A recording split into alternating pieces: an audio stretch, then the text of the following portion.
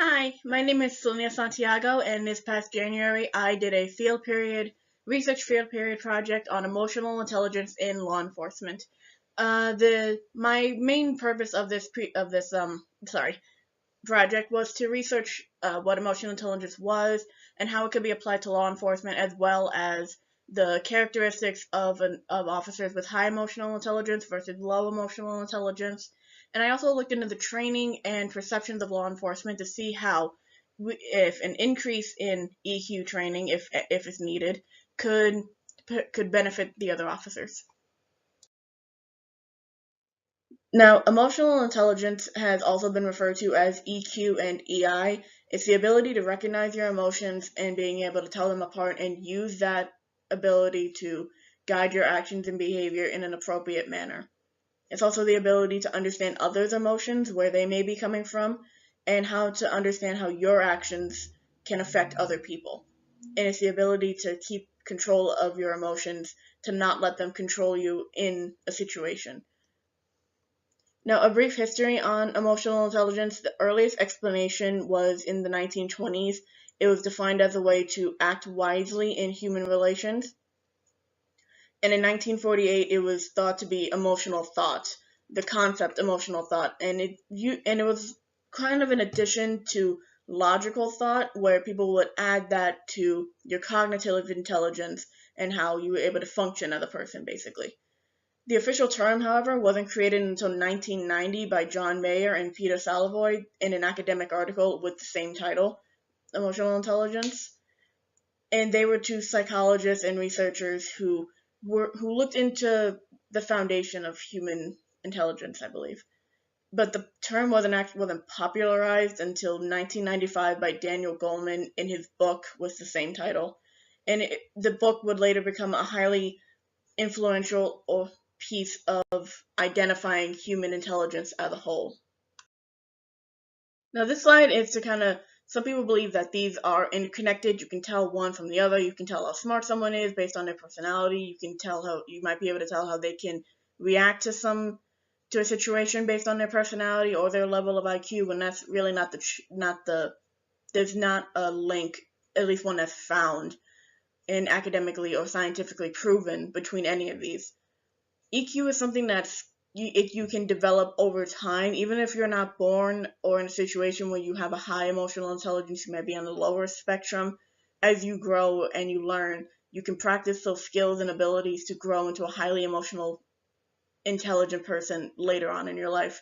And it's not, some people believe it's the pushover, the person who's very emotional, they're very nice, they let people push them around. That's not it at all.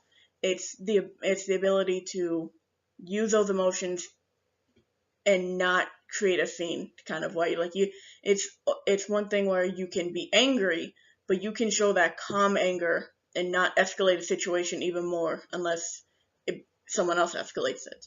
Now, IQ, your cognitive intelligence, it was a long time assumed to be the only way to measure human intelligence. And around the 90s, when people were discovering what emotional intelligence was, it was discovered that's not the case. And it's your ability to learn information. It doesn't change from the moment you're born to the moment that you're an adult. It's the same about this. If you can learn more, you can obviously, like, you can go and you can learn more and you become a smart and a more intelligent person or a better person because of it, but your ability to learn, the pace at which you learn, that doesn't change at all.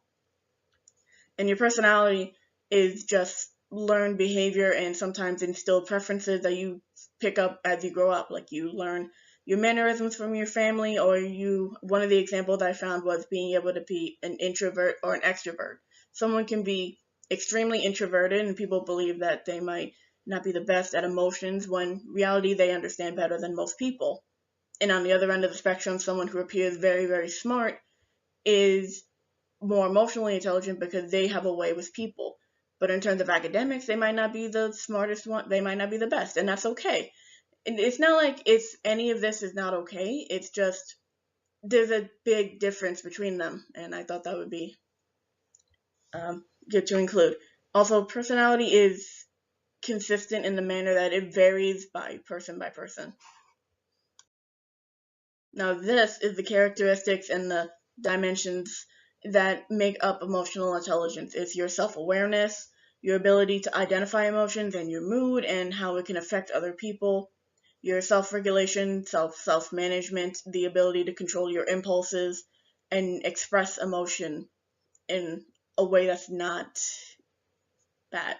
Sorry, lack of better wording. There's also your motivation, the ability to set goals and your drive to meet those goals.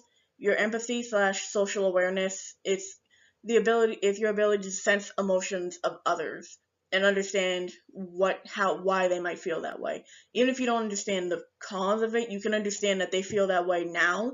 And even if you don't understand why, you can empathize and you can be aware of how to handle their emotions at that time, such as if your coworker comes in and they look sad or they look depressed and they don't want to tell you why they feel that way, you can understand that they might need a bit more help than usual, or they might need a more gentle explanation, something of that nature. And there's also your social skills and your relationship management. And that's where the ability to use your awareness, your self awareness, and your empathy to navigate social interactions. It's your ability to more or less survive social interactions. Now, people with a good self awareness, they have a high confidence, such a high self regard. And what I'll get into later is that with officers with low self awareness or low confidence, a lot of the time it plays into their low emotional intelligence, and that can affect how they work. Your self management, your self regulation, that's your self control, that's your ability to change, and that's the way to find a solution to a problem. And your motivation is the commitment and the optimism. And empathy is also no, empathy and social awareness, they can be defined as two separate things, but they can be but I think the basis of both of those is being able to understand where a person's perspective is coming from. And one of the articles I found, it included political awareness, your leveraging diversity, and service orientation. That basically means that you understand a political opinion even though you don't agree with it, and you're not the Facebook people screaming at each other, no, your opinion is wrong, no, yours is wrong. It's like, I understand where you're coming from. I don't agree with it, but I won't attack you as a person. And the diversity is, even if you don't understand where someone comes from because they have a different culture or a different background that you have, such as the biggest one in terms of law enforcement is race.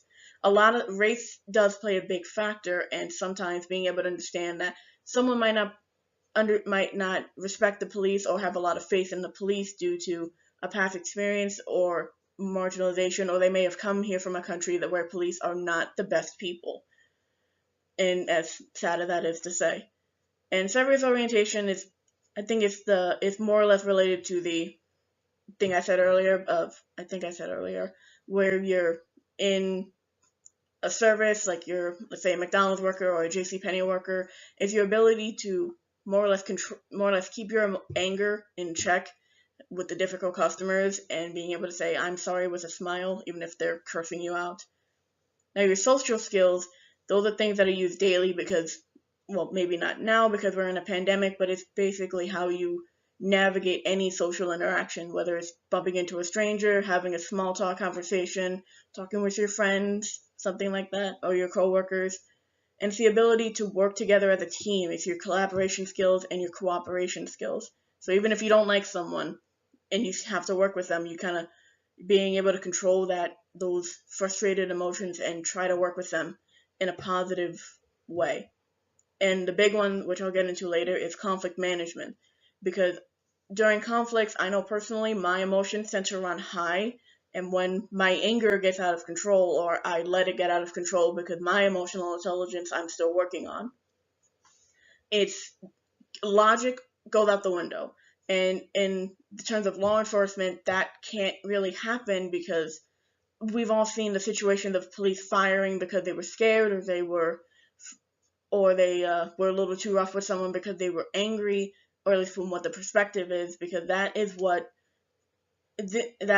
causes the most damage, and ultimately what I found this presentation to be most effective for. Later, I'm going to get into methods of improving emotional intelligence as officers, and the reason why I did that is because I've had talk with friends and family where they believe that if you can't be able to do any of these skills as an officer, or if your training doesn't account for them, you should not be an officer. And I agree with that statement because I know that I'm not the best at some of these, but I've been working to improve them.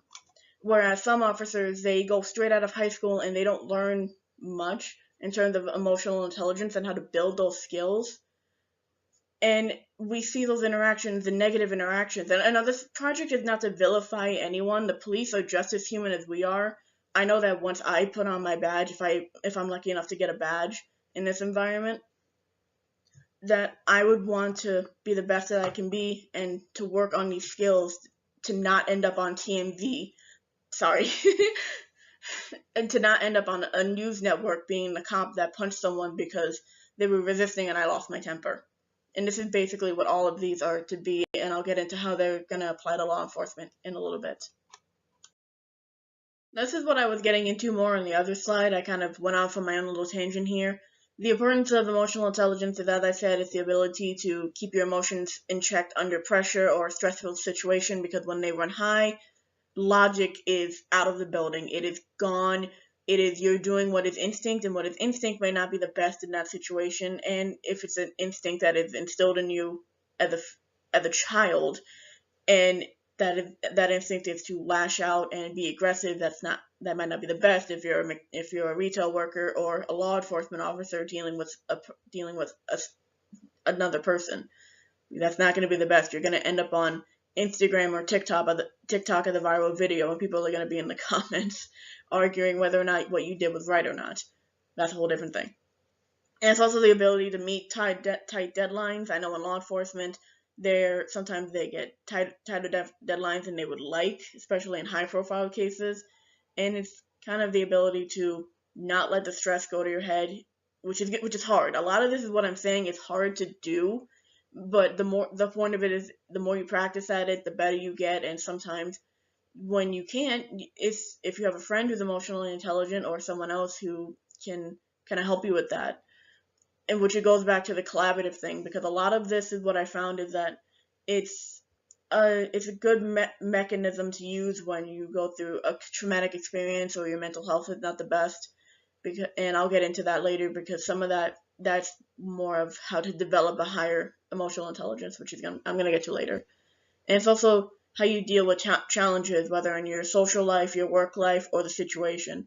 It's being able to have that uncomfortable conversation when you get overwhelmed. It's not shutting down and just blocking out everything, because sometimes, especially in law enforcement, you can't do that. You have to, or in life, you can't just shut down whenever you feel like it, unless you have a mental condition that makes it hard to do that. Sorry. And it's also how you improve relationships. In this presentation, I'm going to get into later of relationships with the police, because I believe that's where you see more emotional intelligence with officers, because in reality, a lot of this is how you deal with people, and that's a lot of law enforcement work. And it's also how you deal with conflicts. Now, we've seen 101 videos of conflicts with police officers.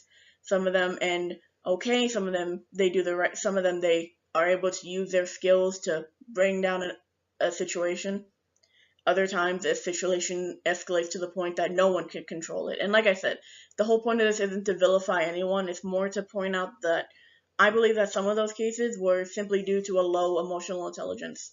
And whether or not that was due to the training, which I'll get into later on, like I said, or just them as a person not being able to develop those skills, it says a lot, because like I said, I've gotten into conversations, and these are skills I believe that are very, very important when you're in law enforcement, because it can be extremely harmful or even fatal to not just the officers, but to the people that we're supposed to be protecting.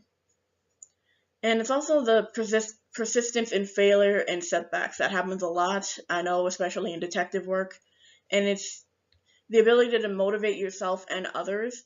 Some of the articles I found mention that emotional intelligence training and being able to develop a higher emotional intelligence can actually lead to less burnout among police officers, because they're able to pick themselves up, give whatever time they need. Obviously, the situations are going to be different. But it's the ability to be able to pick themselves up and go through another day, knowing that they can't, even though if they can't control the situation that they're in, they can control how they react to it.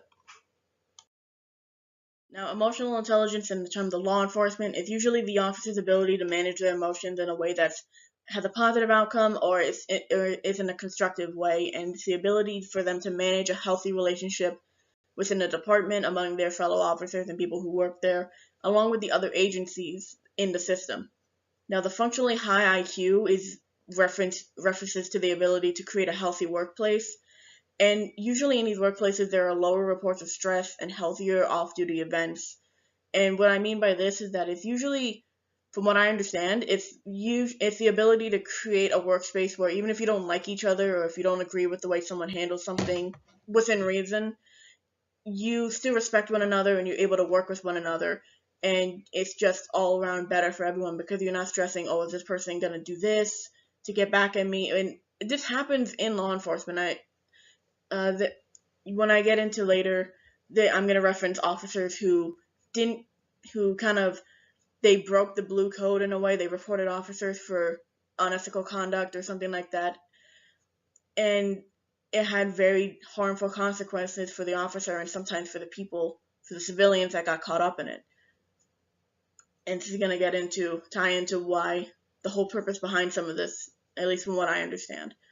And emotional intelligence in law enforcement is also when you have a higher emotional intelligence. It's one of the big reasons for a stronger job satisfaction rating and building relationships in the department. It's usually the positive, someone with a higher emotional intelligence or high EQ has a positive approach to conflict. They're not, I think, as I said before, the officers that are aggressive, I'm going to say in a minute, officers who are aggressive instead of assertive, they have the kind of fight me thing, which is not a healthy work environment, whereas someone with a high emotional intelligence is more of okay, let's talk about this in a civil manner to make a way that's good for everybody, or at the very least calms down the situation. Now, these are the characteristics that you're going to see in an officer with high EQ versus one with low EQ. Someone with high EQ, they're assertive, they're ambitious, they're decisive, they're sociable or they're friendly, they have a friendly demeanor, they're influential with the people around them, they're patient, and they're a good listener. Now, someone with low EQ is going to be aggressive, they're going to be demanding, confrontational, impulsive, they're going to resist any change that you're going to make, or any changes made and go with what they know, which might not be the best. And they're more temperamental or moody. They're the more cynical, not in a good way, officers. And what I mean by that is a lot of people in law enforcement, sometimes they have a darker sense of humor because that's kind of how you survive the job. But they're the ones that kind of stew in those emotions and they don't know how to handle those emotions.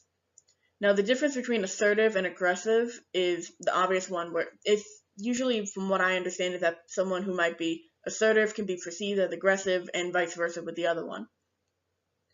And that's what can be hard to measure.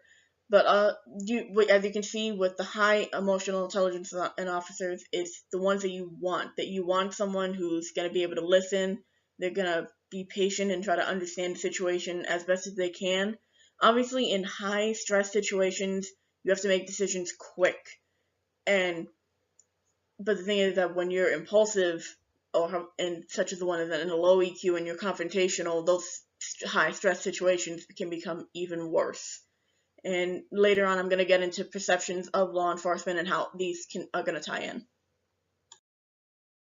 So when I was looking into the training, I was already familiar with the paramilitary type style that was used in police departments. It's the one that's referenced a lot when people think of police training in America. And most of the time, this is, as it sounds, a military-esque type style, where people go in, they expect to be yelled at, they expect to have a lot of physical activity and be yelled at, or even screamed in their face. And the point of most of these tactics is to kind of build that mental endurance, but it also can teach the wrong message and can attract the wrong kind of officers. And what I mean by this, it's usually the people who see the recruitment videos. One of the articles I found mentioned a recruitment video for SWAT, and it was criticized for its use of heavy metal music in the background. It opened with the code of SWAT is take down the enemy at any means necessary. And what this does is that this type of training trains officers to have a warrior mindset, an us versus them mindset. And this can be problematic when they believe that the people that they're supposed to be protecting, even from themselves, are a threat. And there has been a link between paramilitary training and abusive behavior. As I said before, the screaming in the face, it's usually used to teach stoicism, so that way they don't show emotion during stressful situations. But what this effect can also have is that it puts in their mind that if they can scream and belittle someone who has less authority than they do, i.e. the civilians. The warrior cup mentality has also been heavily criticized for the use of more or less endorsing the blue line, the us versus them mentality, and that itself can be harmful to the police because there is a process or a time where their mindset stops going from protect and serve to make it home alive, even if it isn't the most action-based place that they live in. Sometimes they do have that kind of mindset. And because there is no standard of training, it's much shorter compared to other countries, and even shorter than other departments within the U.S. Some of them are as short as 10 weeks, others as much as 36 weeks. I know in the FBI for Quantico, it's an intense 20 weeks living there, but even then, that might not be enough to get everything ready. And in terms of education, the basis for most police departments is having a high school diploma. High schoolers nowadays, I know that when I left high school and if I joined straight out of high school, I would not be okay. I mean this in the sense that when you're 18, you don't know anything. You're learning how to be an adult, and if you're in this type of and you gain that type of mentality, it's going to be the officer that's viral for using excessive force, or at the very least what seems like excessive force. And there is no standard in terms of hours, too. It can be anywhere from 360 hours to 900 hours, depending on the state. And the minimum, most places do go over the minimum, and they do have a time where the recruits have to be, or the rookies have to be, with a senior officer, a training officer, for about 6 months to a year before they're considered full-time police officers in the sense that they know what they're doing.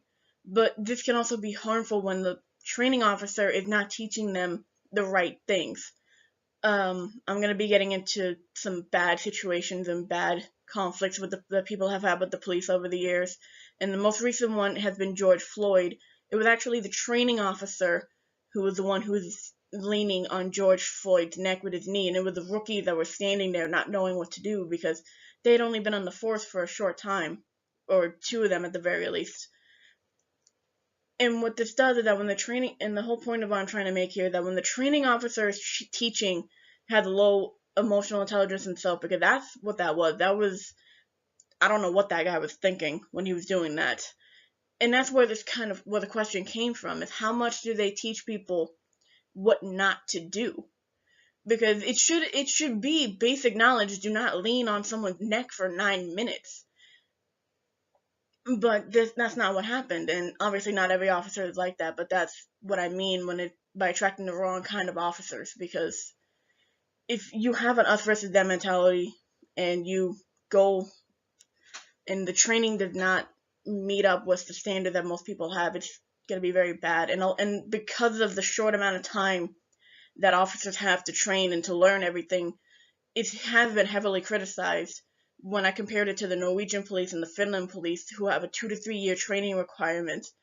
And the studies have shown that the population trusts the police much more than they do in the United States, because by the time that they're getting to use the force and getting to learning about it, and the officers in that scenario were getting their badge and their gun, which was about a 4 months time period. And the whole point of this spiel, I guess what it is that the skills of emotional intelligence are not as emphasized as they should be. Most of the time, it's them learning how to use their weapon, learning the law, other things like that, and then kind of just it's more or less than when they get to it, it doesn't always stick in their heads, and they don't practice it as much as they should be, because this is not something you can learn in a few weeks. This is something that takes months to years of practice to get these skills. And that's why when I get to the improvement section, I'll divulge into more as to what I mean by that. Training in mind, I looked into other quote-unquote damaging interactions with police, because these are where I believe you see the officers of showing a low emotional intelligence most of the time. Because as I said before, they're more confrontational, they're a lot more aggressive. They tend to be, I should say. And the most famous ones in terms of this is the Rodney King incident in LA back in the 90s, where he was beaten by 4 officers. When I looked into these, I went in with the mindset: is this police brutality, or is this someone having a low EQ who could potentially be approved? Now, obviously, in situations such as that, the officer is going to need to face a serious punishment if needed, like the Eric Gardner case or George Floyd. Those were not though they may have been emotionally intelligent on a lower spectrum, but in those interactions where someone is seriously harmed or died, those situations should be held more accountable for those actions. If it includes them being off the force, then so be it. And I bring these up because these are more the extreme situations that could be used in training if they aren't already. I didn't see any evidence that they were, but I believe that they are, of showing officers this is what not to do. You need to work on these skills. And another one I looked into was one that happened back in December of an 18-year-old named Zeke Rayford, who had run a stop sign or had run a red light, and he fled from the police basically because he had weed on him. He ran home, and when he got home, he was banging on the door asking for his father. And when the officers showed up, they immediately tackled him, and you could see them kicking and punching him on his stoop. Now, looking at this from an objective perspective, yes, he was in the wrong because he had weed with him, even though and he ran from the police. But in terms of emotional intelligence, someone with a higher level would probably emphasize, okay, this is a black teenager living in a time who has probably seen his entire life of black Americans being shot by police, either accidentally or because the police thought they had a weapon.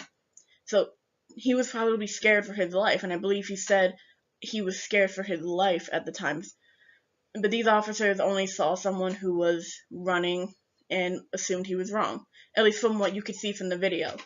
And it's a heartbreaking video to see, and the reason I bring it up is because this is what I mean by implementing emotional intelligence training more into police training and potentially making the police training longer to account for this. Because a lot of the time, in situations like this, especially when they concern race, this is where empathy becomes a lot more pronounced, because it was the stereotypical white officers versus the black citizen, and everyone is going to automatically assume, oh, they're racist, oh, they weren't doing their jobs right, and that may or may not be the case, but that's not what this point is. It's the fact that they were aggressive, they were confrontational, one would argue, and they were impulsive. They followed it appeared that they followed their emotions, and they went way too far with this kid. It's a heartbreaking video, honestly. And there was another one I saw in my relations to law enforcement class that I brought up. I don't have a picture of a teen assaulted in a New York City subway by a cop. It was a very messy situation. It was a very stressful situation where there were teenagers who were alleged to be involved in a brawl that happened, who ran into the subway, and when the officers tried to make an arrest, they resisted, and one officer, you can see him walk up and just flat out punch a kid in the face. He was maybe 18, and that itself started a whole nother mess, because now everyone on the train tracks that saw this are screaming, "Let them go," and trying to help them get away. And the reason I bring this up is because this is another situation where the use of force by the book, because because they were resisting arrest, they had the right to use an excessive force to make those arrests. But an emotionally intelligent person probably would, or even a sane person would have thought maybe not punching someone on a New York City subway. And the reason why I bring this one up, because not only does it kind of back my point up of bringing emotional intelligence into more training, or even after they graduate the police academy, and bring it up more and more as they're in the department, because the New York City subways do not have a railing to prevent people from going into the subway, and they were very close to the tracks.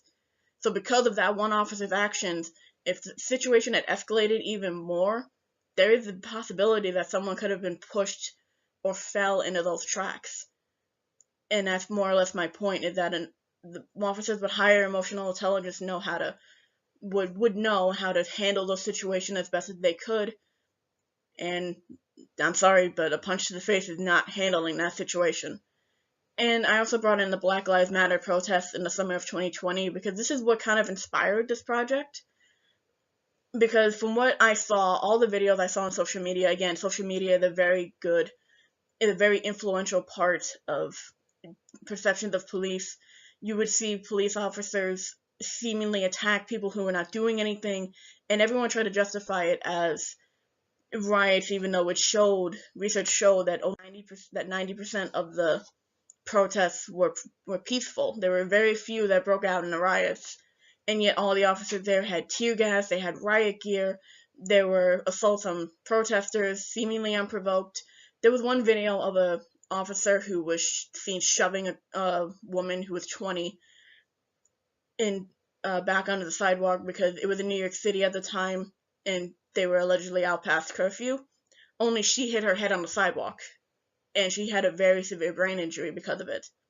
And there was another one of what I call a prime example of low intelligence officer versus high intelligence officer, or in terms of emotional, because there was one of a man on his knees with his hands up, and you can see the officer shove him in the chest. Obviously unprovoked attack, and you could see it was a female officer, the one that had low intelligence. It was a male officer, low intelligence, female high intelligence, going and screaming at him, basically. That is not what you do in this situation. You walk away. And that is what the point I'm trying to make in terms of training, if there needs to be improvements, is that it's more or less teaching them how to control those emotions and not do things like that, such as the officers who drove into a crowd in New York City. I saw that video too. It was not very good, and they were not showing a good level of emotional intelligence. And another reason why I bring this up is because during this time, you also see that officers who may have been showing a high emotional intelligence were not able to do what they could have done, such as the woman screaming at her coworker for doing that. She was praised by social media, but there was another one of an older man in Buffalo or Rochester. I'm sorry, I can't remember the city, being shoved by an officer, and he fell and hit his head. And then you can see another one going to try and help him, only to be shoved away from him, and someone called for assistance. And the reason I bring this one up, because this is another one of them trying to help someone and possibly showing a higher level of emotional intelligence, only to be punished. And the reason why I bring that up is because later on I'm going to talk about other situations of an officer showing a higher level of emotional intelligence, trying to get the combatant officer away from a civilian, and instead they were punished for it. Now, when I get into perceptions of law enforcement, this is again to kind of reference this is how the public is going to see the police, and this is where emotional intelligence has the promise to be able to see the progress that people make, and how to potentially see a high intelligence officer versus a low intelligence officer. And like I said, when I mention this, I also mean that this is where their level is at that moment. Whether or not it can be improved or not is really up to the job and how they handle that situation. And the whole point is that because it is such a flexible skill, it's something that should be honed as they keep going on in the job, because the nature of the job is extremely scrutinized to meet expectations by the department and the public. They have to handle multiple groups that are challenging their authority, whether it be a teenager who doesn't want to listen or a drug dealer who doesn't want to get caught. And a modern officer is going to need more tactical capabilities and the blend of skills that practicing emotional intelligence can bring, because they're not just learning how to do physical actions such as a takedown of someone who's resisting arrest.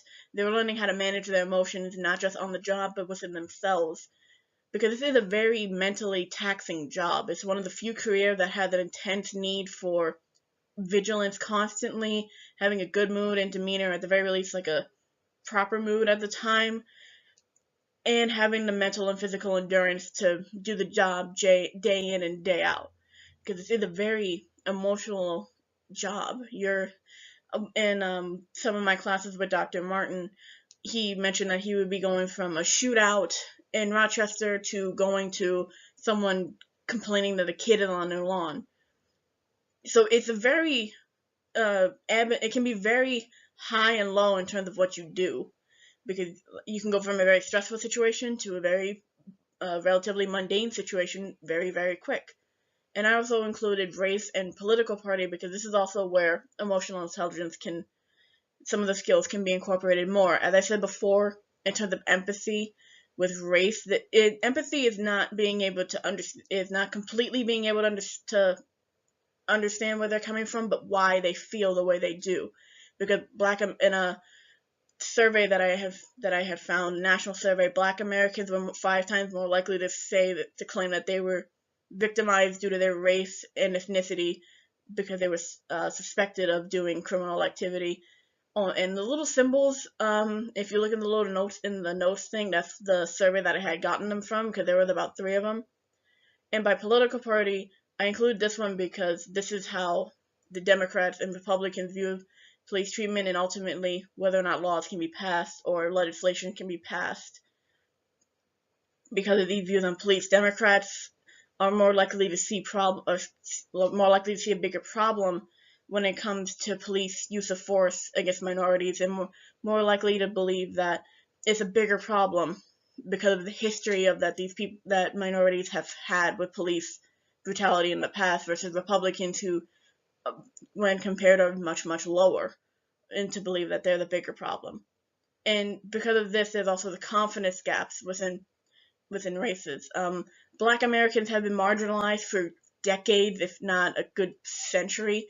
Ever since slavery, they've had arguably the most hardships of any other race or ethnicity in this country.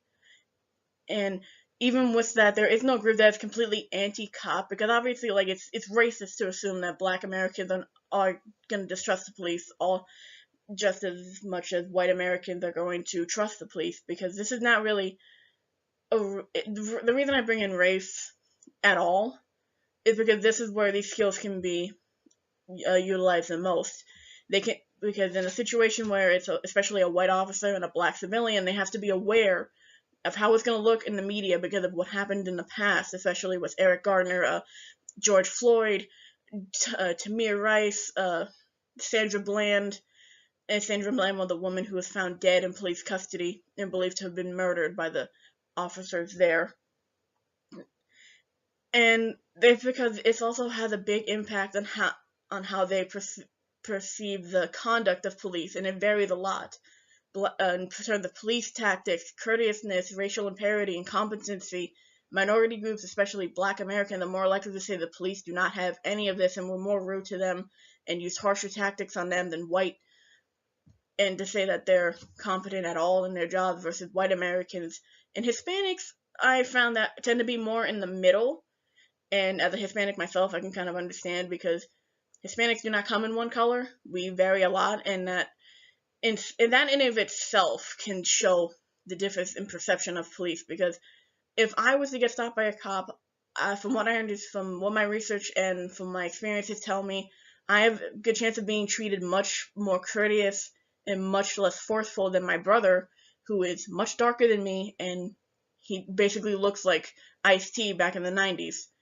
And the reason I bring this is because, like I said, perception is where people make all is where as how people, social occurrences are how people get their perceptions of police, and because this is where you are going to see emotional intelligence a lot.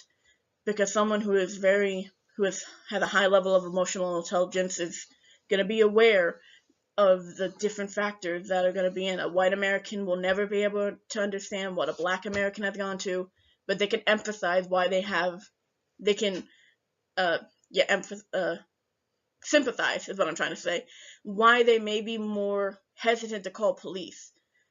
And I'm gonna talk more about that in the next slide. But the whole point of this is that because this is such a big part of the job, uh, working with civilians, and because perception is such a heavy impact on how police can do their jobs, because it's how much people trust police. If you have officers with a higher emotional intelligence are more likely to be much less combative, as I said before, and much more sociable. And just by having a good interaction with police can help raise someone's trust in police itself, and that's why I believe it should be implemented in the training much more. Now, I've mentioned little things of ways to improve over the course of this presentation, and this is kind of to go in depth of what I meant by some of these. One of the things I found was by the Department of Justice, by recognizing the challenges in the community, such as the history of injustice among minorities, by race, sexuality, gender, not to disregard those experiences, because they do play a big role in how people perceive police, even among generations, and to try and reduce bias by improving cultural competency. And this is where emotional intelligence, empathy especially, and social awareness can come in.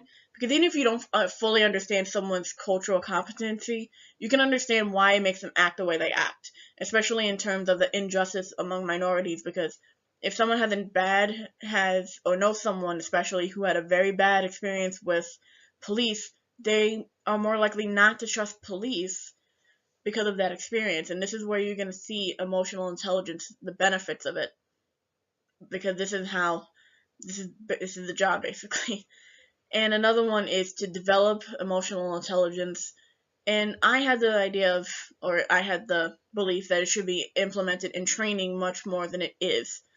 And how to develop it is usually to manage the negative emotions by not letting them take over, basically, by not letting the fear take over in a situation, or your anger, because there is a time and a place to do that. And especially in law enforcement, it can be, as we've seen, it can be very harmful or very deadly. It's also very good to be mindful of vocabulary, because you can't scream at somebody because you want to or because you're angry. That's how situations escalate. Another one is practice empathy, which ties in again to the other ones I saw. Even if you don't understand why someone's acting the way they do, you can understand the situation that led up to people acting the way they do. You can understand. You can you can be able to control your own reaction to that situation, especially the example of a civilian being very unruly. You can control how you react to what they say and what they do. And another one that I saw was know what stresses you or what triggers you. And I think the article mentioned try to avoid those situations. In law enforcement, it's harder to avoid a situation that stresses you out, because it can be a high stress job. But the big one was being able to bounce back, and this one is very important, especially after after officers go through a very stressful situation. In most of the departments, they go get mental health. They go check on their mental health. I'm sorry about that. And being in the point of that is to being able to process those emotions, being able to understand those emotions, and then find methods how to manage those emotions, so where you're able to look at life on a different outlook. And sometimes this can actually help reduce police burnout, because the more that they understand their own mental health, and especially in their emotions, the more likely they are to be able to actually bounce back and do the job as they did before. Maybe not exactly as before, but it's still much more beneficial to the officer to be able to manage their emotions, not just in their job, but for themselves, so they don't burn out within the next 5 years. And the big one is to alter the paramilitary training of officers, also known as demilitarizing the police. And this involves getting rid of the warrior to guardian, the warrior cop mindset, and switching to the guardian mindset. So instead of us versus them having that blue line of, because a lot of officers, they don't, because the job is so much different than a lot of professions, a lot of police officers don't, they do develop that us versus them mentality, because no one else is going to understand the job like they do. They don't. A lot of the public doesn't see the things that they see on a daily basis. And what this, and going from warrior to guardian, is designed to try and get rid of that mindset, and turn and promote officers to make friends outside of the department, or to do things outside of the department, or at the very least understand, to that way they don't have the warrior going into battle mentality, and instead have the guardian protect and serve as it should be. And not, like I said, not saying it isn't, but I wouldn't be doing this project if it didn't happen. Another one is to have equal focus on emotional intelligence skills than weapons and self-defense tactics. Now, obviously, all of these are important, but there should not be more emphasis on one than the other, because they all coincide with each other. You can learn how to use a weapon and you can learn how to defend yourself, but if you let your emotions get the better of you, it can cause a situation to go from bad to worse, such as an officer going on a routine stop and being so scared of what he's going to see that he has his hand on his gun, or she or they, and instead reaching the moment that they get scared. So, and we've seen that of someone going to get their registration and the officer doesn't see what they have and immediately believes it's a gun and they start shooting. And I've seen videos such as that. And while there are instances where a routine stop can turn deadly, the whole point of this is not to develop for the worst, it's how to manage the situation that you're in now. Another one is to require longer training and higher expectations in education. This is a big one. I'm a big believer in this, because there should be longer training for officers. It's very, even with the 6 months training officer, that all depends if that training officer has a high emotional intelligence themselves. Like going back to George Floyd, the training officer was the one who had the low emotional intelligence and had his knee on his neck, and the two rookies were just kind of caught in the middle. Now, that whole situation, that's something completely different. But the point of this is there needs to be much more training available to hopefully reduce these kind of interactions. And this kind of ties into another problem of Americans not being able to afford college, or going to debt because college is so expensive in America. And they could always use the military, the money that goes into police work, and put more of that into the training itself, instead of having high grade weapons, military grade weapons, and riot gear. I mean, they're gonna need riot gear at some point, but they should not. Like I said, the whole point of this is not to villainize anybody. It's more or less how to handle these situations better for the future. And lastly, there was one of implement a duty to intervene, and I put in quotations Carryall's law. It was a law passed in Buffalo after a woman named Carryall, I hope I'm saying that name right, was fired because she got into an altercation with a fellow officer who had his arm around a man's neck while he was handcuffed. And she believed that he was doing more harm than good at the time, so when she went to pull him off, he struck her in the face, she lost a few teeth, and she got fired. And the news article that came out shortly after that said that she was making a dangerous situation worse. And I also saw this during the Black Lives Matter protests of the man when he was shoved and hit his head against the concrete in Buffalo. One officer went to go step in, only to be pulled away. And this is what I mean by duty of intervention, because if an officer believes that another officer is doing far more harm than good, they should have the ability to step in without fearing retribution, also known as the blue line, because it is well known in the cop world in the cop world, it is well known that people who go against what people believe to be acceptable in the department are ostracized, and sometimes they and sometimes other officers don't respond to backup calls, or they don't rush to help if they're in danger, and this can be dangerous to the officer who intervened in the beginning.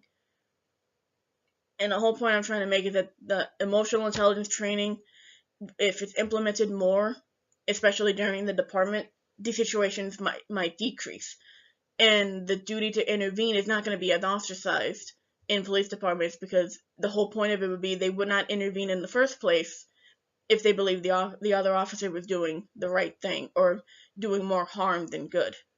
At the very least, I hope so. And these are hopefully the benefits that you're going to see with higher emotional intelligence training, or better emotional intelligence training in the police department.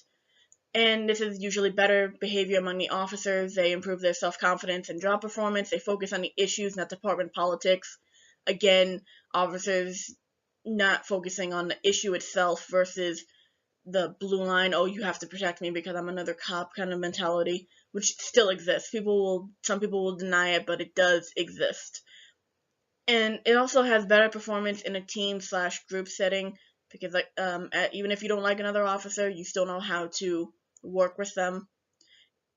And you can also understand other viewpoints much more easily, or you should be able to, as well as have a positive influence on others, stay optimistic, as well as staying calm and have effective problem solving, especially in a very high stress situation. And I also included how to reduce stress/increase these benefits. This is more or less how to also develop your emotional intelligence as it is. Don't be a perfectionist. Lead by example. Stop negative thinking. Control what's possible and set attainable goals. And I added keep the dreams. And by this I mean, most of the time when recruits come in, they have these big dreams, and they have that is sometimes crushed by the reality of the job. And what they can do is set a goal that is attainable at the time and work towards making that dream a reality, such as working to get the promotion, working to resolve a conflict, working to have a healthier environment and healthier relationship with your fellow officers, as well as staying optimistic during the job as much as they can, because like I said, it is a very high stakes, very emotional, taxing job. So if you need time to get better mentally, then the department should be able to do that. And also lead by example, to be the officer with the high emotional intelligence and to show the recruits and the trainees what an officer should look like. And don't be a perfectionist, and control what's possible is mostly because there are uncontrollable situations where you cannot control the outcome, or you can't foresee an outcome. And the whole point of it is to not be the ideal, not be this guardian angel, even though you are supposed to have a guardian mentality. You still are only human. There's only so much that anyone can do in a situation. And the whole point of this is to learn how to control what you can control. You can control how you react, you can control what you say, you can control what you do. And that's the whole point of including emotional intelligence in law enforcement, to teach officers much more control, and hopefully these outcomes won't happen as much as they have. And that concludes my presentation. The next few slides are just resources. I did try to cut this down as much as I could. I didn't realize it would be this long, but I hope you enjoyed it.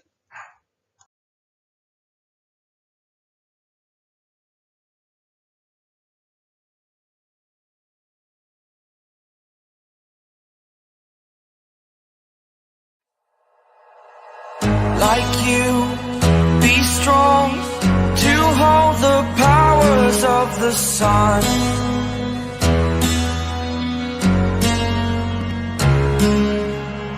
To dream, believe in strength. Now I'm the only one, only one.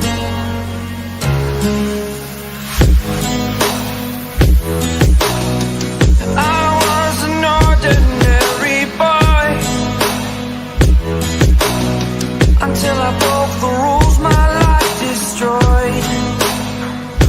Life destroyed.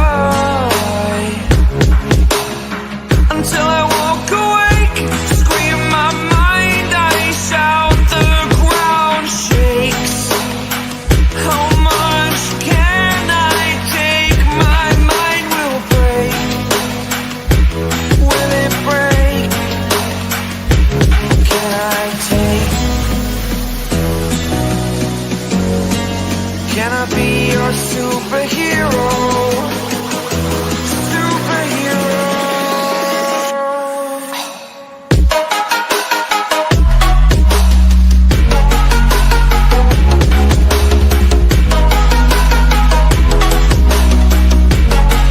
Can I be your superhero? Superhero. Superhero.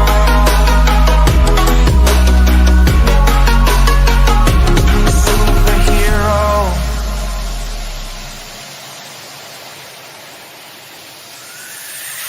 Fly away. It's the first time of today. Today.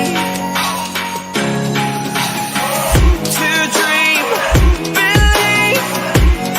You are the strength, you're all I need. Need. Oh, gonna give it a shot. Only one of me to shield you all from the enemy. You're a superhero. You're a superhero.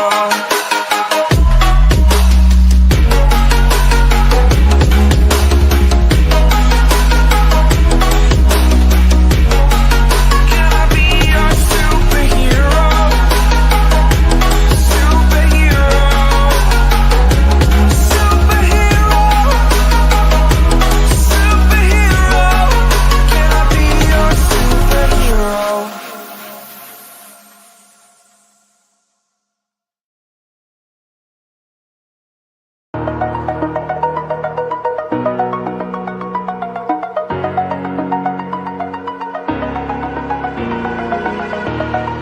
Over the edge, feel like I'm floating through the air. The pain I felt is paid for, all is said and done. Oh, I am restricted, fixed upon the web. I need to kick the habit that my mind is breathing in. Break out, I've got to see. Spent all my life holding all of it closely. I played it innocent, a feel of discontent. I'm finally facing it all, fearless.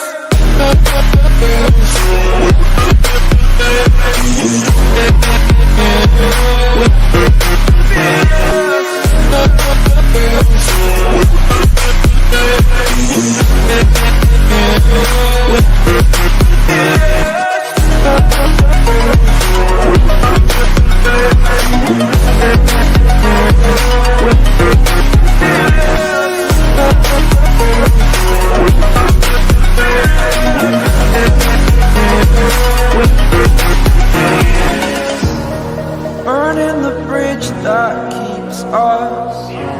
I'm here and I'm feeling exaggerated, that's what you assume. The story's over now, I must conclude. I am conflicted, watching where I step still, hanging in the balance. Not the life I want to live, I want to take it all. Standing tall, fear I've weighed the person you are. Oh,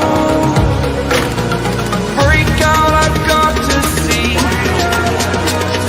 Spent all my life holding all of it closely.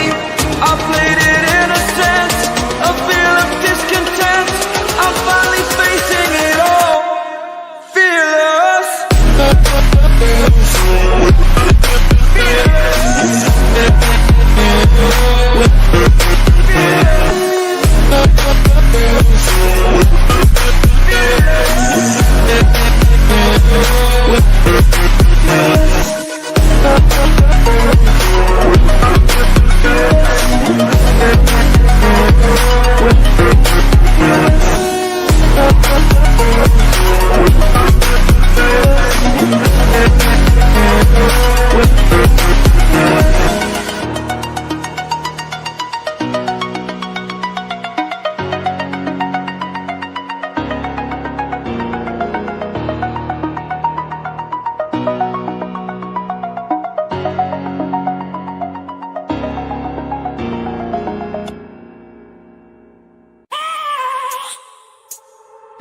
have a dream, that's all I need.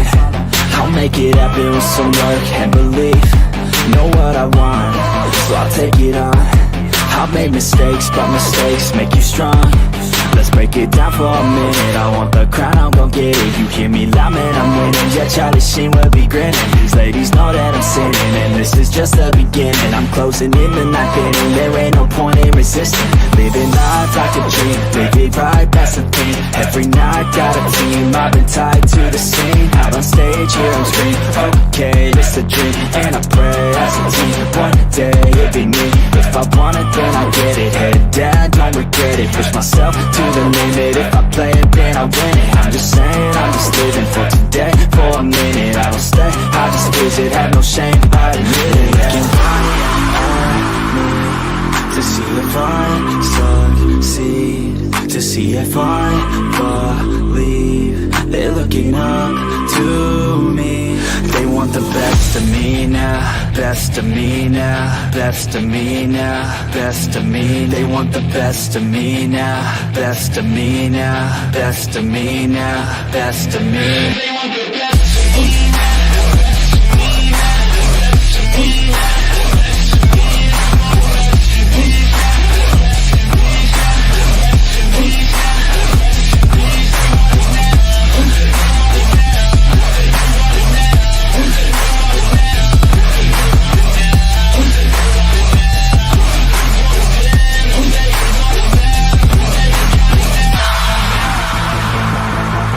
Swear to God, man, I'ma make it soon. Silence all the haters as they see us making moves. I do what I want, so I got nothing to prove. Staying motivated, teaching others what to do. I'm staying focused, my mind is open. They start to notice that I'm in motion. There is no potion, you're not just chosen. It takes devotion to stay composed, man.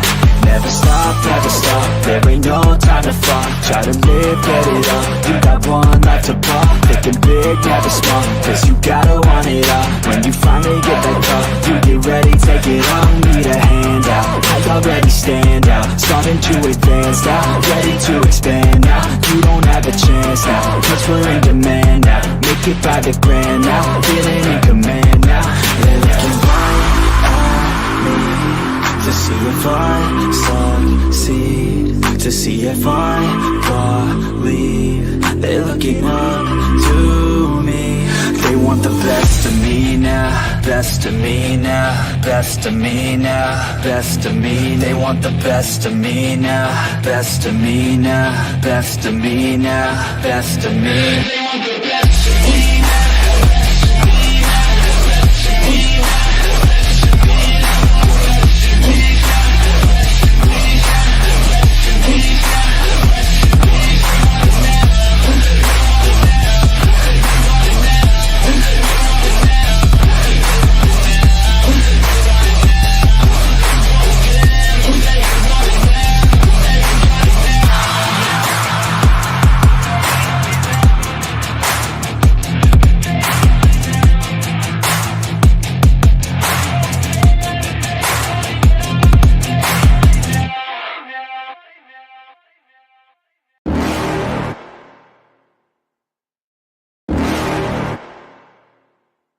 You're never gonna make it, you're not good enough. There's a million other people with the same stuff. You really think you're different? Man, you must be kidding. Think you're gonna hit it, but you just don't get it. It's impossible, it's not probable, you're irresponsible. Too many obstacles, you gotta stop it, yo. You gotta take it slow, you can't be a pro. Don't waste your time no more. Who the fuck are you to tell me what to do? I don't give a damn if you say you disapprove. I'm gonna make my move, I'm gonna make it soon. And I'll do it cause it's what I wanna fucking do. Cause all these opinions and all these positions, they come in millions, they blocking your vision. But no, you can't listen, that shit is all fiction. Cause you hold the power as long as you're dreaming. There's no way that you make it, and maybe you can fake it, but you're never gonna make it. Are you just gonna take that? Make them take it all back. Don't tell me you believe that. Are you just gonna take that? Or will you fucking fight back?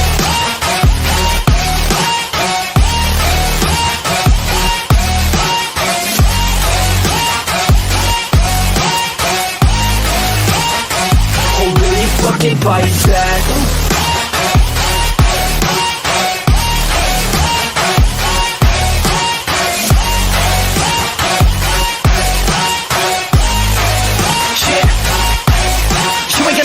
You ain't never ever gonna break it. You can never beat them and they're better than you face it. Thinking that they give a damn, you're not thinking straight, kid. No, they don't give a damn, you got what I'm saying. I'm not fucking playing, I'll give it to you straight, man. There's too many others and you're not that great, man. Stop what you're saying, stop what you're making. Everybody here knows that you just faking. Nah, I don't wanna hear it anymore. I don't wanna hear it anymore. All these fucking thoughts, they are not what I need anymore. I'm about to shut the motherfucking door on all you poor ass haters with your heads in the clouds, talking out loud so proud. You better shut your goddamn mouth before I do more speak out. It's about to head south. Never gonna make it. There's no way that you make it. And maybe you can fake it, but you're never gonna make it. Aren't you just gonna take that? Make them take it all back. Don't tell me you believe that. Aren't you just gonna take that? Or will you fucking fight back?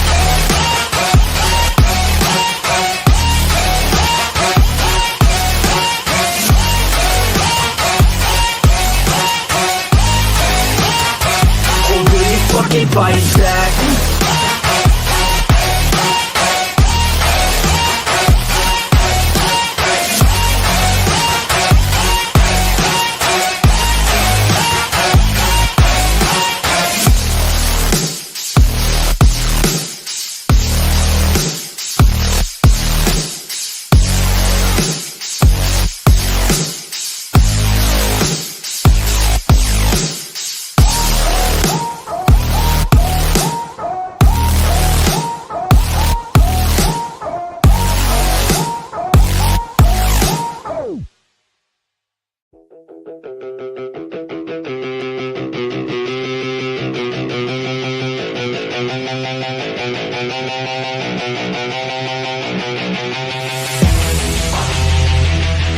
Yeah, straight out of the 949. OC. Yeah, you can't stop this show. It's fucking chronic, yo. It's fucking toxic like an alcoholic logic flow. It's catastrophic like a psychotic erotic code. Cause even though I wanna quit her, man, she kinda dope. I gotta go. I never slow down, everybody knows now. We the best to throw down, parties in the SoCal. We getting so loud, party with the whole crowd. Kick the haters all out, taking away all doubt. I've been hella focused, never slow down. Put my shit out in the open, so you know now. Everybody's taking notice, there they go now. Yeah, welcome to my show, bitch. This my hometown, I'ma get it right. Focused, never slow down. Put my shit out in the open, so you know now. Everybody's taking notice, there they go now. Yeah, welcome to my show, bitch. This my hometown, I'ma get it right.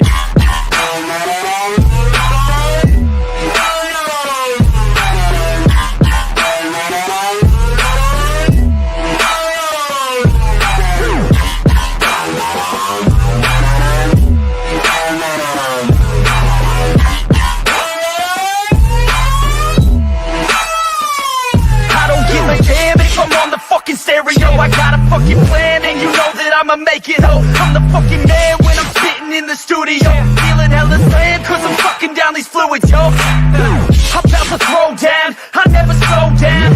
From the bottom to the top, I fucking grow now. Chris Bryant in this bitch, I'm fucking pro now. Hitting home runs at every single show now.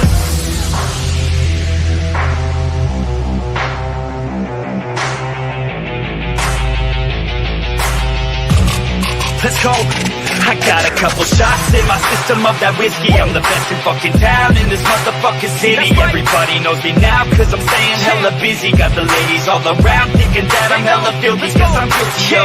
You gon' hear me on the radio. I could give a fuck what you get tonight is audio. I'm not a show, the opposite of dropping dough. Saving up, I'm stopping no. I'm rocking on this domino and push it till they falling. Never focus, never slow down. Put my shit out in the open, so you know now. Everybody's taking notice, there they go now. Yeah, welcome to my show, bitch. It's my hometown, I'ma get it right. Focus, never slow down. Put my shit out in the open, so you know now. Everybody's taking notice, there they go now. Yeah, welcome to my show, bitch. It's my hometown, I'ma get it right.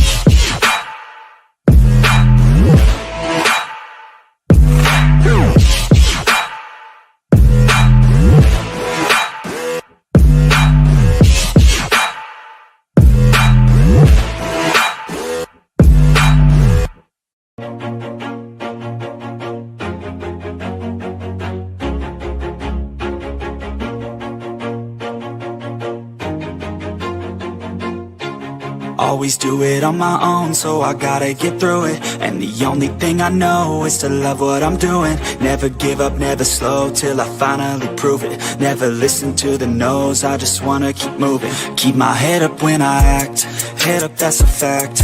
Never looking back, I'ma keep myself on track. Keep my head up, staying strong, always moving on. Feel I don't belong, tell my thoughts to move along. Push myself to be the best, die with no regrets.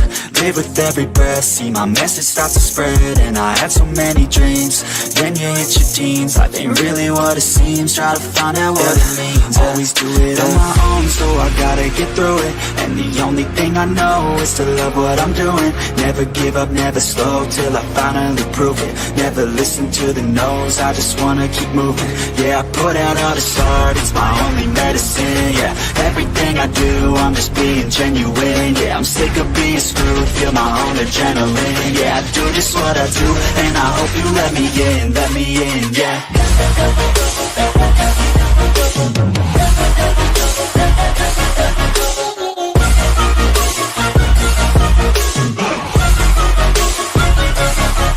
Grateful, oh yeah, able, oh yeah, I'm stable, oh yeah, no label, oh yeah, you know me, I have only a path, I'm lonely, but damn, I'm going to win.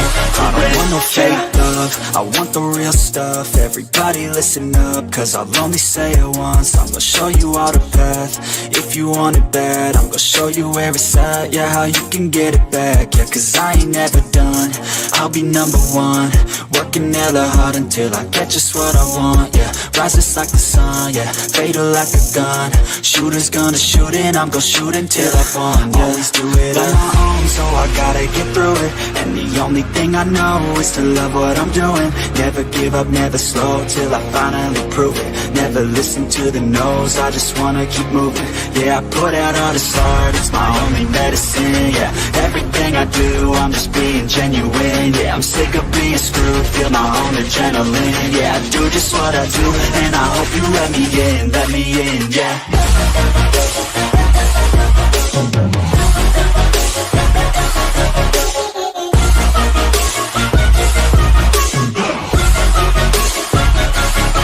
I'm grateful, oh yeah, able, oh yeah, I'm stable, oh yeah, no label, oh yeah, you know me, I have only a path, I'm lonely, but damn, I'm going to win, yeah.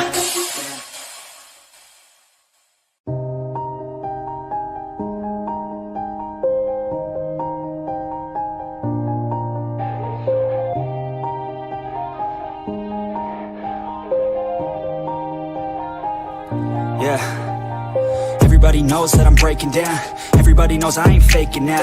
Everybody knows my heart's vacant now. Yeah, she hates me now, I made mistakes but now I don't ever wanna be alone. I don't really ever feel at home. On my own, in the zone, that's the only way I know. Feeling low, about to blow back up. Here I won't ever let the doubt creep in. Gotta pop a couple more aspirin. I don't think I'll ever let you in. Easier to break it off as friends. I don't really understand myself, I don't really understand, need help. I don't wanna be left on the shelf. Couldn't even hear me if I yelled. It's so cold outside, I'm alone, I'm alright. It's so cold outside, I'm alone, I'm alright. It's so cold.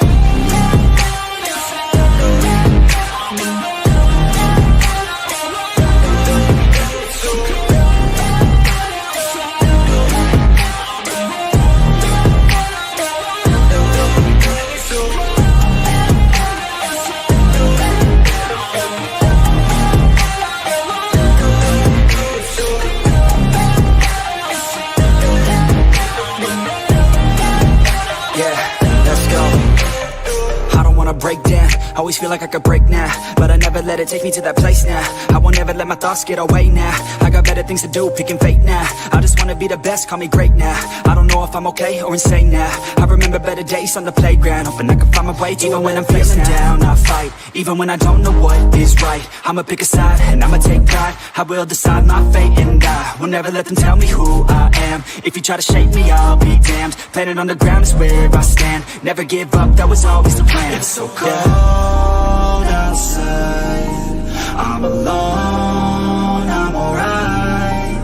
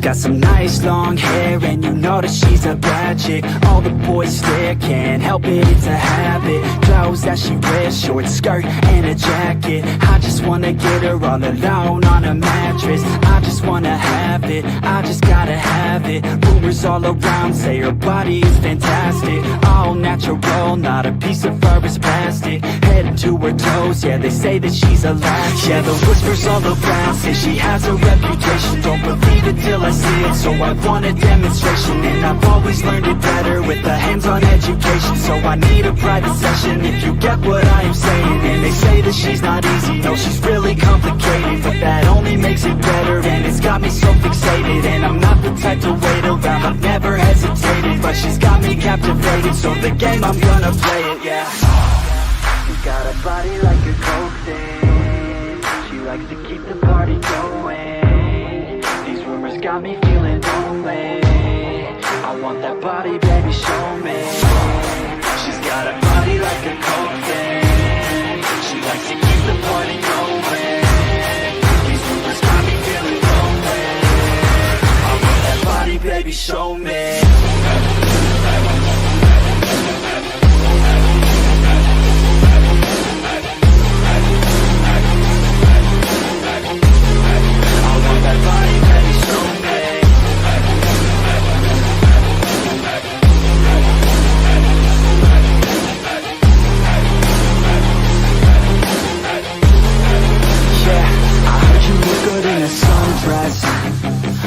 You look good when you're undressed.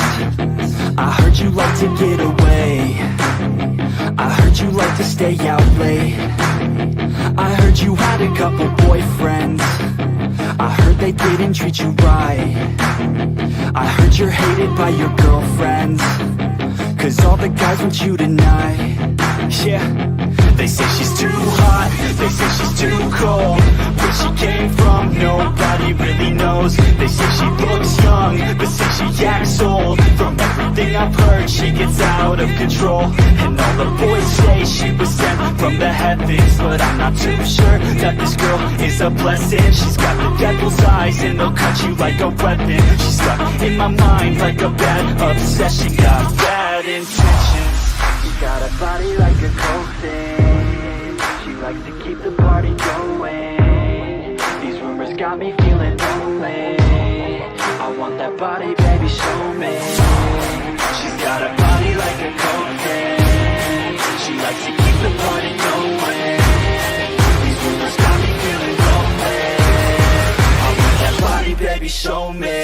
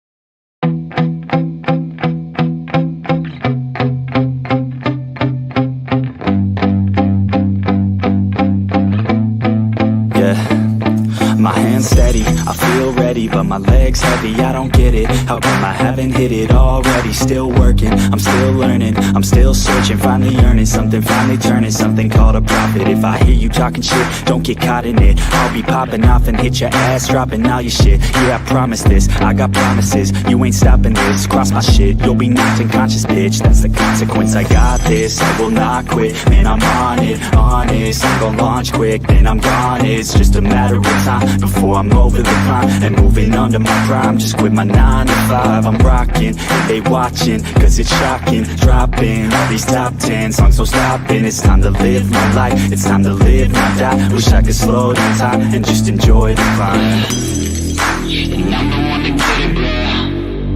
I swear to God I get it, bro. So don't just let me get it. Yeah, let's go. I'm gon' get it, yeah. Yeah, I'm the one to get it, bruh. I swear to God I'll get it, bruh. Hey, I ain't never giving up. Yeah, I never give up. I got this, man, I got it. I will not quit, I'm on it. Never rock it. Got the block lit, I'm toxic. Spitting logic, make them nauseous. Honest, can I stop this? Never cautious, drop it. I'm the hardest. Knock, bitch, watch it. I'm the fucking king of rock, bitch. Pop it, spitting hot shit. I'm topic, chronic. I think I'm motherfucking lost it. Back, better back, making racks where it's at. Have my back to the mat, not an act, that's a fact. We attack in a back, no react, no react. Think I'm black, off the set. While I rap, not the step, throwing jab, give a crap. We're advanced, I'm the man. Gotta play it better than both brands. Goddamn, I'm a rhyme till I die. Never lie, that's a lie. I don't try, I defy. Get the time that I'm right, yeah.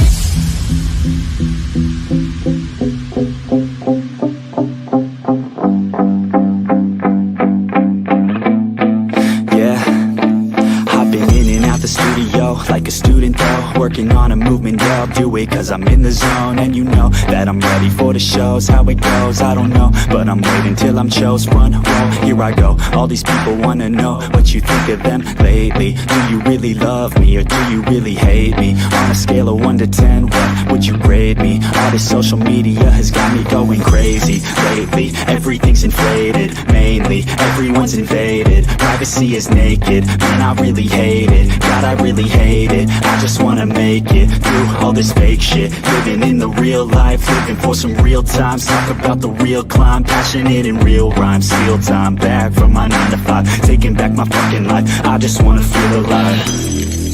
And I'm the one to get it, bro. I swear to God, get it, bro. So don't just let me get it. Yeah, let's go. I'm gon' get it, yeah. Yeah, I'm the one to get it, bruh. I swear to God I'll get it, bro. Hey, I ain't never giving up.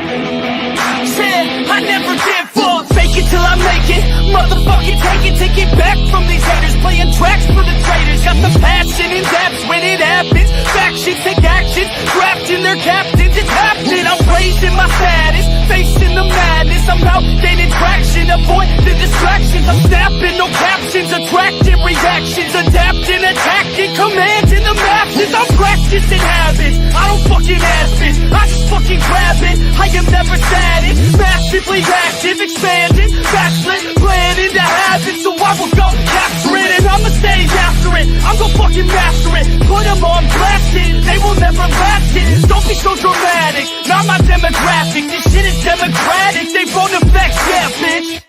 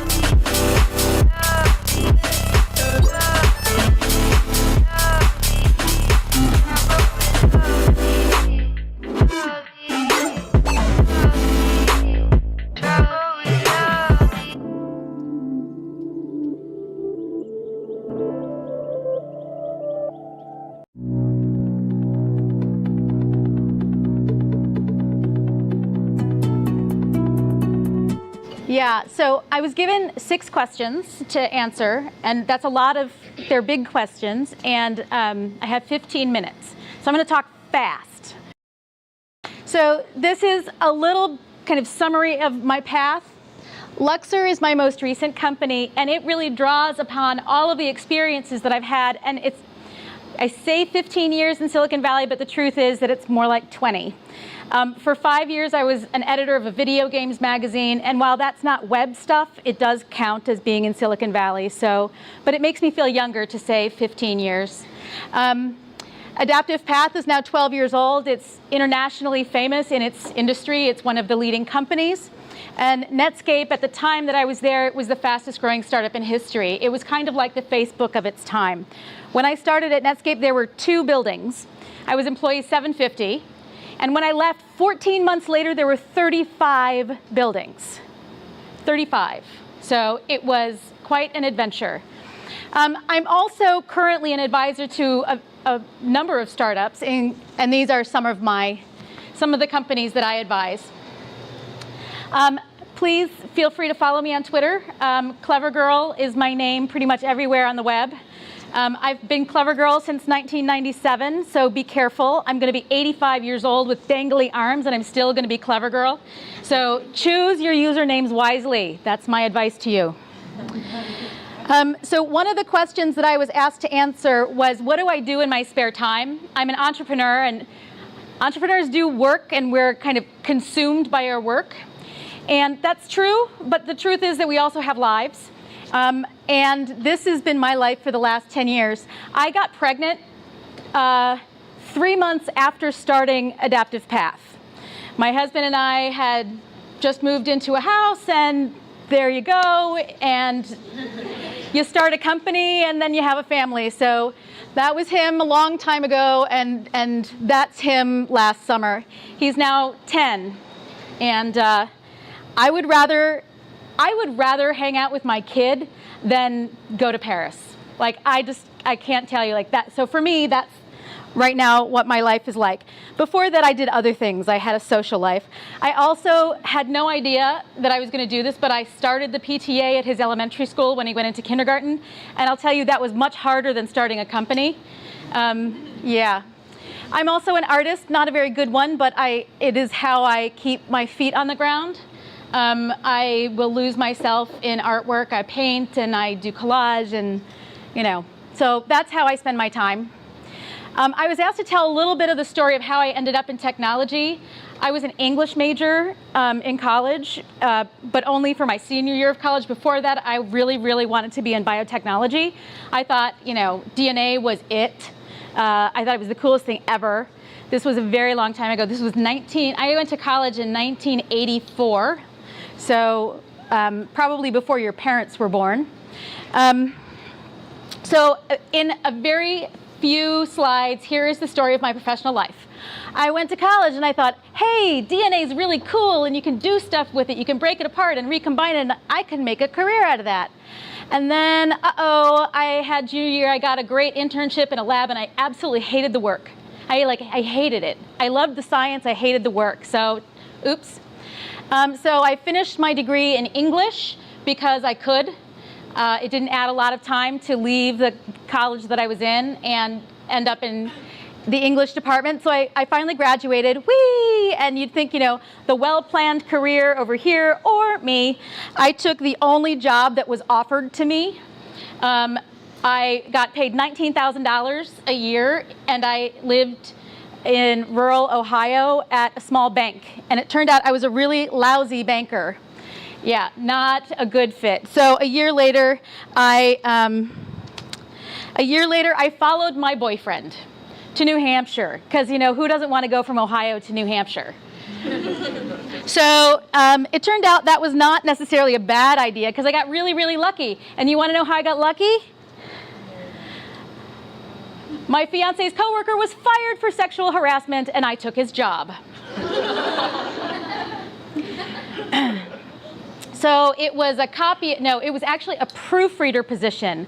Like, I actually had to proofread computer code because it was a computer hobby magazine, because that's all you can get in New Hampshire. So I had to proofread the code that was going into the magazine that then some hobbyist would then type into their computer and run a program. It was mind-numbing work. I was actually not very good at that either, so they promoted me. But it turned out that being in publishing was a great fit. I had a fantastic career there. I got to start a new magazine. This was right about the time Wired was started, and we launched a competing magazine. And while that one didn't go, it was exciting to do something new. And that's where I can start to see the origins of my entrepreneurial zeal. But I found my passion. I found my drive completely accidentally. I want to emphasize that none of this was well planned. All of this was just being open to opportunity and saying yes. I found my way into high tech. Who knew that an English major would end up in high tech? I have no idea. Like, I would never have chosen that, but I was really, really lucky. Again, I was very lucky because I was on a list to be laid off. My magazine was dying, and I was number 30 on a list of 30 people who were going to get laid off. And so there you go. But it turned out, you'd think it was a bad thing, but it turned out to be really, really lucky, because my husband got a job offer to go to San Francisco from New Hampshire, and we said yes. So we okay, literally he got a job offer December 2nd, and we were here with all of our possessions by Christmas Eve. So, and I had never been west of the Mississippi River, and it is a big freaking country. So I just said, I don't have to live in New Hampshire. I can get in a car and go over there. We had no apartment. I didn't have a job. I just believed that I could figure it out because I'm that person. So he gets a job offer. That was luck plus plans.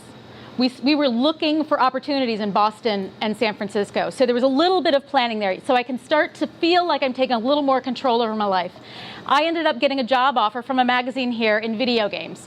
And that's how I ended up starting my career in Silicon Valley. It was awesome. I doubled my salary instantly. It was a fantastic opportunity. I got to start things. It was impressive. I did really well, and about 3 years into that opportunity, my boss got promoted away, my new boss came in, and he hated me, and he gave me a terrible evaluation. Just pulled the rug out from under me. I thought I was doing a great job. I had had all 5s on a scale of 1 to 5 every year until this guy came in, and then I was 2s. And if you ever get a 2 on an evaluation, you're like, oh my God, I'm really awful. I should just die now. And it turned out that is yet another negative that turned out to be a really good thing for me, because I had to figure out what to do. So I was over the Christmas holiday, I contacted some friends, some women actually, who were in my book club. And one of them was in HR, and I was like, well, what do? I got this terrible evaluation. And she's like, I don't know, what do you want your life to be? And I got really strong. And I wrote a rebuttal to my evaluation. I got myself made an assistant to the webmaster. The web was brand new then. So I turned this negative into this tremendous opportunity. I learned HTML, and I called a friend of mine who had gotten the job as editor-in-chief of the Netscape website. And I arranged for my own layoff. So I got hired at what was then the hottest startup in history. I started at Netscape in January of 1996. I already told you about the going from 2 buildings to 35 buildings. It was such a profound shift for me. I was finally working with people who wanted to reinvent the future. Now at this point, I'm 30 years old. So you guys are probably, 15, 16, 17, I don't know, something. I was twice your age when I found myself in the situation you're in now. You're surrounded by people who are interested in changing the world by reinventing what is possible. And that's the hope of the future, right? You have in your hands the ability to reinvent the world through whatever startups you invent yourself. It took me a long time to find my way there, but I did, and I'm grateful. So again, woohoo, huge pay increase, awesome. I felt lucky, lucky, lucky. I was surrounded by brilliant people. I found my way to a new career. I shifted from magazine editing, which was fine, to the internet, and the internet was new and amazing, and I knew that I wanted to be part of it forever. So after a year in Summit Netscape, I had to figure out, do I want to stay, get a different job? You know, it was kind of time to move on. So I took a big risk. I quit my job to become an independent consultant, which is actually done really frequently now. But at the time, I only knew 2 or 3 people who had ever been an independent consultant. And so for me, it felt like jumping off a cliff. And hey, look, this is me flying, not falling. I jumped off the cliff and I found out I can actually do this really well. So I took this big risk and it paid off. And one of my clients said, hey, let's start a company together. So I was like, sure, okay. And we got sort of acquired, and it was a terrible, terrible deal. And I got burned, and I called my attorney, but then I moved on, and awesome. The next thing I did was start Adaptive Path. So I have had this series of like crazy difficulties and shifts in strategy and shifts in career, and yet every time a new door opened. You know, they say, you know, close a door, a window opens. Well, it really was more like, you know, I'd close a window and, you know, some big, huge, grand door would open and invite me in and give me a tiara, right? So what I want to share with you, if there's one point, it's to follow your gut about who you are as a person and what makes you thrilled to be doing it. What gets your brain fired up, and pursue that. And that's how I ended up in technology. And this is what I believe in. What's most important is that you be yourself. I think that you should work at the edge of your ability. Really push yourself, and that's what you're here doing tonight. And I think that's fantastic. I love the work. I live in this world, not because I'm making big fat bank, because I'll tell you, entrepreneurship is not the easy path to get rich. If you want an easy path to get rich, go work on Wall Street. This is an easy path to work really hard and make some money occasionally. So this is who I am. I really like it. And I hope that that gives you some framework for imagining what a future could be like for yourself. So that's the answer to some of my questions. So first, what's my personal story in starting Luxor? 2 of my investor friends asked me on the same day to make a design program for their startups. I went, okay, I can do that. I'm not doing anything else interesting right now. So I did that, and it's turned into a really, really successful company. We launched a new product a few weeks ago, and I've already sold $10,000 worth of units, which I had no idea would happen. So, like, it turns out, after 18 months, we're an overnight success. What do I like to do outside of work? I hang out with my kid. I start the PTA, which blows my mind still. What was my path to career in technology? You've just seen. Why do I think it is great to be a woman entrepreneur in the tech industry? Well, here's the thing. I think it's great to be an entrepreneur in the tech industry. The fact that you're a woman is incidental to that. It might sometimes feel uncomfortable to be the only girl in the room, but you know what? That really doesn't matter because you are up to the challenge, right? So I think being a woman in technology is exciting and fulfilling, and it allows you to kind of live out your values and make the world what you want it to be. So, you know, I think technology innovation is, there's no other career I could imagine having at this point. I can tell you quite honestly, I would do it even if I wasn't getting paid. And you know how I know that? Because I haven't gotten paid in 6 months. So, there you go. How big is the opportunity for mobile apps? Well, as big as the universe. Like, there is no limit, I think. It is burgeoning. It will continue to be huge. Mobile is, you know, like desktop computing is, you know, fine, all well and good. Billions of dollars will be made in companies doing desktop computing, but mobile is new. It's still evolving rapidly. We have no idea where it's going to end up. So it's a limitless opportunity space right now. So that's my answer to that. And finally, number 6, I have 1 minute left.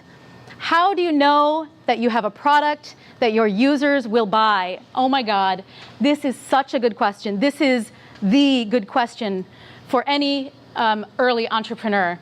And the answer lies in method called customer development. And I don't know if this is something you go over, but you will go over. So you will learn the answer to that question. What customer development says is that you get to know the people you're making your application for. You find out what their life is like, what their needs are, what their goals are, and you begin to imagine how your product vision can help them to have that set of goals and needs met. So your value proposition, it's one of the things that you put in a pitch deck, your value proposition. So the value proposition is the intersection of a real person's real needs and goals and your vision for business.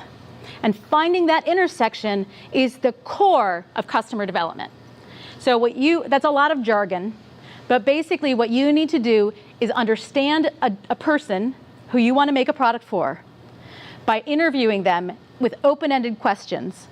You learn about them, and then you imagine the kind of thing that would help them solve whatever that problem is or take advantage of whatever opportunity is in front of them. So product market fit and pivots and all of that is just a bunch of startup jargon. What it just really means is understand people, make something they need and want, and then they will love to buy it. So I think I did it perfectly in time. Good? Thank you. So why Back don't to we you. take some questions for Dennis? Any questions? Yes. What is Luxor? Oh, that's a great question. I forgot to answer that one because it wasn't on my list of 6 questions. So Luxor stands for the Lean User Experience Residency. It started as a 10-week program. I would have 5 companies come to my studio 1 day a week for coaching as they develop their product. The teams would pay $13,000 for this, and we'd have 5 teams together. So we start one on Friday. We have a residency beginning on Friday, and they just come and get a lot of coaching and a lot of methodology about how to do product development. What we've now launched is a series of lessons in a box.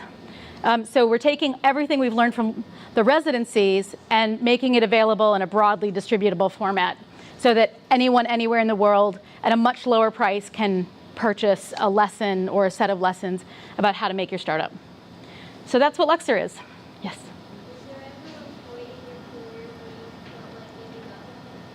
Was there ever a point in my career when I felt like giving up? I can't tell you how many days I felt like giving up. You know, yeah, it's a very, very hard thing that we're doing. Every honest entrepreneur will someday feel like, how do I keep going? Nothing I'm doing is working. I should just go get, I should just go get a job. That's always, I should just go get a job. Then I could pay my mortgage. It'd be fine. But I have a great husband, and I have great friends. I can't tell you, the network of people who are doing this are so kind and generous with their time and their love. And so, I go have coffee with someone, or I meet a friend for a drink, and I complain about whatever's going wrong. And I once raised a lot of seed money for a company that I started in 2007. I raised $800,000 from some of the best people on the planet. Mitch Kapor being one of them. Somebody here, I was talking about Mitch Kapor.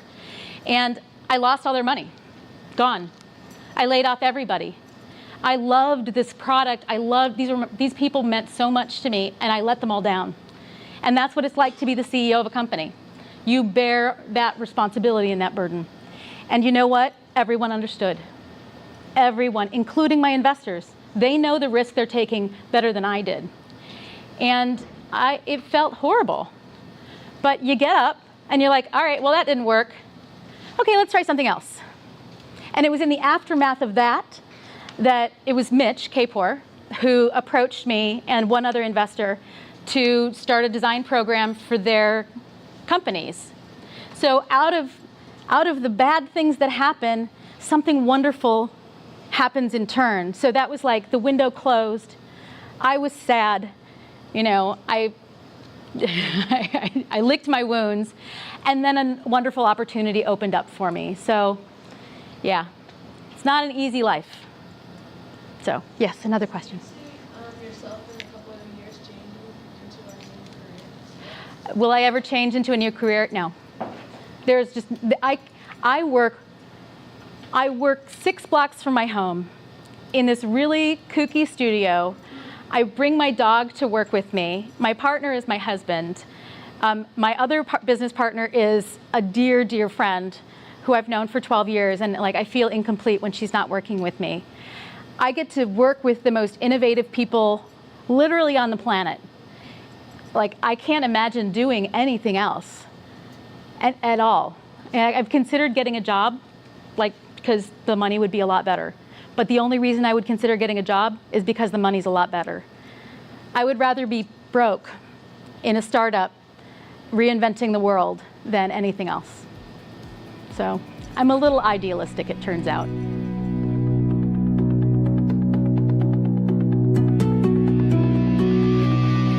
I'll never forget this. I went to my team. I looked, we had some people that were zooming in from out of markets because we have business in various states plus here. And you could just look, and they had that glazed look. Like, I don't know what we're going to do. I know he's going to tell me we're folding. I know he's going to tell me I'm getting fired. I know that's what he's going to tell us. And instead what they got was, hey guys, we're not going to operate in fear. I've got X number of months of operating capital. Mm-hmm. And I've got these different tripwires. So if we trip this wire, this will trigger this event. I got this tripwire that'll trigger this event. I said, you guys can go home and tell your families you guys also have jobs. And you can also go home, by the way, and take the $300 or $400 that I just deposited in your account in the morning. I want you to go grocery stores right now and load up. I'm Mark Drager, and as an entrepreneur and strategist, I've built a multi-million-dollar marketing agency. I've helped launch startups and transformed international brands. And yet, despite all the success, I still wake up every morning with the feeling that I'm just not good enough. And I've not come close to hitting my potential, and I may never achieve the high hopes that I have for myself. I believe that we all have something to prove, to the doubters, to the haters, to the voices in our own heads. And so each week, I share real, tactical advice and the most interesting and inspiring interviews, because my goal is to help those of us who have something to prove show the world and ourselves that we have what it takes to make it happen. Welcome to the We Do Hard Things podcast. Today's guest is a serial entrepreneur who was raised in poverty, so much so that at one point he was actually homeless. But he did not let that stop him. He went on to build up multiple 8-figure businesses. Now, what I appreciate most about having the chance to speak with him is that he's not all talk. He started from nothing, he built and he lost. He's seen success and he's seen major failures, and he carries that into everything he does. Whether it's as the best-selling author of the book, The Journey Principles, or the creator of the life-changing program, Transformation U, or even as the man who helps people like you and me go from excuse land to building massive success. He believes that you are not living a life you love, not because you're not capable of it, but because you just don't know how to get there. I cannot wait to share with you the insanely inspiring talk I had with the man who can help anyone reclaim their hope and go from stuck to unstoppable, Stephen Scoggins. The place that I want to start the conversation in is, you mentioned within your bio, specifically 30 years of hardship. 30 years of hardship. I'm 37. I feel like I've run a business for 14 years. I built a multi-million-dollar company. Great, but I'm 37 and I feel more behind now than I did in my 20s. I feel that when I was in my early 20s, I had more hustle, more progress, less to lose, less at risk. I was bolder. I was more ambitious. And so when I read 30 years of hardship and everything, I go, isn't time running out? When does this get better? Yeah, I mean, you would think so. I grew up in an interesting time and situation. My grandfather survived Pearl Harbor, which started the alcohol train into my father. Right. My mother had suffered a lot of physical and emotional abuse when I was younger. And as a result, by the time I was I think I was maybe 5 years old, they had already divorced and went their separate ways. And then I was raised by my grandmother. Well, that was great for 2 or 3 years, super, super loving, super encouraging, super empathetic, and everything that you would want a parent to be. Right. Well, she comes to me when I'm about just after I turn 9 years old. She sits me down and she says, Stephen, I need your help. And of course, I'm 9 years old. I literally have a G.I. Joe in one hand and a Transformer in another, right? Like, I'm like, okay, maybe she's going to ask me to take out the garbage that I can barely lift, right? So I'm thinking about through that. And, and then kind of go with that scenario. And then she says something that I'll never forget. She said, I don't know how much longer I'm going to be here. I'm very sick. And even at 9 years old, I was kind of like, I wasn't exactly sure what she meant. I wasn't exactly sure where she was coming from. But then she made me pull this chair over from the kitchen table. When we lived in a little 1,000 square foot brick house in Wendell, North Carolina, pulled over to the stove, and she began teaching me how to make oatmeal and macaroni and cheese and hot dogs and all this kind of stuff. And my brother was 3 at the time. No, I'm sorry. My brother was 6 at the time. I had to get him up and get him dressed and all kinds of stuff. And that was essentially the start of what I refer to as a massive uphill battle my entire life. Now, being where I am now versus where I came from, I'm incredibly thankful that was my journey. Incredibly thankful. It has taught me a different level of empathy when people are going through various struggles. My dad and mom came back into the picture about the time she passed, which is about a year and a half later. Chemo got the best of her. She had cancer. So my lifeline, my stability, my safety net, that was the first time I can remember it actually being yanked out from under me. That was the one time that I had the hardest time recovering. It took me several years. I had to repeat the 5th grade and all kinds of stuff. But, from that standpoint, I went to go live with my dad, and when I went to go live with him, I went into the construction industry immediately. Every Saturday, every Sunday, every holiday, every weekend, that's where I was at, working, carrying studs for $1 an hour. But, it's funny. The one thing the construction industry taught me growing up throughout it was it taught me how to use my hands, which taught me how to use my head, which now I get to use my heart. I was very fortunate that it forced me to face things that I didn't want to face. It forced me to face fears I didn't want to face. I mean, all of that stuff. And that's when I met my first mentor. I was probably 13 or 14 years old. He was my dad's employer. And I remember him, he used to drive around this white Jeep Grand Cherokee, right? And they always had a dent in the right-hand rear bumper because the dude was forever backing into stuff. And he would just get the bumper replaced, and he would do it like a month later and whatever. He was in his maybe 70s at the time. He had perfect dentures, perfect big white smile and all this kind of stuff. And, but he took a liking to me, and I never understood why until he put me in his car to talk to me. I was working on my dad's framing crew. It was hot as Hades outside. And I was like, he's got the AC on. I don't care if it smells like mothballs or not. I'm getting inside, and I'll sit in there as long as he wants to talk to me. Don't care what he tells me about. Well, I'll never forget this because he sits me down and he goes, did you know I used to work for your grandfather? I'm like, no. Did you know your grandfather taught me the construction business? No. Well, your grandfather's the best carpenter in this state, hands down. And it said he would be a multimillionaire 10 times over, be far wealthier than I ever would have been if he had just stopped drinking. Stephen, I've watched the duty go from your grandfather to your daddy. And that's how he talked, right? Your daddy. I remember that. He goes, I don't want it to happen to you. You work hard, you're smart, you deserve more and you deserve better. I'm like, again, I'm like a teenager, early teens. I'm like, okay, all right. And then he goes, I want you to hear me out. I said, okay. He said, I'm gonna ask you a question. I want you to give me an honest answer. I said, yes, sir. All right. He said, what's the difference between a rich man and a poor man? I'm like, well, duh, money, right? Dude, if he could have slapped me in the back of my head, I think he would have, right? Because I'm like, I was like, duh, what do I know? I know, but all I know is poverty, kind of more or less, or paycheck to paycheck scenario. And he goes, no, the difference between a rich man and a poor man in any area of their life is the way they think. You can choose to think like me, or you can choose to think like your daddy. And you got to decide now, not when you're 50. And I was like, man, it stunned me. And then he says, I also want you to remember this. You got to be willing to do today what others won't so you can have tomorrow what others don't.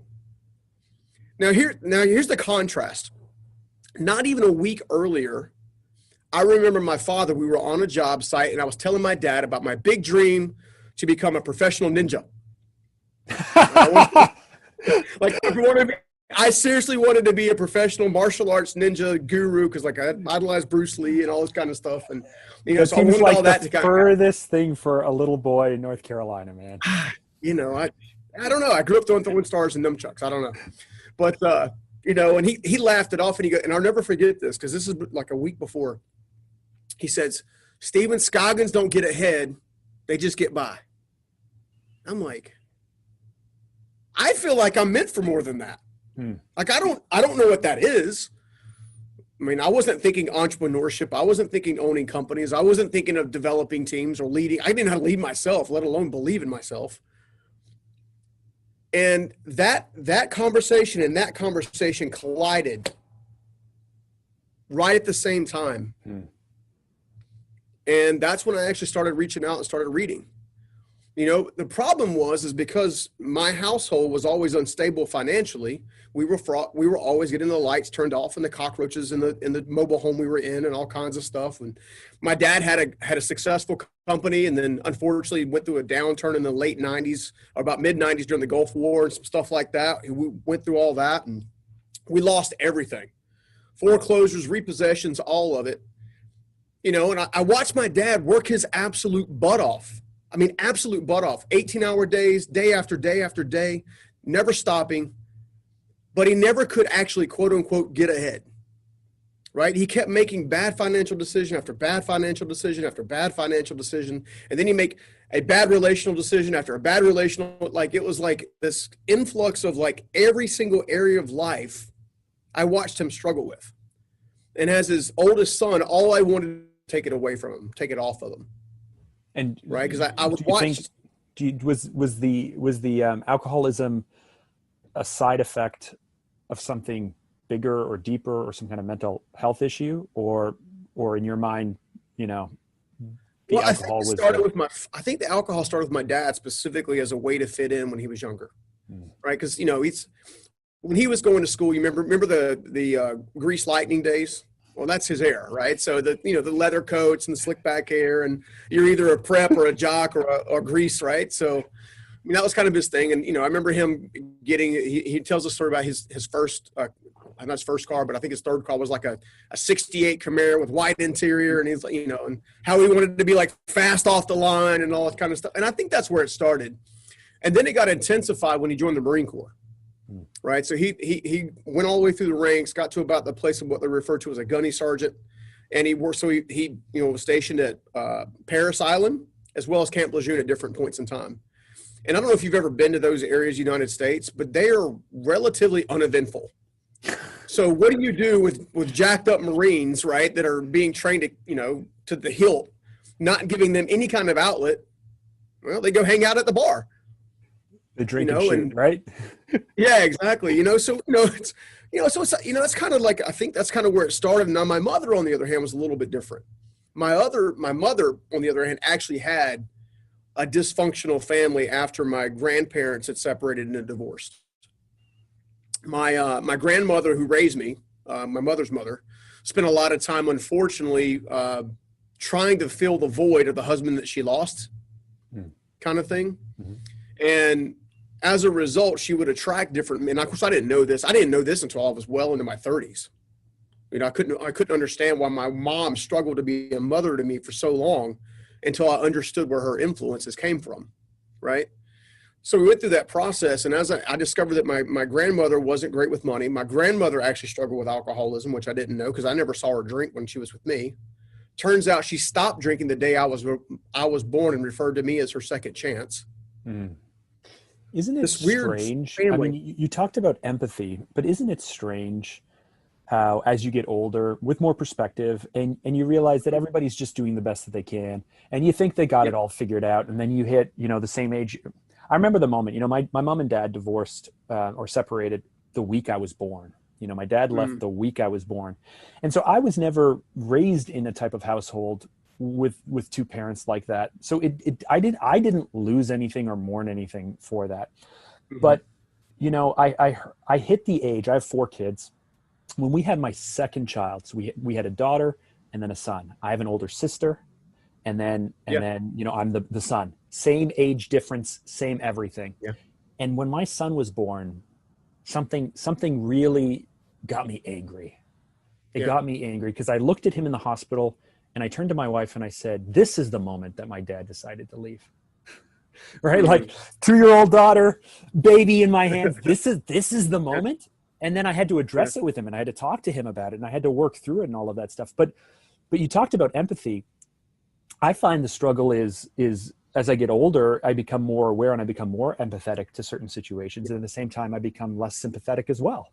How do you balance that level of empathy with also the fact that, sometimes you got to push through. Sometimes you got to be hard. Sometimes you got to cut people off. Yeah.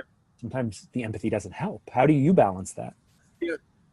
It's funny. I always lead with empathy, but then kind of back it up with understanding. And here's what I mean by that. So I came at a point in my life, I was probably 28 or 29. My first company that I built from the ground up was doing decently well. And I was getting the phone calls and the answering machine version of the phone calls long before we had these technology devices everywhere, right? And my mom would ask me, "Why don't you ever come over? Why don't you ever come over? Come see me, come see me."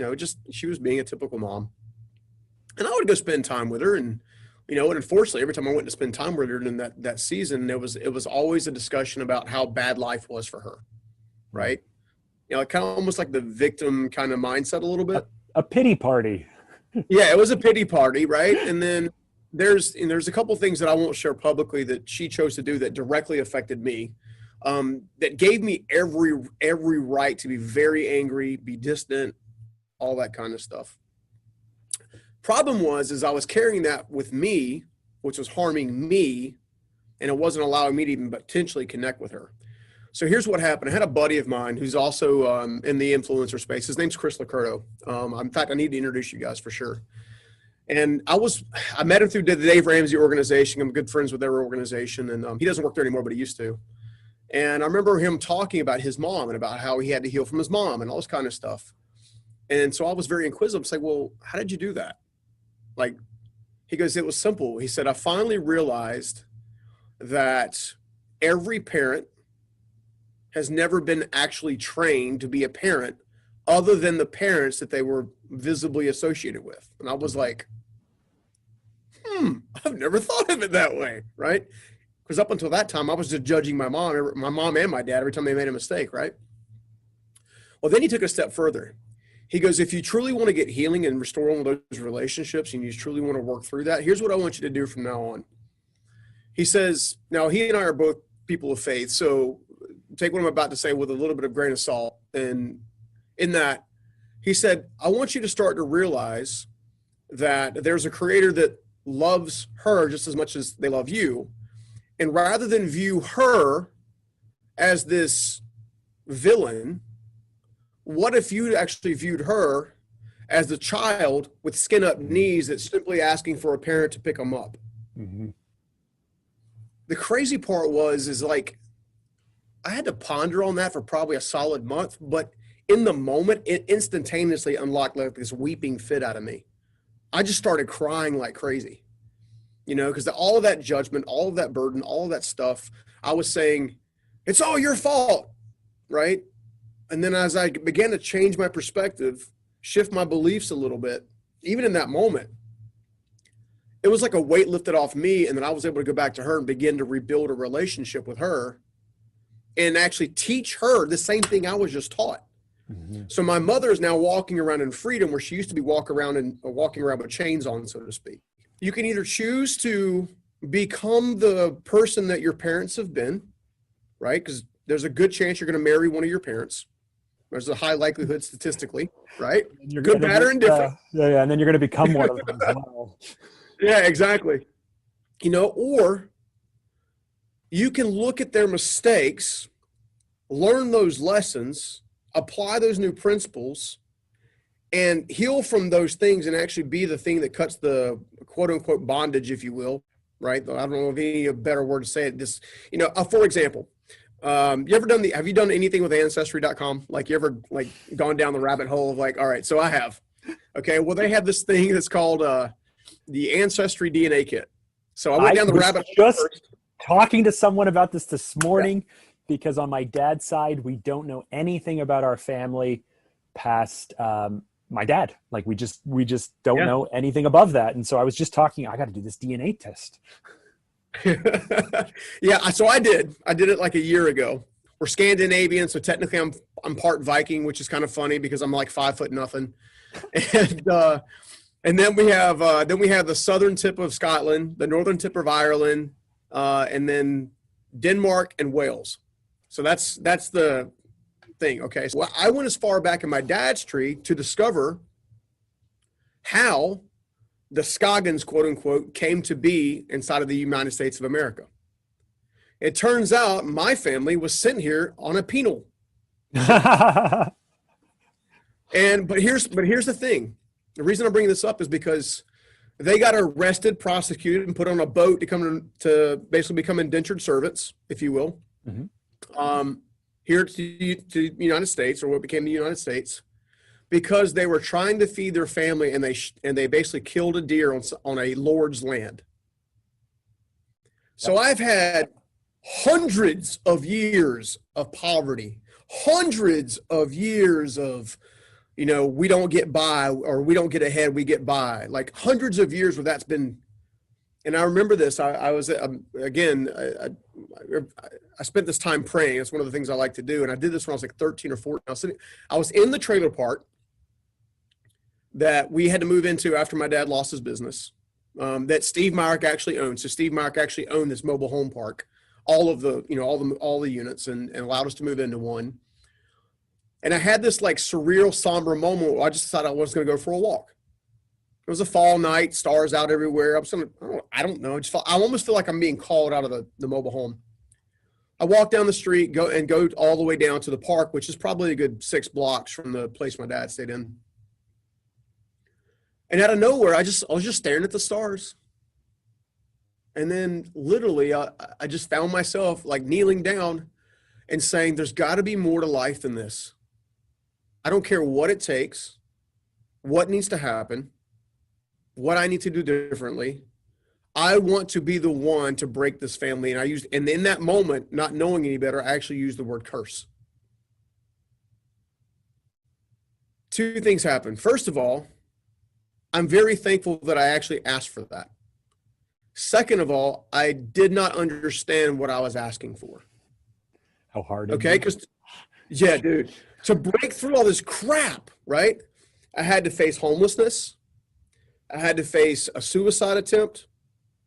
I had to face all the failure and all the limiting beliefs and all the junk that come along with generations of not believing you can measure up or become something more, become stronger and better. I had to face my attraction to toxic relationships because that's what I witnessed, right? It's like I walked around with a big L on my head saying, please date me, right? I had to face all that stuff. And as a result, now I get to sit here and have this conversation with you. Hopefully that somebody's going to take something away from this and actually go have their own moment where they're saying, let me be the one. But I'm going to tell you right now, it's going to hurt, but it's going to be so, so worth it. The life that I live now, dude. Oh, so if I can ask 2 questions. One, can I circle back on I understand the polarity of the 2 moments, the conversation with your dad and a week later having this conversation. Was it actually a choice? And is it a choice that you had to make over and over and over again because you were tempted to regress and to go back and to give up and this and that? Or were you actually built for this? And it wasn't a choice. It's actually coming natural to you. You just needed someone to show you to connect the dots. Because if it's a choice, it can be taught and learned. And if it's inherent to you, then you got really lucky. I think habits are inherent, but choices are chosen, as strange as that sounds. So what I mean by that is, Yes, I had Steve Myrick. Yes, I had Susan Bath. Yes, I had Dave Ramsey and John Maxwell and all these other people lead me along the way that I've actually had the distinct honor of and pleasure of spending one-on-one time with these people over and over again, right? That's a rare opportunity. I never take that for granted. At the same time, I did have to make the initial choice, okay, which was yes, I'm going to do this, but I did regress several times. Right. I had that conversation with Steve as a young teenager, but yet, 19 years old, I find myself sleeping outside and sleeping in cars and just trying to figure out where I'm getting food from and shelter from. Right. But how do you not go, you told me it wouldn't be this hard. You told me all I had to do was just, not be like my dad. And now look at me. Yeah. For me, it's always come down to 4 different phases. And a lot of reflection time, and I don't think people do enough reflection time. I think people, when they do reflect, they judge and condemn themselves. Like, I made this mistake. This is who I am. Like, they tie their identity to their mistakes, and because they tie their identity to their mistakes, they can't actually tie their identity to their strengths. They're so focused on looking in the rearview mirror that they're like, sorry, say that again. Say that again for me. Yeah, I mean, they're so focused on their mistakes that they're not focused on their strengths. And as a result, they don't get to move forward. It's like driving a car, wanting to go from here, and I'm in North Carolina, to California, so coast to coast, but never looking in forward, always looking like this. Like, you can't look backwards and keep the car on the road, right? And when I began like really studying myself, I really, one of the things that irks me, and I think when Evan and I were chatting not long ago, I think it kind of irks him too. But right, so because he has this thing where he says, "You're one of the good guys." I'm like, what does that even mean? Because like people kept telling me that. What does that mean? I know what that means. I know what that means. So, if he said you're one of the guys, he didn't even tell me that. That means you're one of the good guys. Yeah. All right. Yeah. I mean, but so here's how I took it. There is a world full of quote unquote gurus. Mm-hmm. But nobody wants to be a guide. So there's all this theology, there's all this philosophical behavior, there's all these 10 ways to do this and 3 ways to do that and 5 ways to do this and 6 different ways to do that and 3 different ways to do this. And, here's the 5 top 10 ninja hack secrets for mindset and like all these different buzzwords, right? And I can't really say anything. Some of my videos are named that way. But at the end of the day, it's because people don't want a guide. So what I thought I would do differently is I thought that maybe the change would be if I could break things down. At the end of the day, I've been trying to summarize these things, and I came down to this, what I refer to as the 4 phases of transformation. And you can't skip them, and you can't do them out of order. But if you'll do them repetitively over time, the choices are actually made for you. So your routines actually reinforce the person you're trying to be, not the person that you are.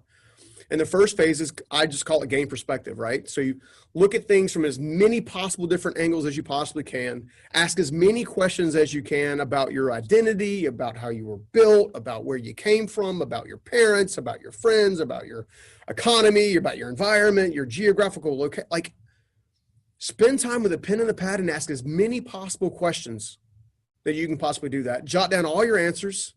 And then go to the top 3 people that are closest to you and do the same thing over again. Hey, what do you see? Mm-hmm. Right? Because we don't objectively see ourselves. We see ourselves by our actions, we see ourselves by our intentions, while other people see us by our actions or our outcomes. Right? The next phase is to actually recognize and remove a roadblock. All right. So case in point, one of my main roadblocks in becoming the person I am today was getting past this thing where I felt like I was worthy and valued enough to actually experience a life that I was dreaming about.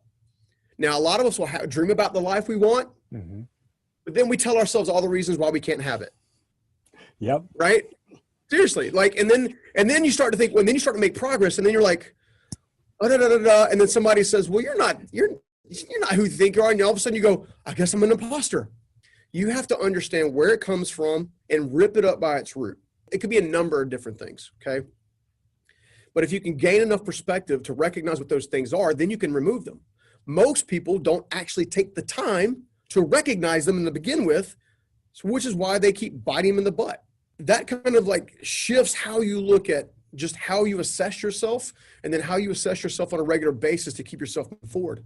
The third one, everybody and their brother talks about all the time in 50,000 different ways. I don't care what influencer you're listening to or what pod. Let's organize a plan. Where do you want to go? What are your opportunities and what are your threats?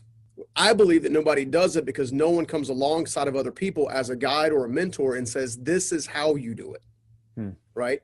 We can say, set it out. What are your goals? Well, I want to make $1 million. Okay, well, you need to make 10 first, right? There's this fear of not taking action simply because you don't know any better. Like for the longest time, I didn't want to touch anything or take any step forward or gotta go move forward in any way, shape, or form until somebody said, hey, you're going to make mistakes and it's okay. Yes. Like, it's okay. Like, it's okay.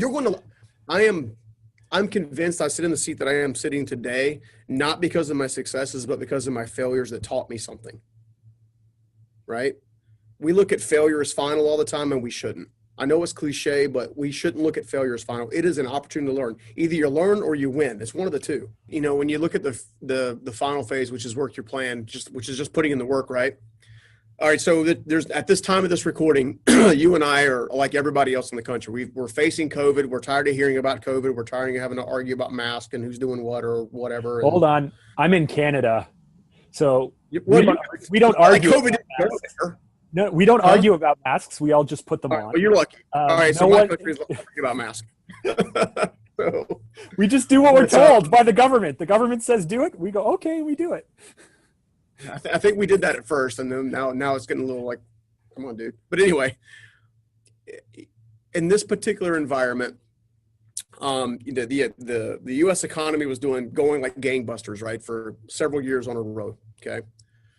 Well, I weathered the 2008 downturn, which was, for the U.S. economy, which is all housing, right? So, and hence I was in the construction industry and I was one of the last guys standing. And at the end of the downturn in 2008, because I put those principles into place and began using those principles over and over, it became second nature. It's like muscle memory. When you do martial arts and you do certain techniques over and over again, it becomes like crazy automatic.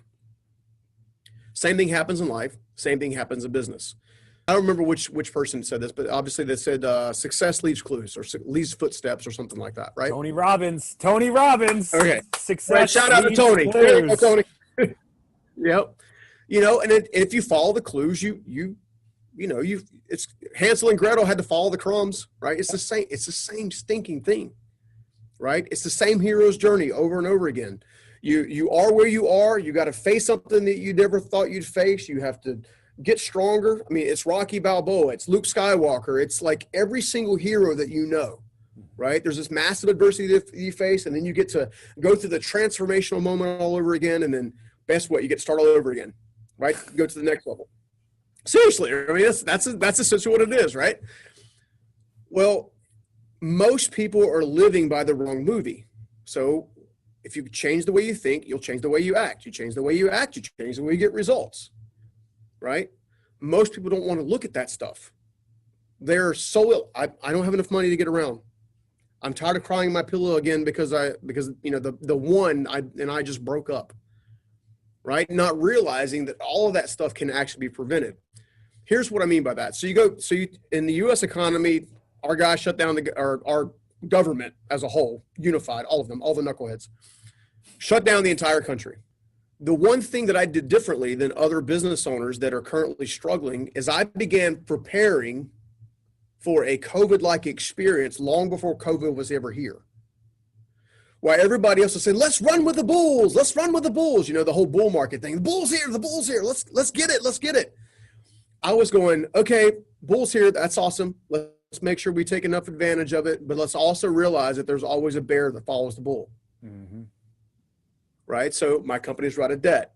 I had, 6 or 8 months of operating capital in the bank. Okay? So when everybody else was like, okay, we're shutting down. And I'm not taking away from business owners that struggle, because I have been there, which is how I learned the lesson. So this is the lesson they probably need to learn, right? This is how you learn that lesson, right? Be prepared.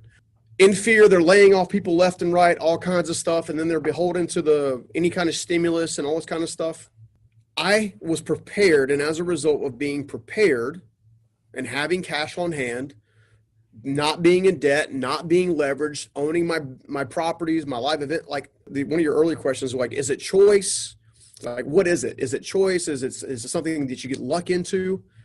Yes, it's choice. It's you choosing on a daily basis to live by principles in life and business that are predictable in that they always bring results, albeit many of those results happen slowly over time.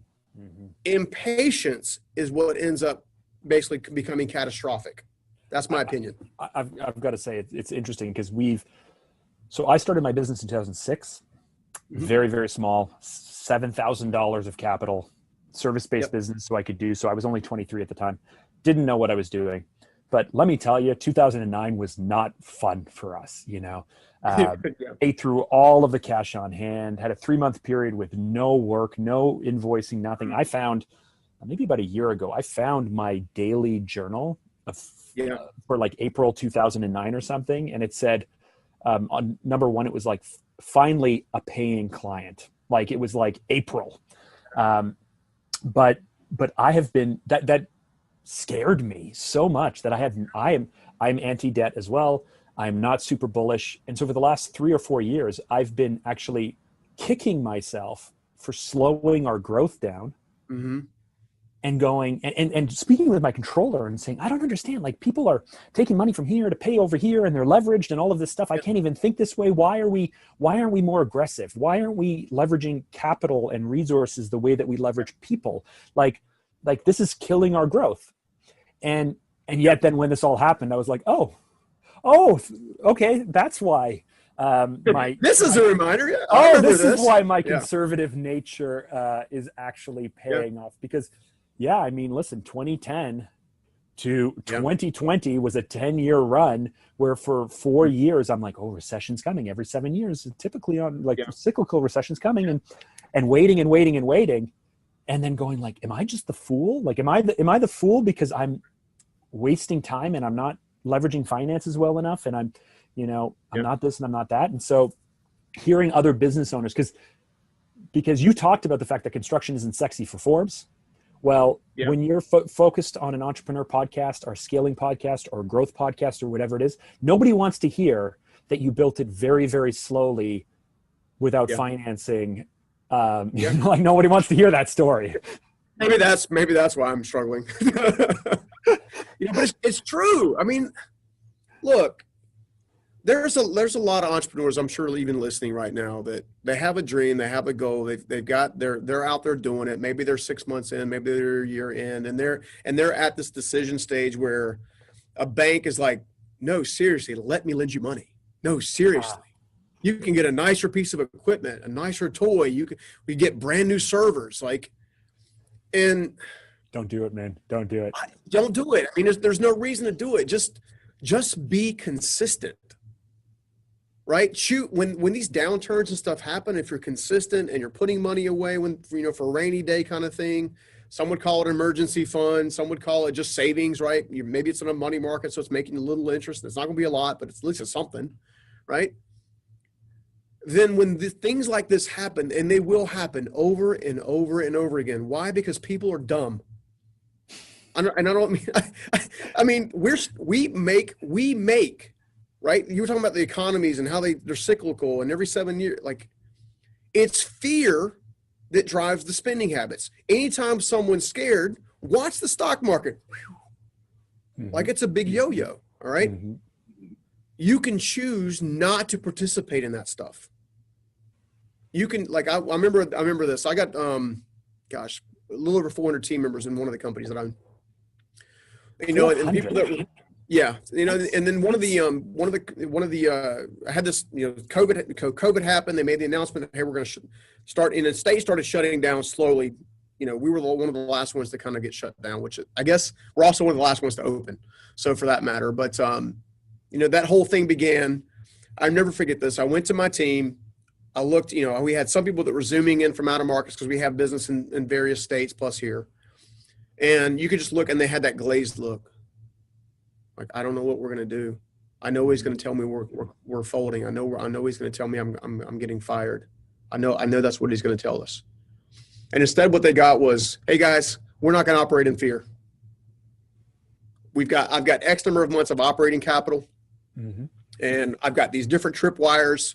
So if we trip this wire, this will trigger this event. I got this trip wire that will trigger this event. I said, you guys can go home and tell your families you guys also have jobs. And you can also go home, by the way, and take the $300 or $400 that I just deposited in your account tomorrow. And I want you to go grocery stores right now and load up. Buy that toilet paper.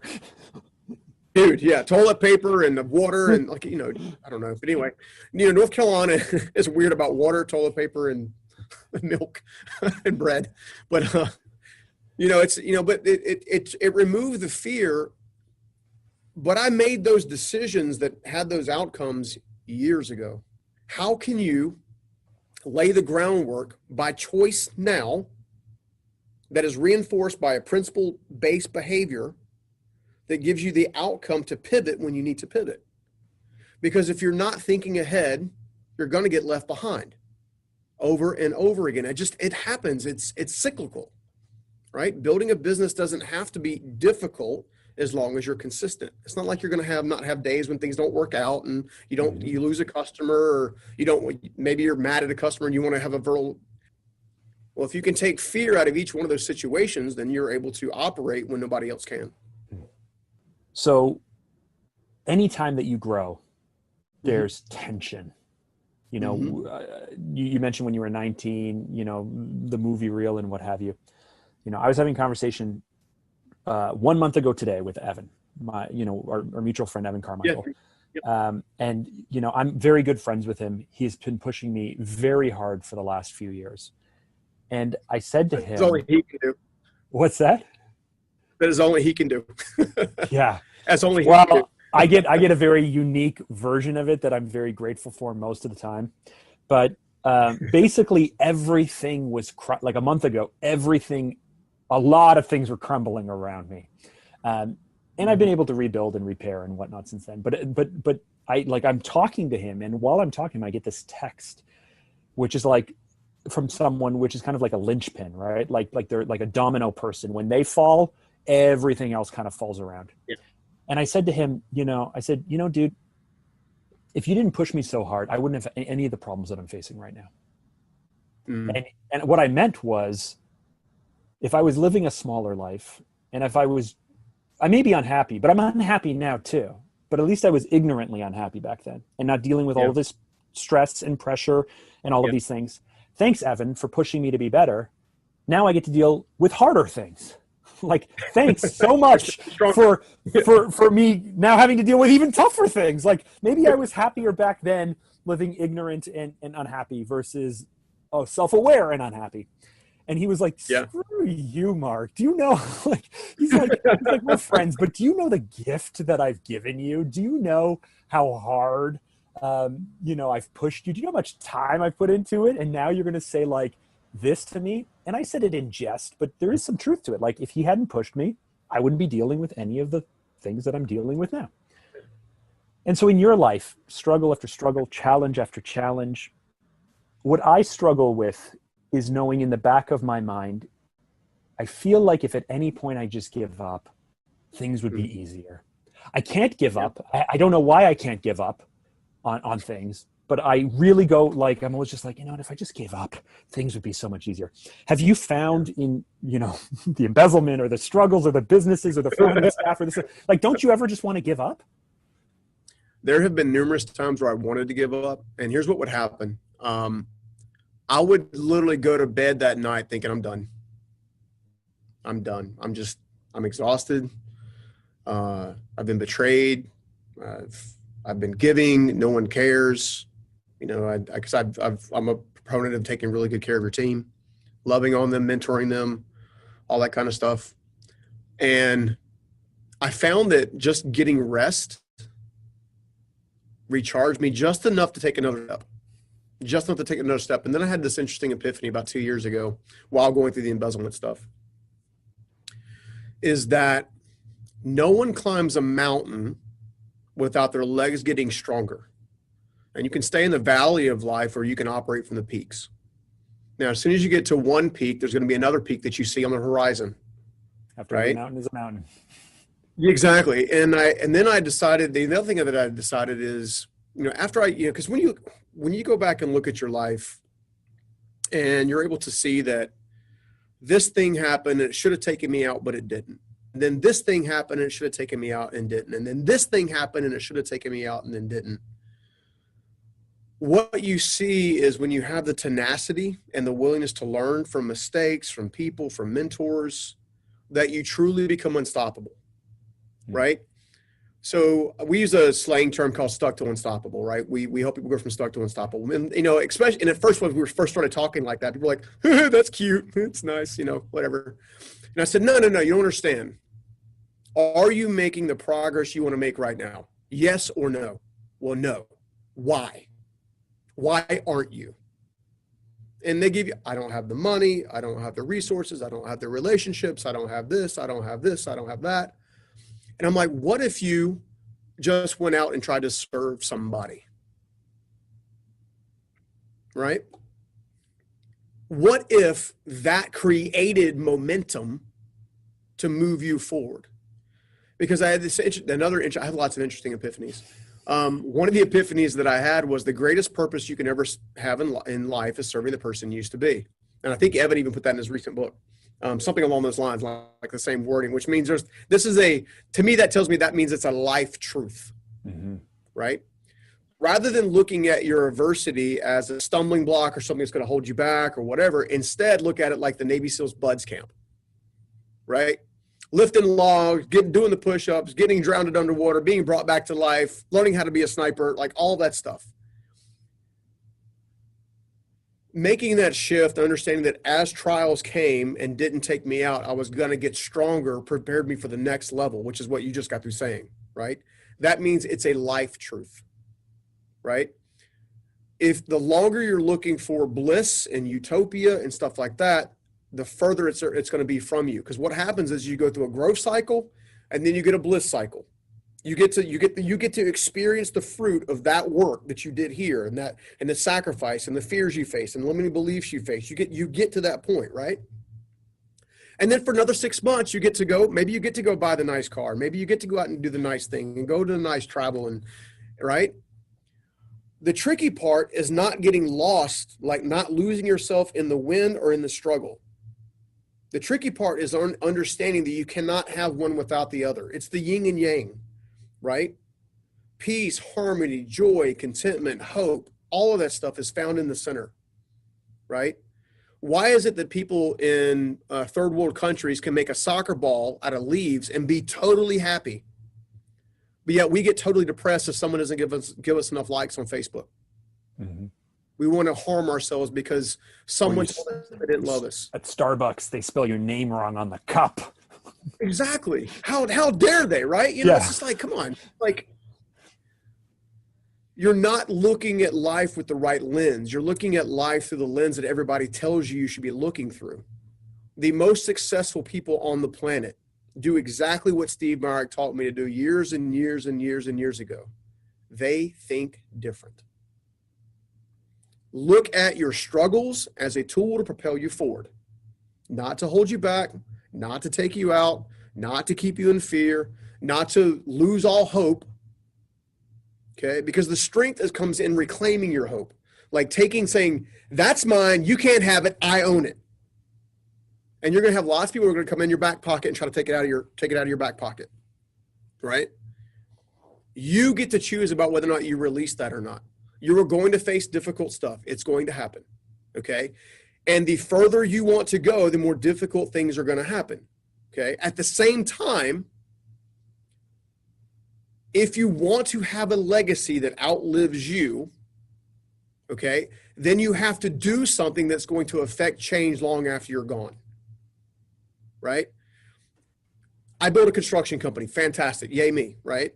I got great team members, okay?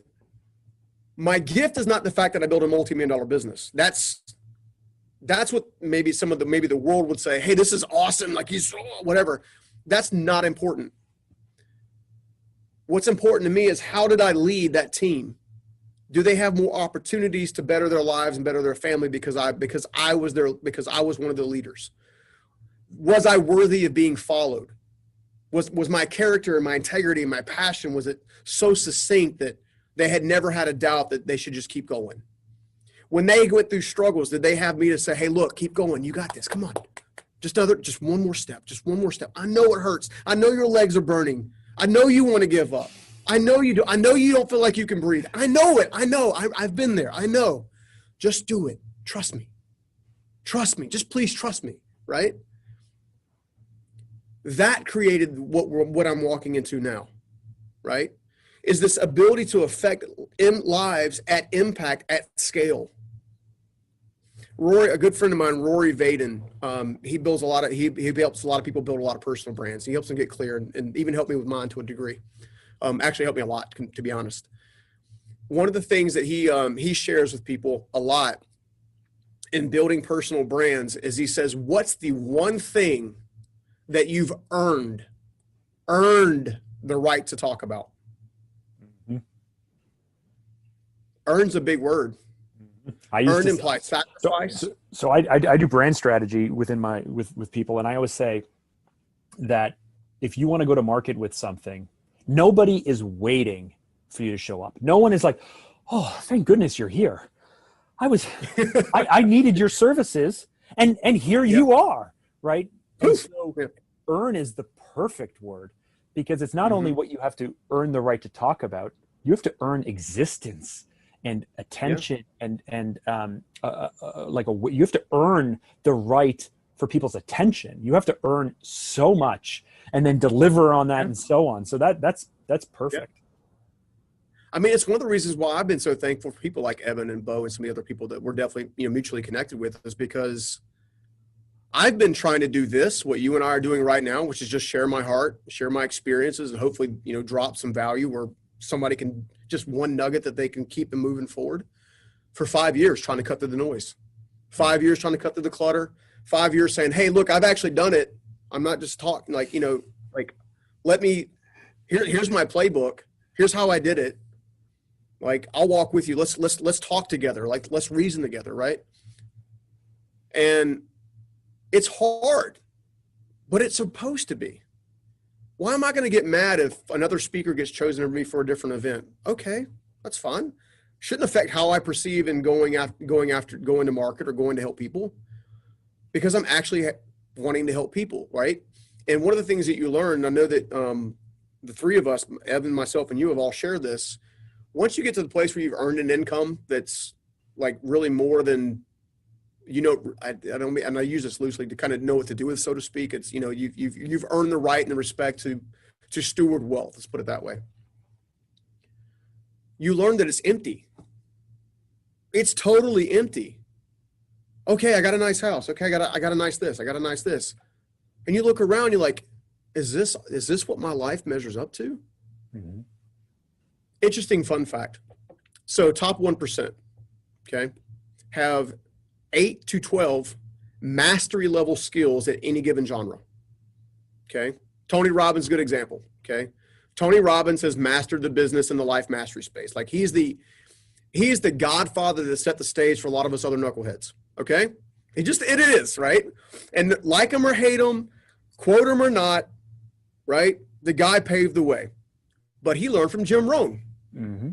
Right. And then Jim Rohn learned, you see what I'm saying? It's like, the deal is people at that level, top 5%, top 1%, have 8 to 12 life mastery skills. I'm sorry, not life mastery, mastery level skills. However, only 22% of them share it with somebody else. So they leave this earth after accumulating wealth, after traveling all over the world and doing all kinds of fun stuff, and Kilimanjaro and whatever in Belize, and flying on private airplanes back and forth, and you see them on the Instagrams and they're driving their Ferraris around and they're flying, they're got to make sure I got the picture in front of my airplane and, kind of thing. And I probably shouldn't say that. I think we know who you're talking about. Your friend down in Florida. Yeah. So the question becomes, I have zero problem with people earning wealth. I'm personally, I have zero problem with people earning that wealth as a result of serving well. The tricky part is did you affect a life in such a way that had you not been there, life would have been different? Jim Rohn poured into Tony. Tony's affected millions upon millions of people. Some of them went on to be incredibly high performers. Some of them didn't. That's where the choice lies, right? You can teach all the principles you want, but you can't make anybody take action, right? So all of that rolled up into one to say, you just got to keep going. If you feel like giving up, just keep going. Just keep going. Take one more step. Wasn't that something? Stephen's story can help us fight our own uphill battles in life. The 3 takeaways for me for this conversation were, number 1, be willing to do today what others won't, so you can have tomorrow what others don't. Number 2, transform your life with baby steps. Don't think about the giant leaps. And number 3, prepare now for the challenges before the struggles come. You cannot operate in fear. Fear will keep you standing still, and standing still is death. I just want to remind you that I would appreciate it so much if you went over to Apple Podcasts, leave us a review, leave us a comment. It would mean a lot to me. If you're not subscribed, be sure to subscribe. And if you want to connect directly with me, you can find me on IG. Remember, those of us who have something to prove can show the world and ourselves that we have what it takes to make it happen. But you have to think big. You've got to be bold, and you must say yes. Why? Because you, me, all of us, we do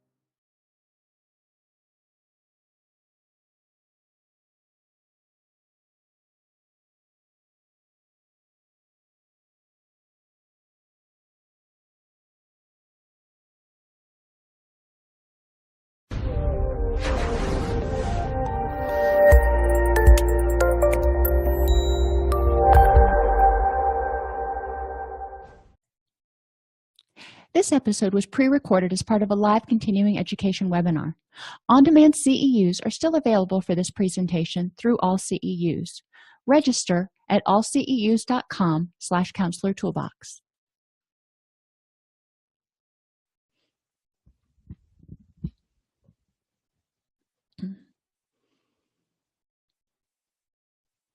I'd like to welcome everybody to today's class, 50 Mindful Steps to Self-Esteem. The book was written by Janetti Marotta, and obviously I am just presenting information found in the book. What we're going to really look at here, we're not going to go through the book in depth, step by step, because obviously if this is something that sounds like it's a really good fit for you, you're going to want to read the book. But I am going to hit the highlights and talk about how self-esteem is developed and how mindfulness activities can really be used to help enhance self-esteem. One of the things in this book that I didn't like as much was the fact that that connection really wasn't made between why are we doing this particular activity and how does it build self-esteem. So that's really going to be my goal throughout this presentation, is to connect the dots for us. We'll explore how physical sensations give clues to what's important and whether you're living in harmony with your values, whether it's your head saying this is good, your gut saying and your heart, and whether that's telling you that it feels like it's something you should do. So we're going to talk about head, heart, and gut honesty. We'll identify and address thinking errors that may keep you stuck. We'll evaluate how emotions and the heart contribute to the development of self-esteem. And we'll examine how the environment impacts your self-esteem.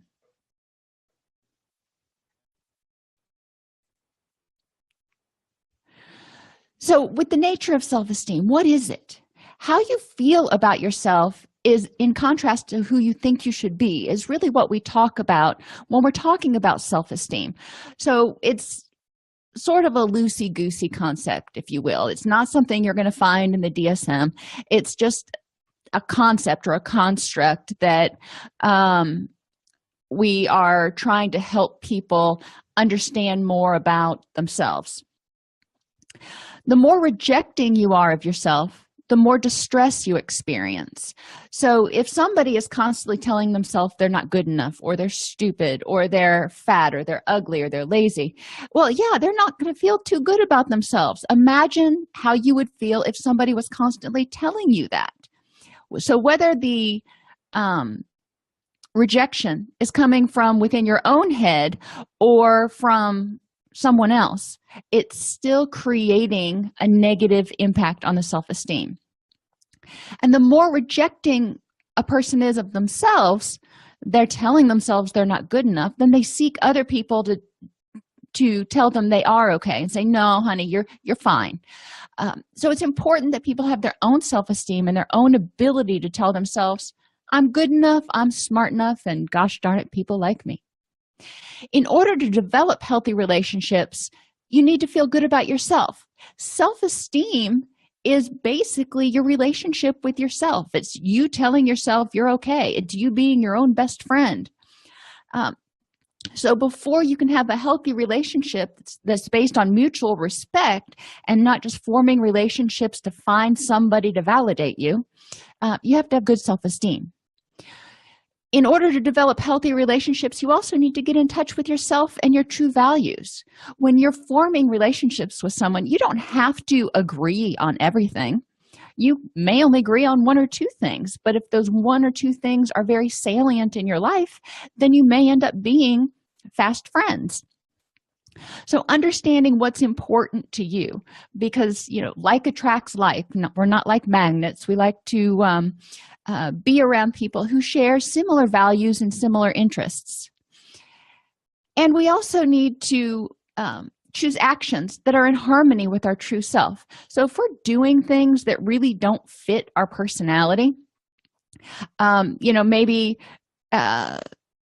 if I think back when I was in college, for a little while I was in a sorority, and that just isn't who I am. I'm not somebody who goes out to parties 4 nights a week. I am not somebody who is exceedingly social all the time. That's just not my temperament. That's not who I am. So choosing actions that are in harmony with myself ended up meaning leaving the sorority. Not because it was a bad thing, it just wasn't for me. But if I should have stayed in that, or if I would have stayed in that situation, then I would have been kind of going against my own internal tendencies, and I would have always been sort of fighting myself. And self-esteem means feeling okay about who you are the way you are without having to fight yourself. So where does mindfulness fit in here? Mindfulness teaches people to live in the moment, so they're not stuck in guilt or resentment of the past.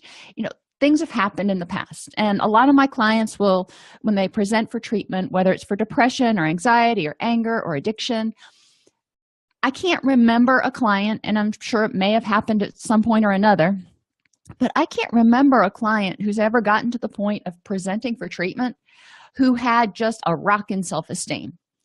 Generally there were some self-esteem issues going on there, whether they had developed over time or whether the person really had never had a strong self-esteem. It didn't really matter. When they were in my office, their self-esteem was pretty low. So helping them focus on the fact that you felt that way back then. That's how you felt, not going to take that away from you. Let's talk about how you're feeling right now. Not being paralyzed by fear of the future. People who have low self-esteem often have a lot of anxiety because they fear rejection, they fear failure, they fear isolation. So anything that changes may cause them to have a lot of high anxiety. So mindfulness helps them learn to put one foot in front of the other, focus on how they're feeling at the moment, and realize that they can tolerate a little bit of ambiguity. They can tolerate forward movement. The cornerstone of mindfulness is acceptance. So when we're teaching people to be mindful, we're teaching them to accept how they feel non-judgmentally, letting it be, not saying I shouldn't feel this way, and being patient with themselves and with the situation. So when we think about self-esteem, again, if we're experiencing a situation, we experience it non-judgmentally. It's just it is. You went to work, you got your evaluation, it wasn't what you had hoped it was. It is. It doesn't mean you're a bad employee. It doesn't mean that the world is going to come to an end. It is. Letting the feelings of frustration or guilt or resentment or anger or disappointment be. That's just where you are at that point, and not judging yourself harshly, because self-esteem is something that's always evolving. We aren't perfect. Oh my gosh, none of us is perfect. So even if you think of yourself as a relatively intelligent person, occasionally you're going to do some things that are really kind of silly. Are you going to let that negatively impact your self-esteem? Or are you just going to accept that, you know what, sometimes I goof? Hopefully we can get to that point with our clients where they can accept lack of perfection. They can just be non-judgmental about it and see it as it is, and maybe find some positives in it eventually. Mindfulness teaches that when you trust yourself and act with awareness and purpose, you become more self-reliant. When some of my clients are in early recovery, they've spent so much time minimizing, denying, blaming, justifying, rationalizing, that when they start getting honest and doing the next right thing, it's really scary. And they know what they're supposed to do, but their addicted mind says, nah, you really don't want to do that, or that's going to be hard, or you're going to fail. But they trust themselves, and they do the next right thing, the acting with awareness and purpose, because they want to start living that recovery lifestyle. And lo and behold, they realize that they were able to do it. So they increased their sense of self-reliance. And sometimes that'll happen, and whatever they did, they acted with awareness and purpose, and it fell flat. Well, they can realize from that they can also tolerate failure. They don't need somebody else to pick them up. They can exist even if it's imperfect. So let's switch gears a little bit to mindlessness and talk about how that impacts self-esteem. When we ignore or invalidate how we feel, we're telling ourselves that our feelings are not important. Think about how that would make you feel if your significant other or your best friend came up to you and said, you know what, I don't really care how you feel, and went on about their business, it would impact your self-esteem a little bit. It would hurt. It would say, really? You don't care about me enough to pay attention to how I feel.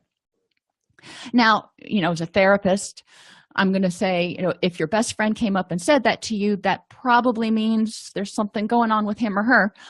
But when you're saying that to yourself, you got to say, all right, if I'm constantly ignoring and invalidating how I feel, then I'm telling myself I'm wrong or I'm not justified. So moving from that, how can I start paying attention and validating how I feel? One of the things that we talk about in mindfulness is just accepting that you feel the way you feel. It's not good or not bad, but once you acknowledge it, then you can do something about it. Mindlessness also encourages us to fail to integrate feelings, thoughts, sensations, and urges. How many times, and I think we're all guilty of it, have you had a feeling and you didn't even really notice the feeling? You just went to a drop back behavior to sort of numb it. I'm guilty of stress eating. And occasionally I will, be wandering around in the kitchen and just randomly eating. And my husband will be like, what's wrong? You're stress eating. You need to go out into the garden or do something because you're going to be miserable later. And he knows. I mean, after 20 years, he knows. But it's important to be mindful of how you're feeling. So when we talk about mindful eating, for example, we talk about paying attention to why you're eating. Before you eat, say, okay, am I hungry or am I stressed? But mindlessness causes us to just basically stuff our feelings or ignore them. When we're running on autopilot and not making time for things that are important, which is getting us closer to where we want to be, how does that impact our self-esteem? After, a day or two, it's not probably a huge big deal. But at the end of a week or a month, when you look back and go, well, I really wanted to get all this other stuff accomplished that was important to me, but I never found time for it. I just kind of got up, went to work, came home, took a shower, went to bed, repeat. So when we're running on autopilot, we're forgetting the things that are important, that we are assigning meaning to. Another impact of mindlessness on self-esteem is blindly adopting mainstream messages of who we are and what we should be, which may not be in harmony of who we really want to be. If we think back into the 70s, I think it was, when I was little, and they wanted to have everything gender neutral, because they didn't want to communicate messages to children about what they should like or what they should play with. Today, there is so much mainstream media between Snapchat and Instagram and Facebook and Google and television, and I could go on and on. We are bombarded by messages telling us what we should wear, what we should look like, what our thoughts should be, what our opinions should be. And if we follow those blindly without checking in and going, is this something that's important to me? And or is this how I really feel about it? We can get caught up and then look back later and not feel so good about some of our choices. We can also adopt mainstream messages that are not achievable or realistic. One of the things that always flabbergasts me is the models that are used in some of the fitness magazines that are stick thin. I mean, the camera adds some weight and they look stick thin in there. I'm like, there is no way she is running 25 miles a day because she's just so thin. She doesn't have the musculature to sort of support that. But if that message is coming from the advertiser, coming from the media saying, you need to look like this. If you are going to be considered fit, you need to have this body type. That may not be achievable or realistic for the majority of people. So what does that do to their self-esteem if they keep trying to achieve that goal and not meeting it? Mindfulness will encourage us to look at how we feel and validate ourselves, telling us it's okay to feel this way. Integrate feelings, thoughts, sensations, and urges so we don't act just randomly. We're actually paying attention to what is motivating or supporting our feelings, thoughts, sensations, and urges. And we're adopting messages and values that are consistent with who we want to be. Breathing in the body. Breathing is one of the first techniques in mindfulness that we can teach to just about anybody. And it's can be challenging with certain groups, but depending on how you present it, it can be, a relatively easy activity to do. By developing mindfulness and self-awareness, you can quiet your thoughts. Our constant noise in our head, I've got to do this, I've got to do that, oh, I shouldn't forget this, I need to remember to call that person. It often prohibits us from addressing the underlying issues of any emotional turmoil. There's just constantly chatter. So life becomes focused on just treading water. You're not dealing with any of the underlying issues. You're just trying not to drown in the day-to-day activities. So forward goals are exchanged for just surviving. Then when you look back over, like I said, when you look back over 2 months, 3 months, a year, and you had all these goals that you wanted to accomplish and you accomplished none of them, what happens to the self-esteem? By making contact with the present moment, you can find your strength, learn to grow, and choose how you wish to respond. So what does breathing have to do with all this? Well, the first thing you do when you're born is breathe and then cry. But it's one of our most primal basic instincts. When we breathe slowly, our heart rate slows down. When we breathe rapidly, our heart rate speeds up. When we breathe slowly, not only are we slowing down our heart rate, but we're also sending out the relaxation response to the body, which helps quiet the chatter. One of the activities is just taking a deep, full breath. Abdominal breathing signals the brain to slow down and relax. She calls it the rest and digest. By simply paying attention to your breath, you can often cause it to slow down.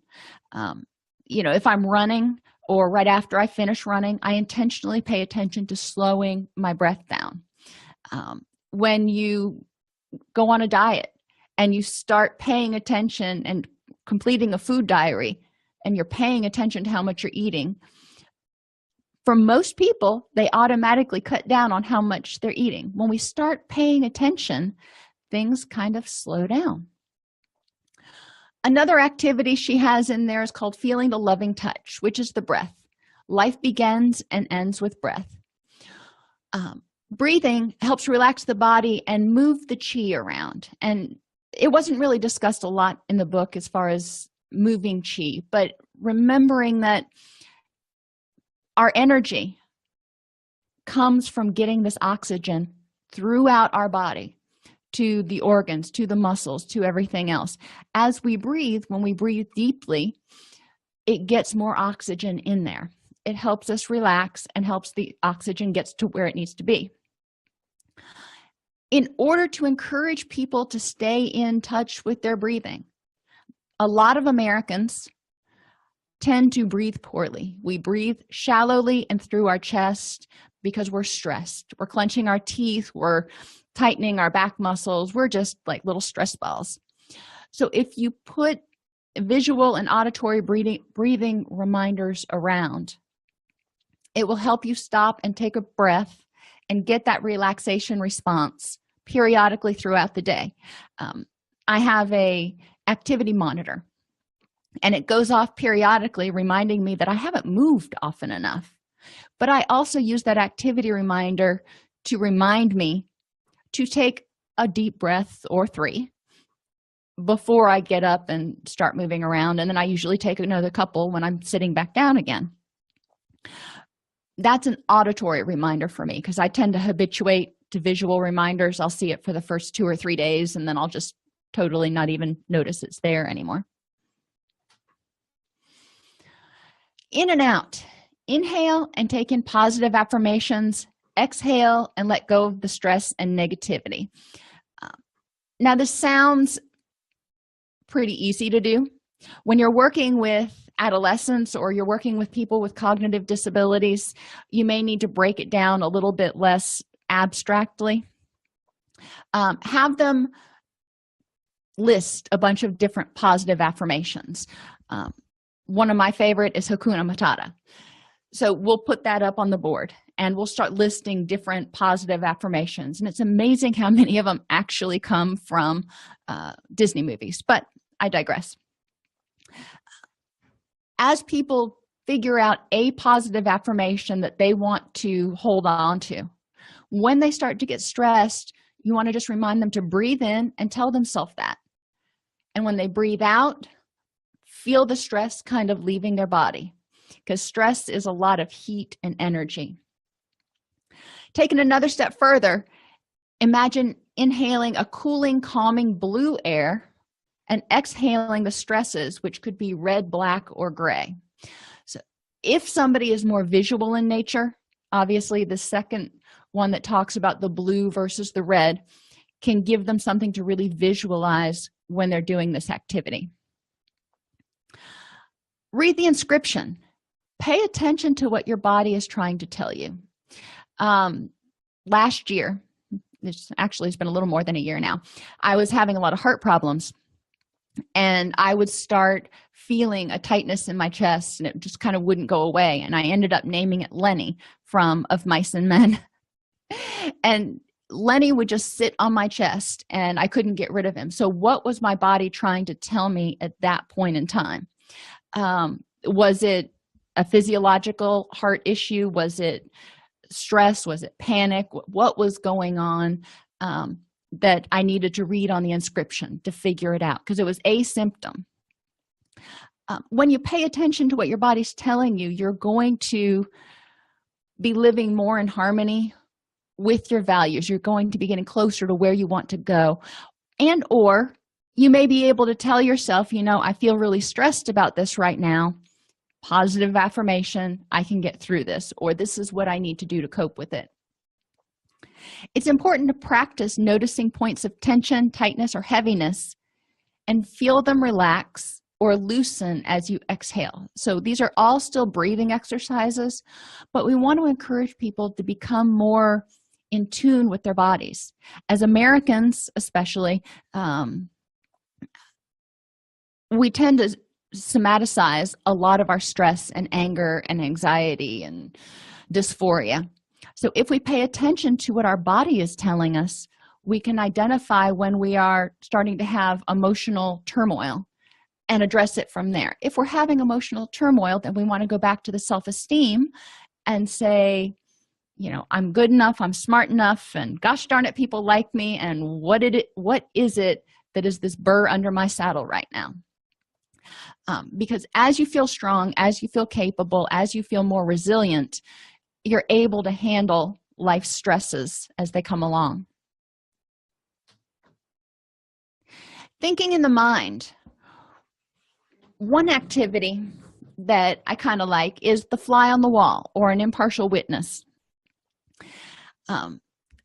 If you were sitting in a situation that was, you know, maybe you were in a meeting and it wasn't going so well, and you took a break from the meeting, and generally what we're thinking at that point is what we are thinking, what we are feeling.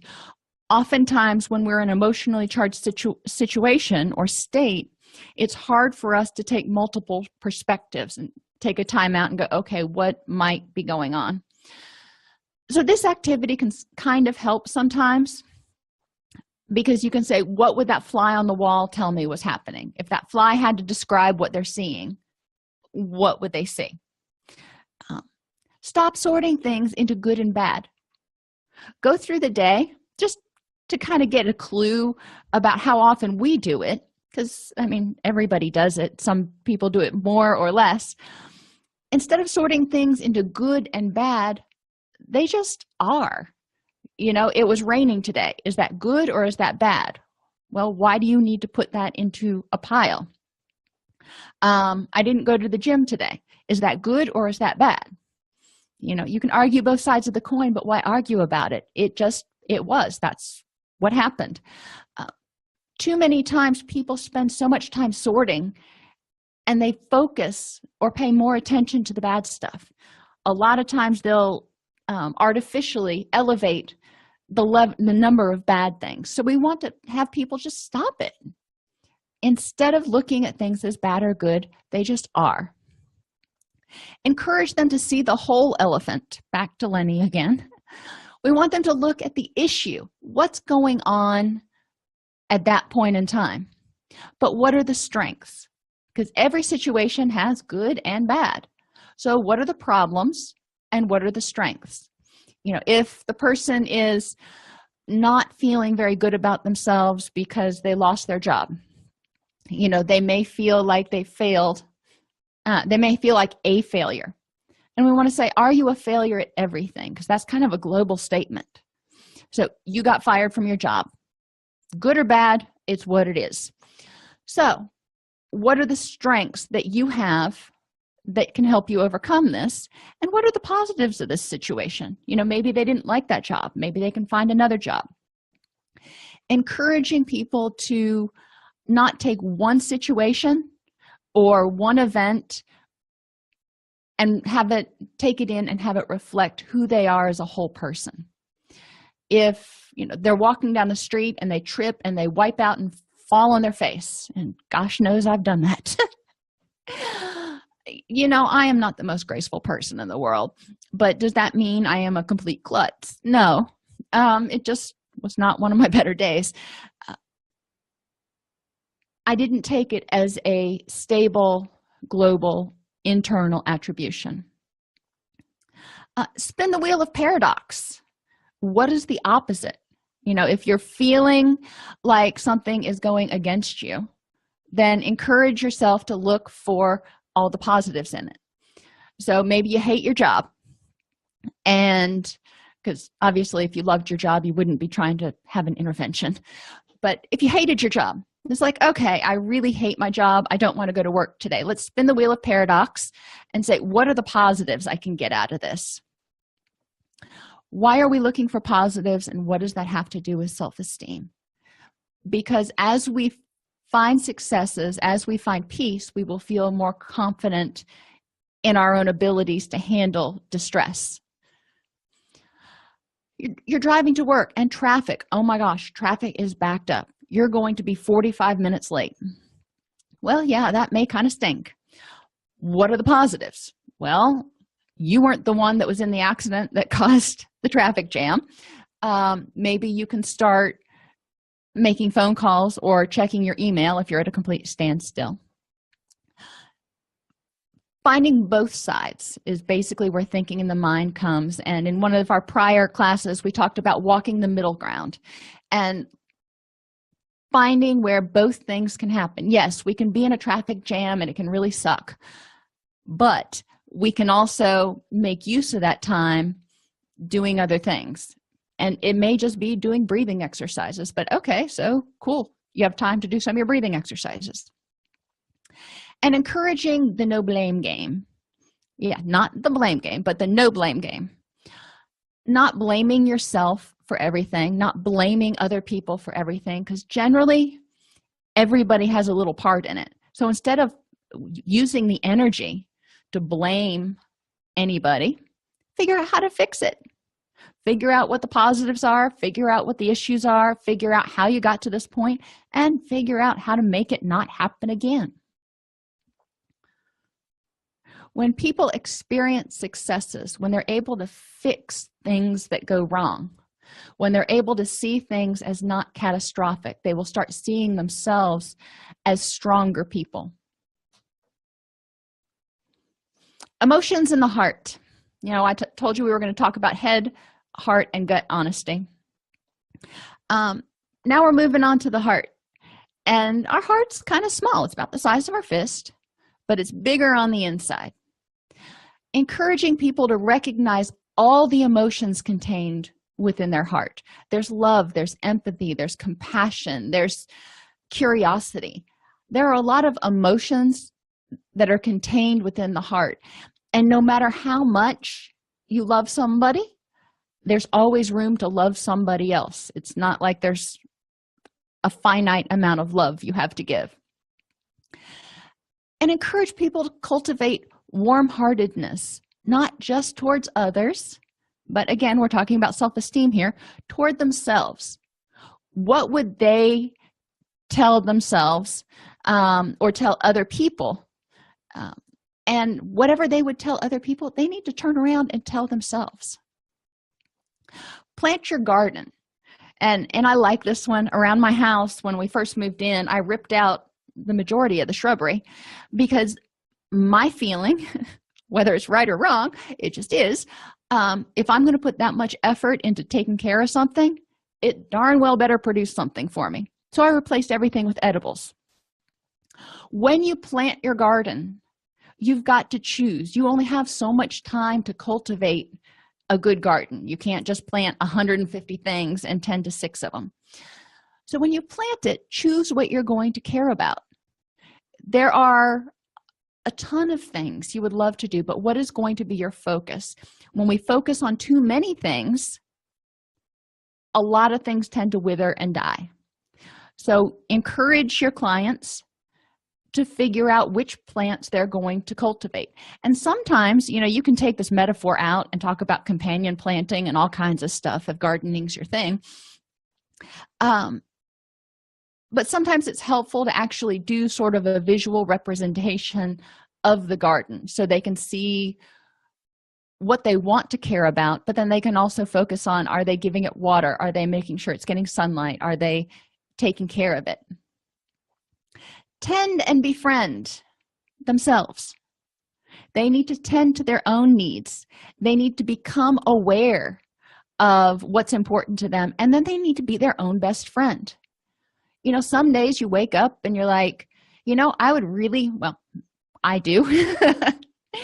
I would really love to just sit around in my jammies all morning and drink hot chocolate and watch cartoons, because that's where I am today. And that's okay. I'm like, all right, well, let's do it. So myself and my dog and cats and whoever else wants to does. But being kind to yourself and not saying, well, you shouldn't, you're almost 50 years old, you shouldn't be watching cartoons. Well, the heck with that. I will be my own best friend. People don't need someone else to take them out to dinner. People don't need someone else to constantly provide rewards. We need to learn how to provide rewards for ourselves. Now, is it cool to have somebody else to take us out every once in a while? Sure. But it's important that people can provide their own rewards. Encourage them to count their blessings, or do a gratitude list, however they want to phrase it. What is going right in your life? And what part did you have in that? Because guess what? You probably had a big part in that. Life doesn't just happen, and especially if everything is going, relatively well, that means there was probably some hard work and dedication, and it wasn't just luck. So let's look at what's going really good and how you've cultivated that. And delight for others. Sometimes we can get the greatest amount of joy in being happy for someone else instead of being jealous or envious and thinking, well, I should have that. We can be happy for them. Yeah, they have it. Wonderful. Awesome. Does it make us any less worthy or any less of a person because we don't have that? No. Looking at other people's successes in terms of great for them is a lot better on our self-esteem than looking at their successes and going, well, I should have been able to do that. And being in the world. Claim your emotional baggage, please. Don't let it stay on the conveyor belt. How many times have we been guilty, or have we had clients come in who've had the same baggage that just keeps coming back? Maybe it's the same basic dysfunctional relationship that comes over and over and over again. A part of that as clinicians is for us to say, okay, clearly there's something that's not getting resolved here, so we need to do something a little bit different. But as clients or people who have baggage on the conveyor belt, it's also up to that person to go, I need to figure out how to get this baggage off. And don't give it to somebody else when you take it off. Don't say, okay, this is your problem now. Don't blame other people for your situation. It's important to claim it and go, this is my stuff. I'm sorry. I'm having a really bad day today. I'm not going to blame you for making me feel X, Y, and Z. It gives people a sense of personal power to go, yeah, it's my stuff. But you know what happens when we say that, yeah, that's my stuff? We can say, and I am going to let it go. If we give it to somebody else, then we've got to wait to figure out what they're going to do with it. So when we claim it, we take power over it and we can choose what to do with it. Listen, just listen. Listen to hear and understand, but that means listen to yourself as well as others. You know, we talk a lot in counseling about how we spend too much time talking and not enough time listening. When the other person's talking, we're already formulating our response. Well, that's true for ourselves too. So we need to stop and be quiet and tell ourselves to just hush and listen to what is it we need and what is it we want. That also means silencing, going back to the very beginning, silencing all that chatter. You've got to get up and make dinner. You've got to do laundry. You've got to do this. You've got to make sure this gets, hush all that so you can listen to yourself. It's kind of like the difference between trying to have a conversation in a noisy restaurant versus on a park bench. We need to be in the world on the park bench. Speak with compassion to yourself and others. Try to take the compassionate viewpoint of what's going on with that person right now that might be contributing to them feeling angry, feeling hostile, feeling down, being just grumpy.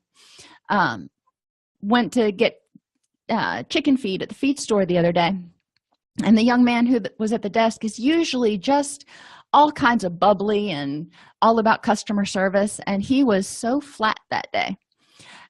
And, you know, I didn't take it personally because we all have bad days, but I felt that it was important to go the extra mile to make sure that I smiled and spoke with compassion because he was clearly having a bad day. But we need to do that with ourselves. When we're having a bad day, say, you know what? I'm just going to do what I can do today and be okay with that. I love this next activity. Write your job description. What is your job description for being you? What are your goals and what are your duties? You know, at work, every year we write our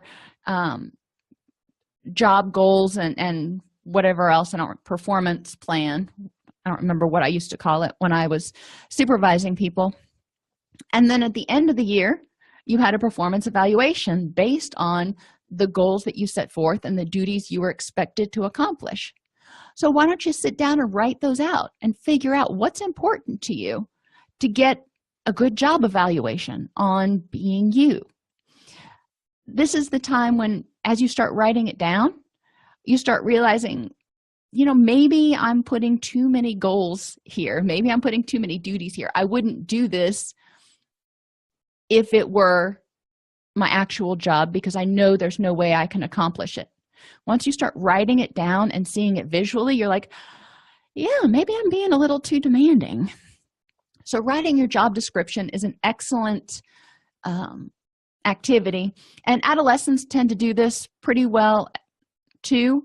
They haven't had as much experience with performance appraisals and things like that, but they can get an idea about how to write a job description, especially if you give them a template.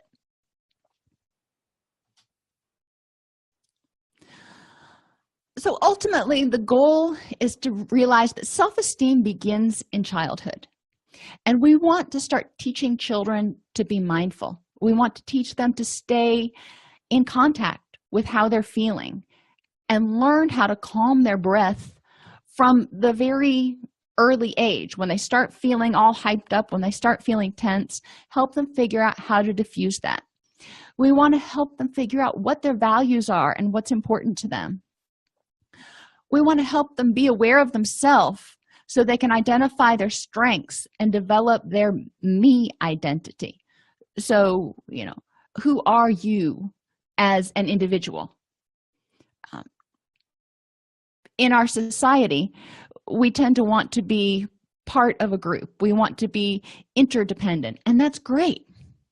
But interdependent does not mean having the same identity as everybody else. We're not the Borg. Interdependent means taking our own individual identities and strengths and combining them to make sort of a greater good. Part of self-esteem development includes values identification, and this can start early. We can talk about honesty. We can talk about compassion. We can talk about trustworthiness. Kids get that. They know some of the basic values, and they can start learning why those are important and making decisions about some of the other ones, about what's important in their life. What do they see as an important value? We can help them start separating their wants versus their needs. A need is something that's going to keep their body, mind, and spirit going.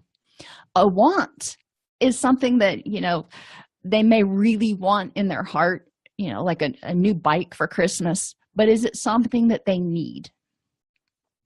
And we can also start helping them address those cognitive distortions, the all or none thinking. We can start helping them address the sorting into the good or bad piles and learn how to accept that some things just are. And we can encourage them to be aware of sensations, feelings, and thoughts.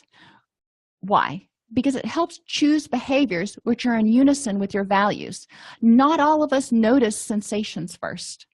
Not all of us notice feelings first, and not all of us notice thoughts first. That depends on you. I may notice that I'm being a negative Nelly as my first clue that I might be under stress. On the other hand, other people may feel a knot in their stomach and go, "Oh, I think something's going on," or "I've got food poisoning." But I digress. Probably something's going on. And still other people may hone in on those feelings, and they know they're angry. They don't know what they're angry about right now, but they know there is something that is ticking them off. Whatever it is that they're most in tune to, helping them integrate those will help them figure out how they're feeling, thinking, and choose behaviors that can help them feel happy. Being aware of these sensations can help support people through the difficult moments. Knowing that this tightness in your stomach before you go out and do a speech in front of 100 people, this is your anxiety. Strong self-esteem and a sense of self-awareness, acknowledging that anxiety and saying, "All right, it is what it is," can help people learn that they can move through the difficult moments. They can experience distress and succeed. Being aware of all these things also silences the critics, because a lot of times the critics are the ones that are bringing on some of these thoughts and sensations. They're heckling you. Silencing the critics, you can say, "No, that's not how I feel about that," or "That's really not how I think," if the critic is saying you should feel this way. And it helps you clarify who you are and what you want, because ultimately self-esteem is feeling good about you, not what your mother thinks about you, not what the woman down the street thinks about you, not what your boss thinks about you, but how you feel about you. Because once you have that, then you are going to start attracting other people who have a strong sense of self and can say, "You know what, we can have differences, but we can be friends. We can have different experiences, but we can share those to make something that's a stronger something." So kind of to tie it all up in a bow, mindfulness is really just a tool to help people get in touch with what's important to them and to silence the critics and the negativity that often dashes a lot of self-esteem. So people realize and become more aware when they're being unjustly negative and critical of themselves and holding them to a standard that they wouldn't hold their child or their best friend, or for that matter, anybody else to. We want people to feel good about themselves. Until they do, they're going to experience dysphoria at some point or another. If you enjoy this podcast, please like and subscribe either in your podcast player or on YouTube. You can attend and participate in our live webinars with Dr. Snipes by subscribing at allceus.com/counselor toolbox. This episode has been brought to you in part by allceus.com, providing 24/7 multimedia continuing education and pre-certification training to counselors, therapists, and nurses since 2006. Use coupon code Counselor Toolbox. Good evening. My name is Doug Hanto, and I am the chair of the Surgical Ethics Working Group in the Center for Bioethics at Harvard Medical School. On behalf of the Surgical Ethics Working Group, I would like to welcome everyone to our third Harvard Surgical Ethics Conference, Ethical Considerations in Surgical Innovation. Over 1,000 individuals have registered for the conference from around the world, and we would like to thank you for getting up early, staying up late, and taking time off from work or leisure to join us this evening. I believe we have an exciting hour and a half ahead of us. I would like to review a few housekeeping items before introducing our moderator, Dr. Louise King, who will introduce our topic for this evening and our speakers. First, we would ask that you submit any questions that you have during the conference using the Q&A feature found in the meeting controls at the bottom of your screen. We would ask that you not use the chat room for asking questions. Selected questions will be discussed after all the presentations have been completed, or you may continue the conversation on Twitter using hashtag HMSBioethics. If you have any technical issues, please use the chat feature to send a message to all panelists, and a staff member will be available to help you. If you are interested in upcoming events, news, or education programs, you may subscribe to the Center for Bioethics email at bioethics.hms.harvard.edu/subscribe. And finally, just a reminder that following tonight's conference, the talks as well as the panel discussion will be available on the Center for Bioethics YouTube channel. Without any further ado, I'd like to get us started this evening. First, I would like to introduce Dr. Louise King, who has JD and MD degrees. She is currently an assistant professor of obstetrics, gynecology, and reproductive biology at Harvard Medical School. She is Director of Research, Minimally Invasive Gynecologic Surgery, Associate Program Director for the Fellowship in Minimally Invasive Gynecologic Surgery at the Brigham and Women's Hospital in Boston. She is also Director of Reproductive Bioethics in the Center for Bioethics and co-director of the Medical Ethics and Essentials of the Profession course for first-year Harvard Medical and Harvard Dental students. Her areas of interest in medical ethics are broad, but focus on questions of informed decision-making and assisted reproduction, as well as equitable access to advanced gynecologic surgery. We're honored to have Dr. King with us tonight to moderate this evening's session. Dr. King? Thank you so much. That was such a kind introduction. I'm so grateful, and I'm so happy tonight to be here to talk about this topic.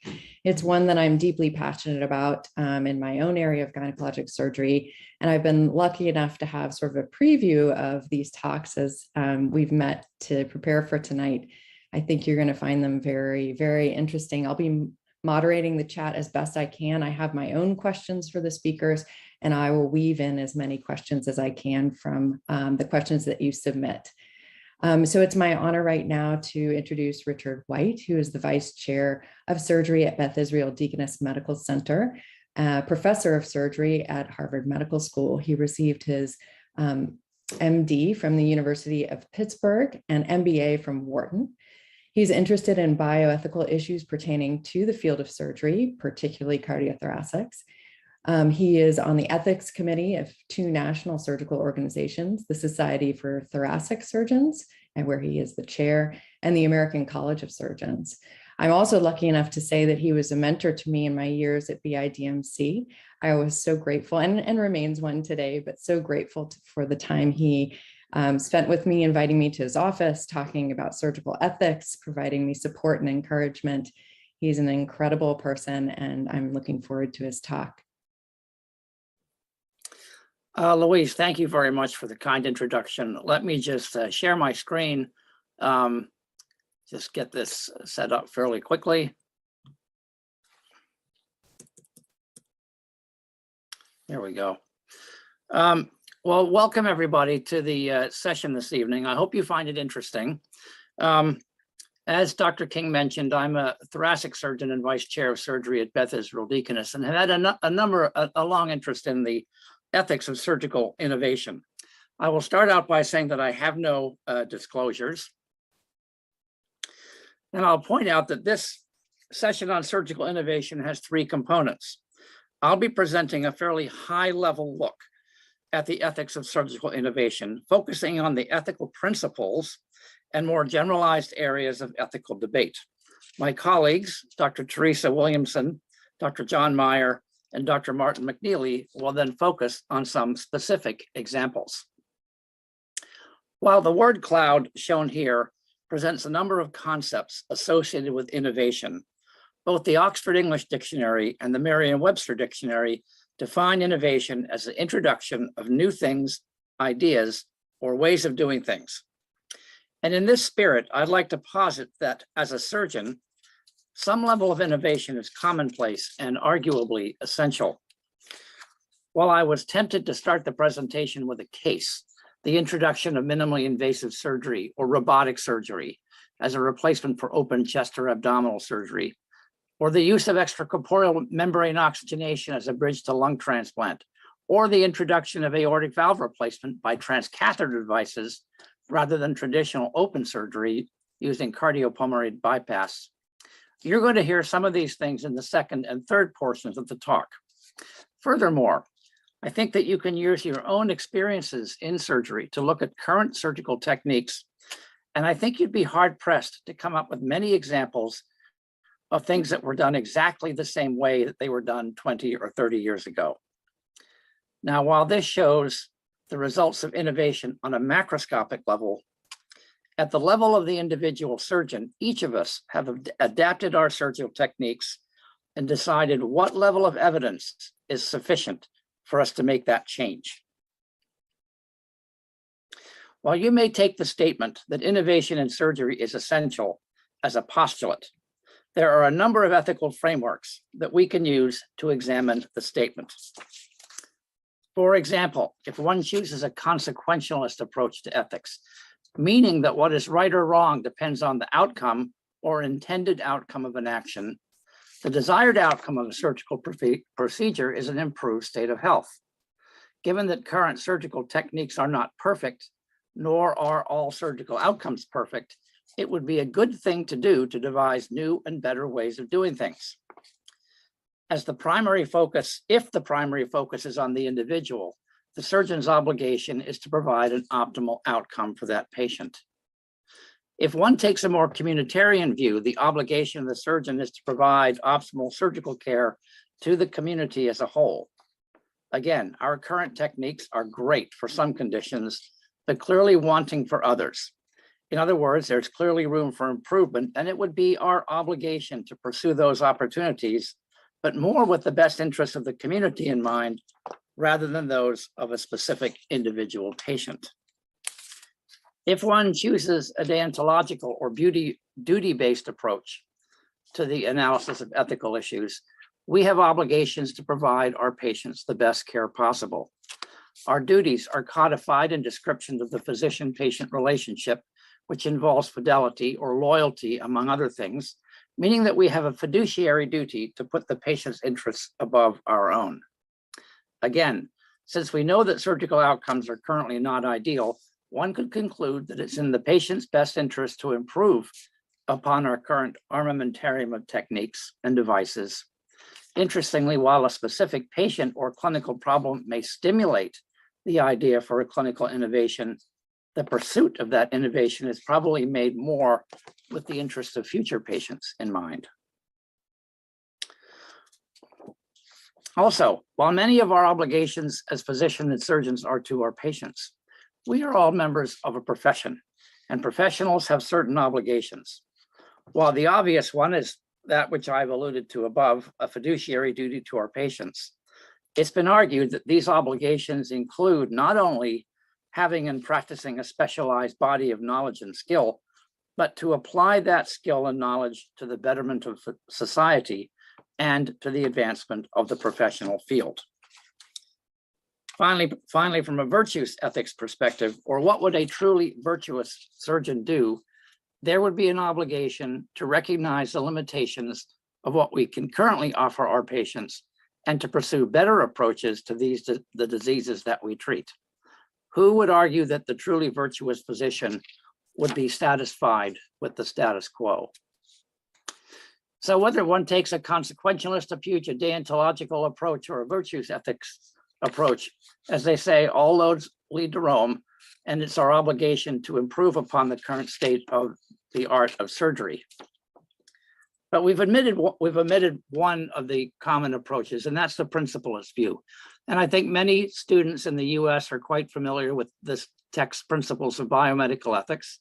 I think that perhaps in other countries it's not so widely used. But it uses the familiar Beecham and Childress quartet of autonomy, beneficence, non-maleficence or minimization of harm, and justice. The principle of beneficence obligates us to improve upon the current condition. That said, as we cannot predict the future regarding new devices, techniques, or ideas,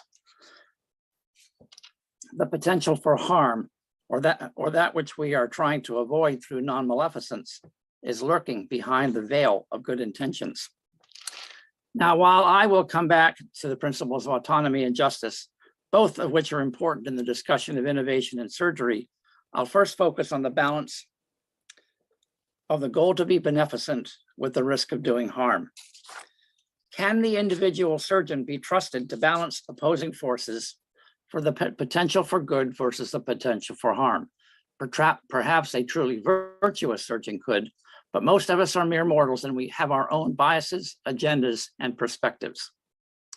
If one has developed a new surgical device, for example, is it not natural to want it to work? Does that introduce bias in its assessment, particularly if the initial assessment is non-quantitative?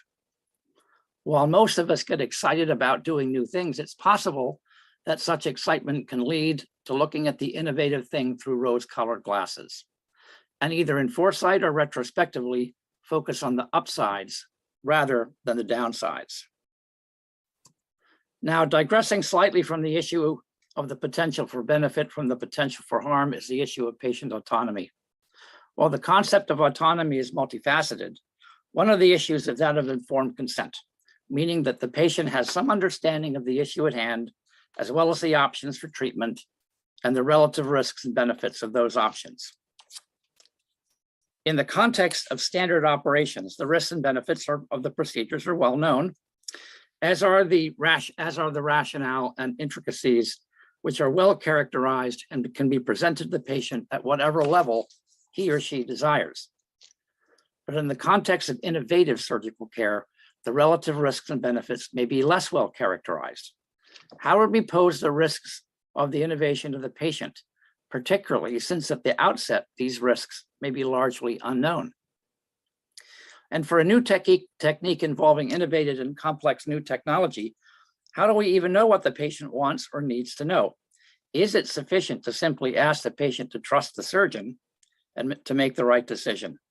And while this may be applicable in the emergency situation, for instance, the case is going poorly and all normal avenues for salvaging things are exhausted and the patient may die, an innovative approach may be completely appropriate. But really, how often does this really happen? And aren't most opportunities for innovation known well in advance? Finally, there is the issue that if the surgeon has a vested interest in a new device or technique, might this cause him or her to downplay the potential for harm? So this leads to the discussion of the oversight of innovation. And some of the questions I've posed, the answers to them lie in the area of incremental innovation and with some level of oversight. Now, while none of us enjoy being under the microscope, I would say that some level of oversight of innovative surgical techniques is probably necessary. While some innovations are done really without patient consent, particularly those that are urgent in nature, or to the surgeon's perspective, rather minimal, I choose to use a new stapler or suture, for example, or I do my anastomosis a little bit differently.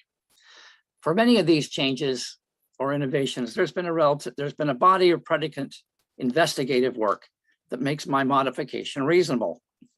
In other words, I have expert knowledge that the patient doesn't have. But while expert knowledge is an essential characteristic of being a professional, along with it goes the responsibility to use the knowledge wisely, reasonably, and in the patient's best interests. While I probably shouldn't bring in a new instrument from my garage to try on a patient, it's probably completely reasonable to use a commercially available device, particularly if there is literature support in its use in a similar situation. But again, what about the first time it's used?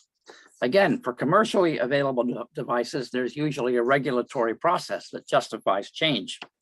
But again, it generally boils down to the potential for benefit versus the potential for harm. So I think that we see a distinction between trivial innovation and non-trivial and trivial innovation, as well as a distinction between planned innovation and an essential or urgent one.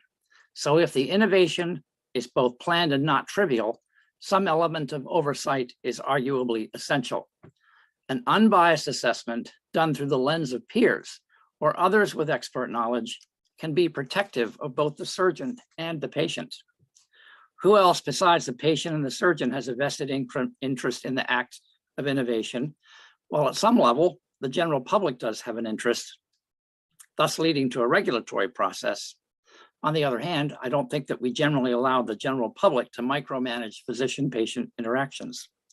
The hospital where we practice also has a vested interest, as it is responsible for what occurs within its wall, and it has an interest in preventing unreasonable and perhaps even dangerous practices.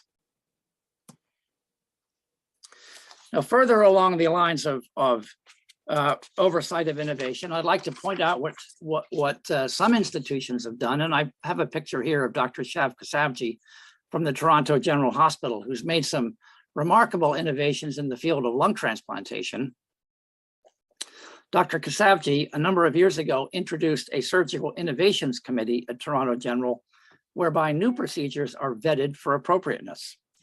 The approach has the obvious attractive feature that proposed innovations are scrutinized by a body of peers, primarily surgeons, but also others in the operating room environment, those who are likely to share a common body of expert knowledge and to have a similar appreciation for the needs of innovation. On the other hand, a group of similarly minded individuals may be more prone to groupthink, and a lack of diverse input may lead to conclusions that, while they may seem right to a group of surgeons, may not be so well received by other physicians or the lay public.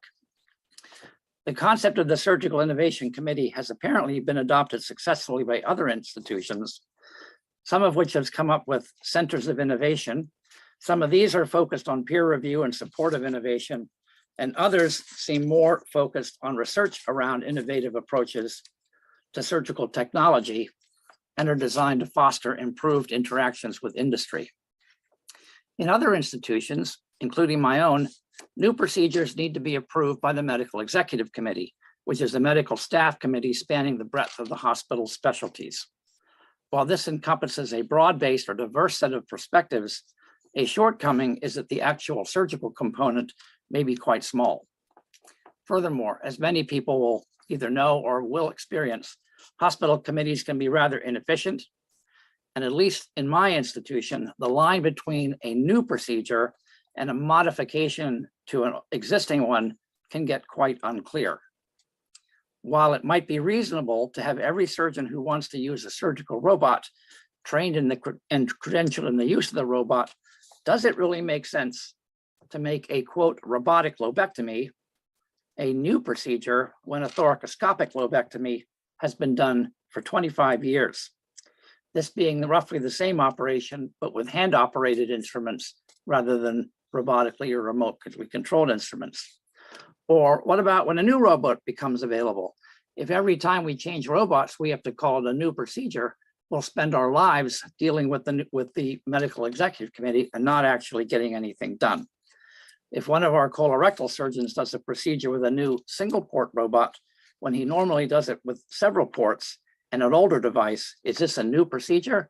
Some would have argued yes, others no.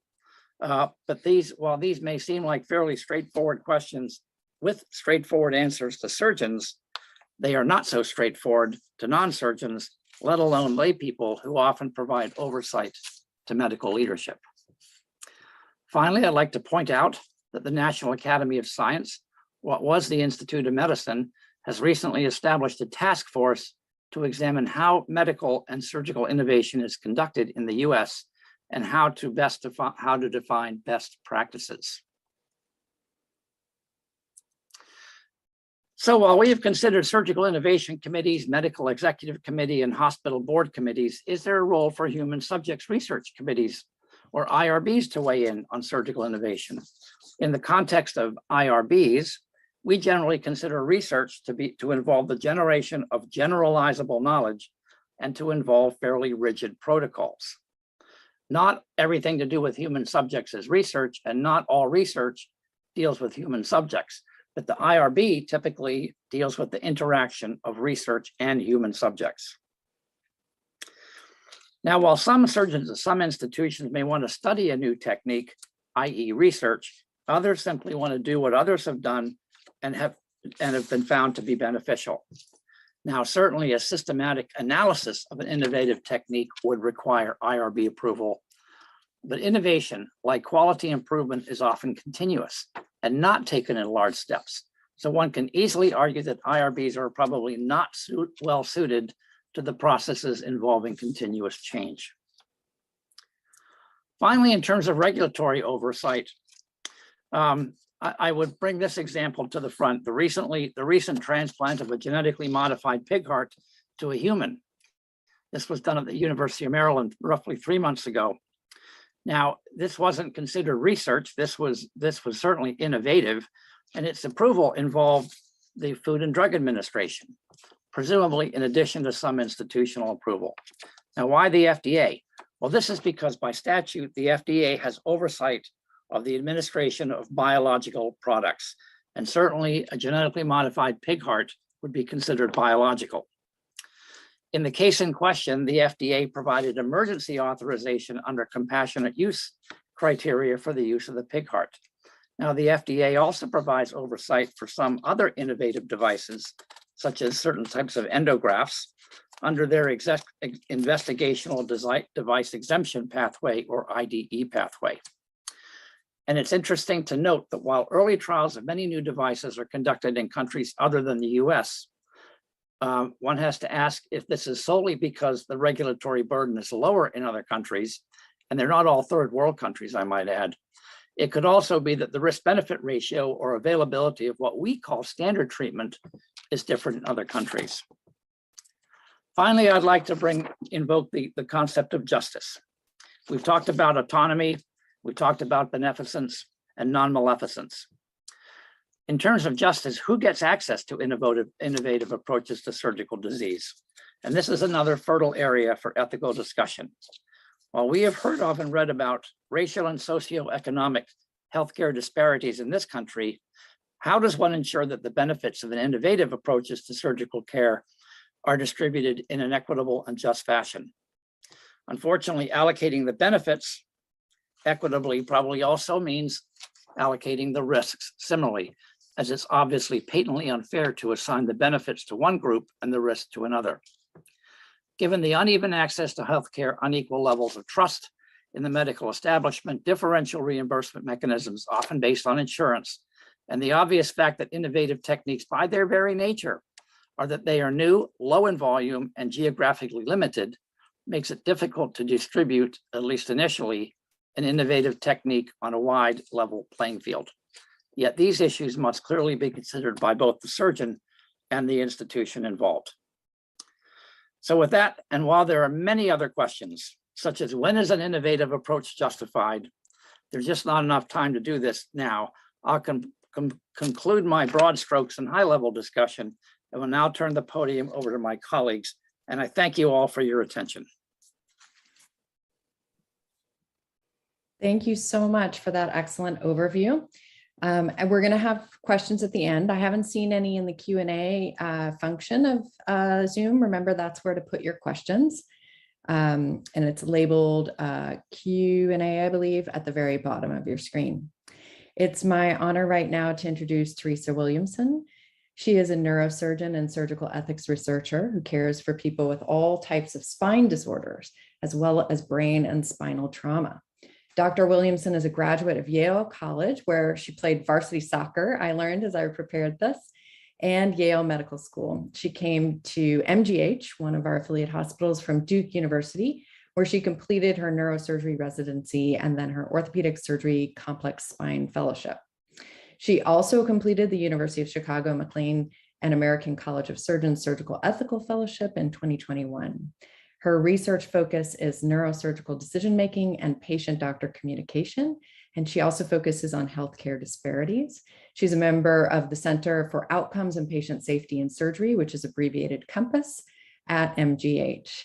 And I'm just getting to know Dr. Williamson. It's such a pleasure to get to know her and some of our working groups, and I'm very much looking forward to her talk. Thank you so much, Dr. King. I'm going to go ahead and share my screen.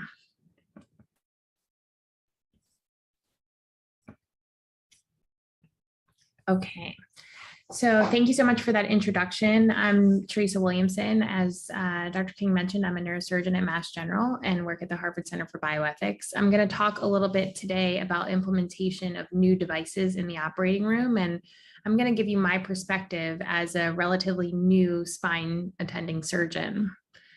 So I'll start off with my disclosures because we're talking about new device implementation and what's appropriate and what's conflict. And so I do have a disclosure, and that's that I'm a consultant with DePuy Synthes, which is a spine technology company. And I think that's important for you to know because, in spine surgery, we have really close relationships with industry. We have, tables and tables of instrumentation every time we do a surgery, from screws to rods to, different devices to put in cages. And it's important for us from an educational standpoint, from an innovation standpoint, from a patient care standpoint, to have some type of a relationship with industry. The question is, when does that relationship go too far, and how do we best manage it in an ethically appropriate manner? So this is me in the OR, and I'll show where those relationships can be a bit challenging. So while I'm in the OR, I'm working here with a resident. We're actually working on a new technology, taking care of a patient using augmented reality to put in pedicle screws. And this is my email inbox that I'm going to come to when I get out of the operating room. And so I'll just read you a couple of the examples of things that, might be said from an industry representative about a surgery that, they may want me to do, or, a technique that they may want me to use. So your business is extremely important to me, and I want to build a relationship where you can trust us for all your needs from an instrumentation standpoint and technology front. I was curious if you had thought about our MIS screw system and if there's anything in particular holding you back from giving it a try. And then this is in reference to a new technology that they were interested in me trying. Here is the fill in the blank new technology surgery training certification quiz. Just start the exam. So there's a lot of reasons why, my inbox is flooded with new technologies and new ideas, and some of them are related to patient care and really innovating in the space of improving our care for spine patients. And then some are frankly financial. So spine surgery, a single spine surgery costs on average $75,000 to complete in the United States. And overall, it's a $90 billion industry and expenditures yearly in the US. So when we're thinking about balancing such a large financial gain field with a critical need to take care of patients with back pain being sort of the largest disabler worldwide for patients, we have to think of some really critical ethical questions. The first is, should there be a relationship with industry? If there is, which devices should I try? How much training as a surgeon am I obligated to pursue prior to implementing a new device? And then how do we go about monitoring that device for safety and ensuring that we're doing the right thing as we use it? So when I think about the relationships that I'm forming in the operating room with industry representatives, I put them into sort of categories, and I make sure to think about commercial relationships and what's appropriate there, as well as what is conflict of interest. And so I like this definition that comes from the ophthalmologist that talks about commercial relationships and basically the principle of beneficence and non-maleficence, that patient care must not be affected by economic interest in, commitment to, or benefit from professionally related commercial enterprises. And then further, a conflict of interest being where your professional judgment should not be influenced by other interests of the provider, whether those be financial, publications, participation in trials, etc. And that's, can be challenging, because I'd like to point out that in a typical spine surgery, we use a lot of technology. And so how to manage those relationships is really important, rather than just sort of separating yourself from those relationships. And I'll show you on this picture why I can't separate myself. So this is a patient that had a large spine surgery. This patient in particular had prior surgery, had serious pain, weakness, and needed an extension of their fusion, meaning putting screws and rods in their back, as well as decompression to free up the nerves. So in order to set up this whole space, we have a CT scanner in the operating room that's operated by one company. We have augmented reality to navigate the screws. That's another company.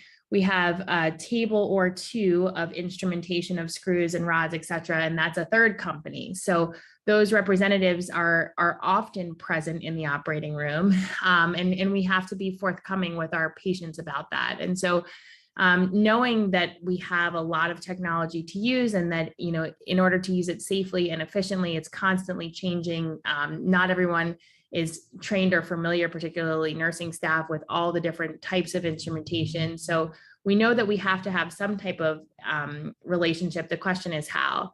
And so the things that I think are important are to be forthcoming with the patient. So, they're vulnerable, they're under anesthesia, and you want to make sure that you're not doing any harm to them. And so we actually put on our consent form that there's going to be industry representatives in the room with them. And I actually, beyond just reading letting them read the consent form, I will actually mention that fact to them and tell them which companies are going to be there, so that that's fully disclosed. I mentioned not being able to really rush that separation between industry and medicine, but that it's important to discuss the benefits of having an industry representative there with your patient. And then there's the other side of things, which is not letting things get too far. And so we don't want to rush to replace clinical judgment with industry judgment, particularly given the possibility for financial conflicts of interest. So this is an interesting article out of the Hastings Center that I would recommend to you, that talks about industry technicians being embedded in clinical teams, and times at which device salespeople are sort of taking over the case, in the sense that the surgeon is unclear on how to proceed without their help. And then we have to think about how actually that device got into our hands and how it got into our operating room, and should it be there? Because when you're evaluating a new device, you want to make sure that it truly is doing something better for the patient. It's innovative in some way, that's adding something, and that it's sort of free from bias in how that process has been evaluated. And so this is an article from the Boston Globe that talked about how many Boston hospital CEOs sit on healthcare company boards. And there's nothing, special about Boston. There's certainly a role for surgeons and doctors to be part of companies, because without us, it's really hard to inform change in clinical care and to figure out what the needs are for new things and new devices. But it's important to remember, what type of bias may or may not be playing a role in the decision to, as Dr. White mentioned, use that new robot. That was a big capital expenditure, and there's a motivation for it to be used. Or as a junior surgeon, I often will have people come to me and say, try this device, and they may or may not be financially sort of have stockholders in that company or consultants for that company. And it's just something to keep in mind. It can be a place where getting multiple opinions, where hearing from your colleagues about a new technology can be really helpful to sort of mitigate that bias coming from one view to use a certain device.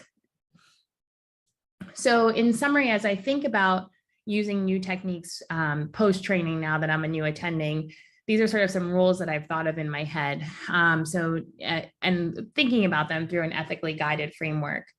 So a new technology should have a benefit. It should be better, or at least thought to be better than what you were using before. If you're getting ready to use something, you should be competent at using that, meaning you should be agile at troubleshooting and figuring out, exactly how things work. You shouldn't be fully dependent on a salesperson. And that a competence comes from commitment to formal study of that device, not just from certification. So if you remember that email that I got about, just a 10-question quiz, that's not sufficient if you want to use a new device. And then it's really important as you go to use that device, and I'll use an example in a second, to think about patient selection and, thinking about the process of how you're going to select a patient who can be well informed and can understand what they're taking on in terms of a novel innovation, but also doing that in a way that you're making sure is equitable and you're getting good resources to all patients. When you're thinking about the process of informed consent with a new technology, especially we have lots of patients that come to us as surgeons, as spine surgeons, that are very vulnerable. They're in a lot of pain. They're really, really eager to get better. And so that vulnerability can beget eagerness to participate with a new device. And so you need to be cautious of that and also make sure that we're giving enough sort of informed information about the risks of a procedure. And then this concept that research is research. And so when you're bringing in a new device, really need to be sure that you're not doing research. And if you are, that it's gone through the appropriate IRB processes. Just to talk a little bit about that new device process.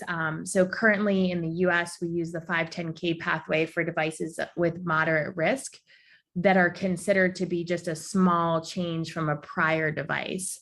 But that process has come under a lot of scrutiny because it's a way that a significant, at least a third of the devices come into the US ORs. But it's not totally clear that that process does a good job of evaluating new technologies. And so the Institute of Medicine was actually tasked in 2010 and 2011 to look at our current process and look at what I've highlighted and read are some of what I think are really ethically from a individual patient and also public health ethics standpoint, very important. So how do we optimally protect patients, promote innovation, and support public health, doing the best for the common good?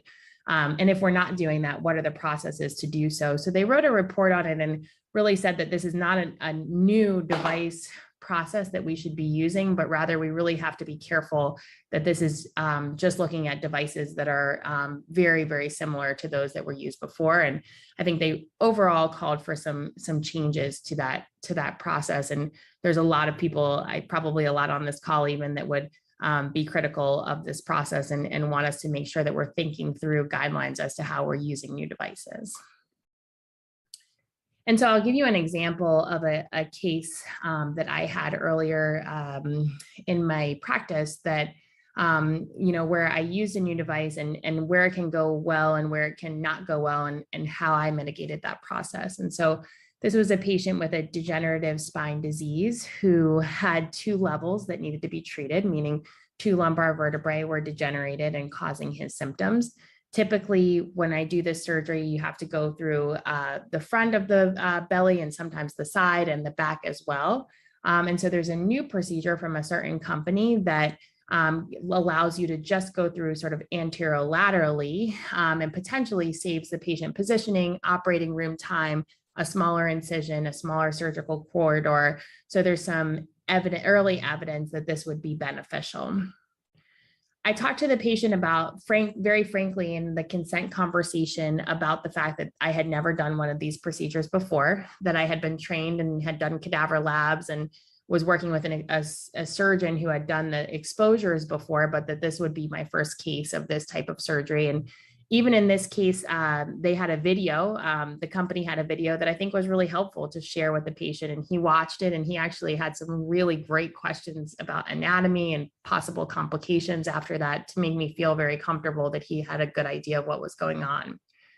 Unfortunately, during his surgery, we got into a small bleeder, but it was really difficult to contain in the small sort of surgical corridor, and we ended up converting the surgery to open. So I think the question there, you know, and I think that if we were open from the beginning, I think it's important to note that if, you know, using this new technology probably made it more difficult to correct that problem, and made his surgery longer, his blood loss higher, certainly a surgical complication that we discussed with him afterwards. So I think the question is, you know, should I do that surgery again? Does that mean that this new technology is not worthwhile? Does it need to be reported? And I'll be frank, as a new surgeon, I didn't really know. We obviously presented it in our internal conferences of morbidity and mortality, but who do you report it to, or where do you go? And so it was actually a process to learn, you know, how to report something that a complication with a new device, and, you know, obviously reporting it to the company. They may or may not have the incentive to move forward with that information. And then I discussed it with my senior colleagues and those that I knew had done the case before, just to make sure that we were sharing our experiences and making sure that if there was a trend, we weren't, you know, proceeding to just do this case if it potentially caused more harm than good. So learning from that experience and from the literature on implementation of new devices, these are some things that I think are really important. When you draft guidelines or when you propose a new device, it should be free of bias. And so including folks that are, you know, not necessarily financially tied to the particular device in decision-making, seeking multiple opinions, as I mentioned in the last case, making sure there's adequate data prior to transitioning that into a full clinical practice or standard, and then making sure there is long-term oversight, both institutionally and on the sort of national or international level, to think about how we're going to log data to say, you know, if there are sort of poor outcomes or complications from this particular intervention. There's several groups that have thought about this and published on it. So this is the Responsible Development and Application of Surgical Innovations position statement that talks about how to define a new innovation, which I think is part of that challenge when you think about like the 510(k) pathway, and then talks about setting up institutional committees and registries in order to track information when you bring in a new device. The IDEAL framework was recently published in JAMA, which similarly talks about how to look at the quality of evidence before using a new device, and how to implement a new device if you feel like it's appropriately innovative and safe. So in summary, as I look, you know, as a surgeon who works in an industry that is very financially beneficial, but also really beneficial to patients in terms of the ability to treat and improve people's quality of life, there's a balance between the role of relationships with industry. And so that relationship, I believe, should be an ethically guided one with the patient first, thinking about how we can do the best for our patients. When we think about implementing new devices, which devices do I try? The answer is the better ones. So devices that have a potential for improved outcome or shorter lengths of stay, better patient experience. How much training is enough training? I think that's defined by competence. So making sure that you actually have the ability to understand how to use and how to navigate a device. And then how do we monitor device safety? We have data and registries and guidelines that involve multiple opinions and multiple sources without bias. So thanks so much, and I look forward to taking questions after all the talks. Thank you so much. I just want to say, Dr. Williamson, thank you for sharing your experience in such an open and honest way. We all know that that's very hard to do. But it's exceptionally helpful for the people listening in and trying to learn about these topics to be able to hear your personal perspective of this in such a way. So I'm really grateful to you for sharing that. We have a few questions coming in that I'm going to be working to collate together for everyone towards the end. I'm about to introduce two people at once, just to give you context as I do these introductions, and then we'll have our final speakers together. John Meyer is a graduate of Yale Medical School, and he trained in general and cardiothoracic surgery at the University of Minnesota. He's a professor of surgery at Harvard Medical School and the first Tommy Kaplan Chair in Cardiovascular Studies at Boston Children's Hospital. He's interested in health policy and has served as a Society of Thoracic Surgeons representative to the AMA Relative Value Update Committee. And by the way, there was some questions in the chat about how these things get paid and how we determine how they get paid. And that's the committee, the Relative Value Update, or RVU committee, that does make those types of determinations, as well as other very important committee work that guides our practice. He's the past president of the Society of Thoracic Surgeons and past chair of the finance committee of the same group, and does a lot of work with that group to help guide us again in policy decision-making. Has been such an important member of our working group, contributing wonderful comments about all of our work as we share together and move some of these projects that we're all working on forward. And I'd also like to introduce Martin McNeely. He served as the professor of, well, I have to preface, first of all, I don't think I can do justice to this introduction because the list of accolades is quite long. And Dr. McNeely has served as our leader of this group until very recently. And he's been an incredible mentor to me as I've explored areas of ethics and surgery. But I'll give you a snippet of some of his accomplishments. He served as professor of surgery and chief of the Division of Cardiothoracic Surgery at Albany Medical Center, and later as chair of the Division of Thoracic Surgery at University of Toronto and Toronto General Hospital, co-chair of the American College of Surgeons Committee on Emerging Surgical Technology, director of the American Board of Thoracic Surgery, president of the Thoracic Surgery Foundation for Research and Education, chairman of the Ethics Committee of the American Association for Thoracic Surgery, and ethics editor of the Journal of the same. He's working with colleagues from our Bioethics Center and the University of Global Health Equity in Butaro, Rwanda, to establish an intensive course in global ethics for the students at this new medical school, which was established by the late Paul Farmer and his colleagues at Partners in Health. That's only one of the many things that he contributes to our community here at the center. And I'm so grateful to him for all his guidance and mentorship. So without further ado, I'll turn it over to our speakers.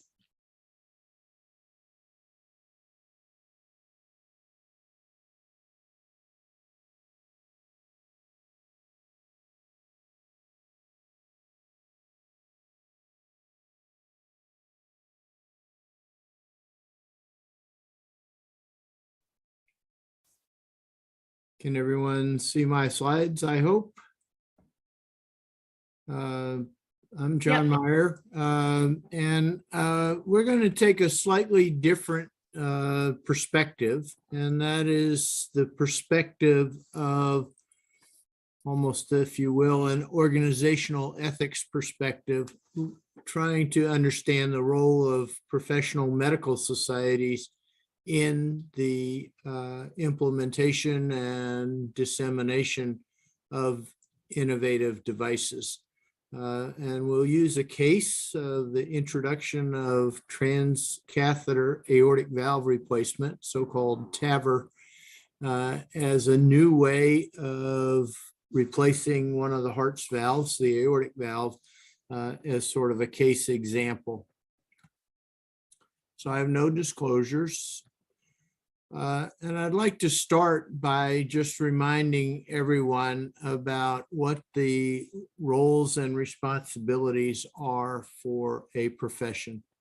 So the professions are charged with maintaining, advancing, and disseminating a body of knowledge, and to advance that knowledge that is innovate.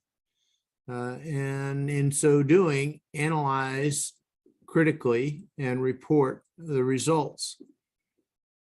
Professional societies are required to self-regulate, to place patients' interests above their own, and to place performance above personal reward. And finally, a responsibility to fairly distribute finite medical resources. So the case, as we are describing, is this introduction of transcatheter valves into the US market. And the promise of this technology was that a heart valve could be replaced with a much less invasive method and could actually be done during a heart catheterization rather than an open heart operation, which would mean the patients did not need to have an incision in their chest. There was no need for using a heart-lung machine and stopping the heart to carry out this procedure, and offered, because of the less invasive aspect of this, to have a shorter hospital stay and be less morbid for the patients. The uncertainties at the outset, though, was how well these new devices were going to work. And this slide will just demonstrate to you what some of these devices look like. So this is a typical surgically implanted aortic valve over here in the upper left corner, which would require an open heart operation, as I said. This in the upper right-hand corner is the transcatheter valve, which can be sort of compressed down, as demonstrated in the illustration in the left lower quarter of your screen. And so it can be compressed down around a balloon catheter, and then passed through an artery, typically in the groin, up into the position in the aortic valve. The balloon expanded, as is shown both in this X-ray picture here in the middle, as well as this cartoon here in the lower right part of your screen.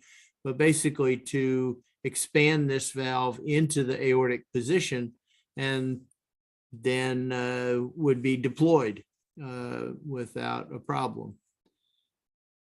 So our case involves what happened at the beginning, if you will, of the introduction of this device into the US market. There were actually at least two devices that were being pursued and marketed by two different US companies. The background is that these devices had already been approved in Europe. They've been given the CE mark, which is the equivalent of FDA approval. And although initially they had been treated as somewhat experimental and were placed initially in high-risk patients, but very quickly, when it appeared that they seemed to work at least reasonably well, they were disseminated throughout all patients needing this type of valve replacement, including much lower risk and much healthier patients at the start.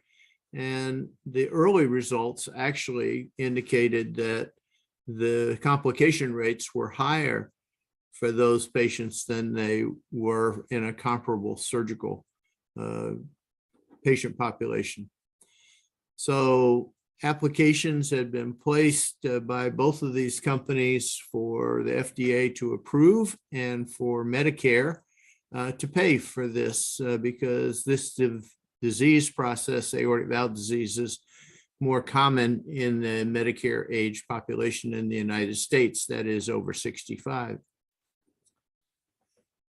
So there were a number of obvious potential conflicts. On the one hand, this would be a new procedure for the cardiologist, so there would be an opportunity to effectively increase one's practice and generate more revenue.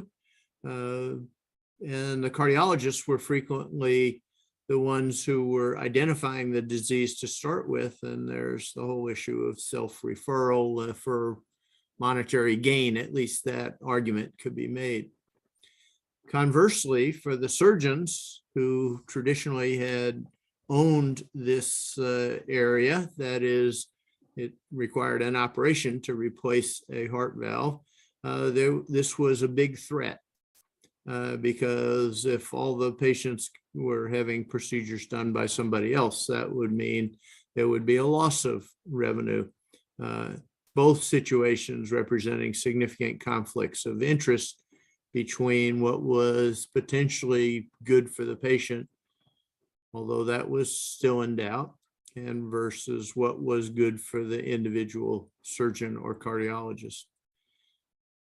The regulatory issues were a little bit muddy in the sense that multiple U.S.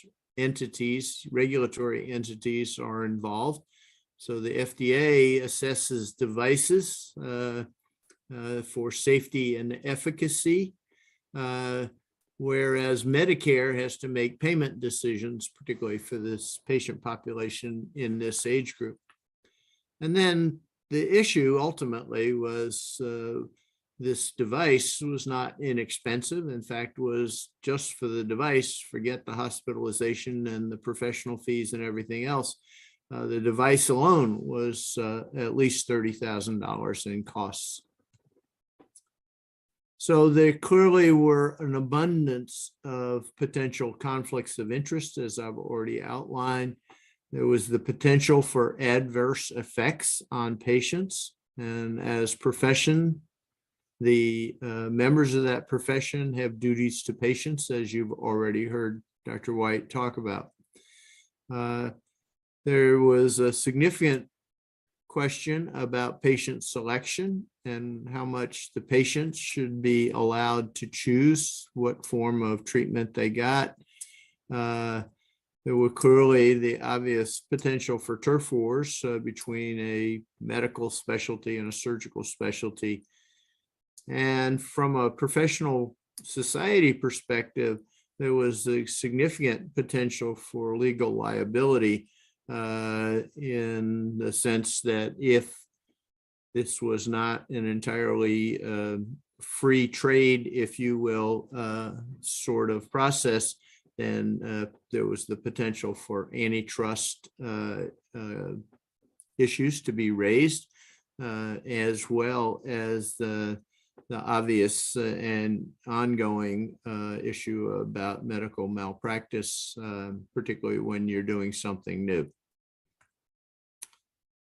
So given that I was in the leadership of the thoracic surgical group, so-called STS, when these issues were coming up, we were faced with several choices. We could do nothing and leave this decision up to the government agencies who, without being too pejorative, frequently don't have a lot of experience with clinical medical issues.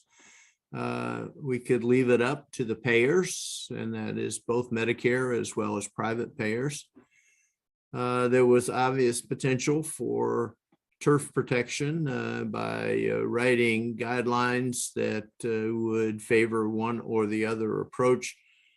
Or the third option was whether or not these two potentially competitive societies, one representing the cardiologists, the ACC, and one representing cardiothoracic surgery, the STS, could actually collaborate and try to make sure that this technology was introduced in a rational fashion. But the professional societies have their own internal conflicts and ethical obligations, which included not only duties to their members, but also duties to patients and duties to society. And of course, most ethical controversies arise when the pursuit of one or the other of a duty actually puts an organization in internal conflict with itself. So what happened and what we did was we actually recognized, based on that European experience, the potential for significant adverse patient outcomes. And following my time in the leadership of the STS, Dr. Michael Mack became the president a year or two later. And he has an interesting background as both a cardiac surgeon, but also as a trained internal medicine physician prior to his surgical career. And his counterpart at the American College of Cardiology is Dr. David Holmes, who is an interventional cardiologist. So clearly, the leadership of these two professional groups were on opposite sides, if you will, of the procedure. And importantly, one of our surgeon members had actually taken a position for a year at Medicare, where he was actually had a major decision-making role in how the payment decisions in particular would be made by the agency. And his background you can see there, but he and I both had been through the Kennedy School course on government relations, executive course at the same time, sat next to each other, and so we had a close working relationship. So what emerged through this collaboration across potentially conflicting or competing societies was the following. There was an agreement to begin with a randomized trial, which would be the only way that any patients would get access to the new device here in the United States. And this was actually a comparison of surgical valve replacement versus the transcatheter valve replacement, appropriately named the PARTNER trial, which included informed consent that was uniform, required local IRB approval, but also the collaboration between the two professional societies established several requirements that the regulatory agencies, particularly the FDA as well as Medicare, actually bought into. And one of them was that there would be heart teams established, which would give equal footing to both the cardiologist and the surgeon in evaluating patients and also in actually carrying out these procedures. The number of sites where these procedures could be done were limited, and there were some criteria agreed on in order to qualify a given center for being able to participate in this trial. And an existing database that has been maintained by the Society of Thoracic Surgeons for quality improvement purposes was used to generate the risk model that would allow us to classify patients in particular for the initial phase, which was the high risk phase, so-called PARTNER 1, where patients who were thought to be at high surgical risk would then qualify for this trial. And then based on those initial results and that higher risk group, then subsequent trials involved gradually loosening the patient eligibility criteria. And as part of trying to generate new knowledge, a collaborative registry was established that followed all patients, was committed to publishing the results as they emerged from the trials. And remarkably enough, this registry actually was supported by the device manufacturers. So this example, which I think is probably somewhat unique, at least in American medicine, did achieve several of the professional societies' responsibilities. It certainly helped to maintain and advance knowledge, to introduce and evaluate innovation. It represented clear-cut self-regulation such that not every cardiologist or surgeon in the country could qualify as a participant. There were standards that were set.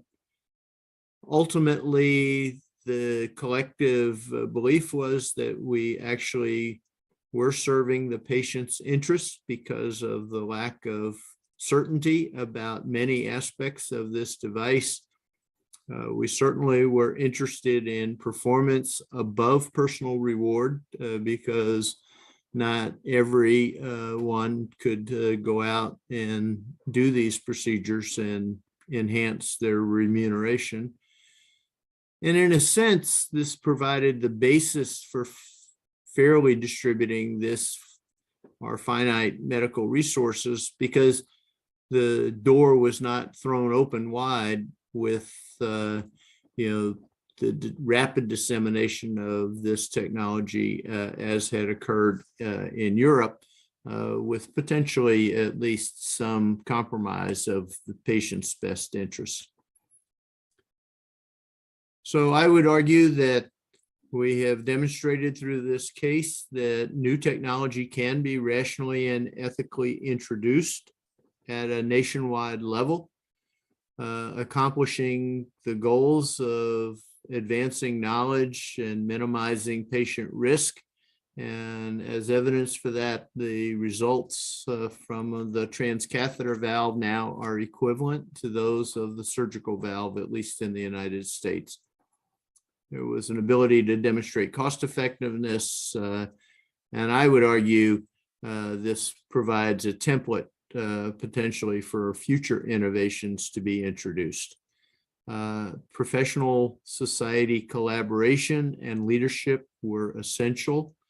And I think it's actually, in retrospect, it was a remarkable public-private partnership between the potentially competing professional medical societies, federal government agencies, and even the device manufacturers. Now, there are a number of questions that we could always put on our rose-colored glasses and say, of course, this is exactly the way we should do things going forward. But I think I would pose the questions: was this an ethically appropriate role for the professional societies to take? Was the way that this was rolled out in the United States, particularly beginning with high-risk patients and a randomized controlled trial, actually equitable? Lower-risk patients were initially denied access to the new technology. And conversely, one might argue that the high-risk patients were in some ways unfairly exploited. And finally, I leave you with this question about whether or not the audience feels that this represents a reproducible template that should be the basis for the introduction of other new technologies, particularly in this country. Thank you.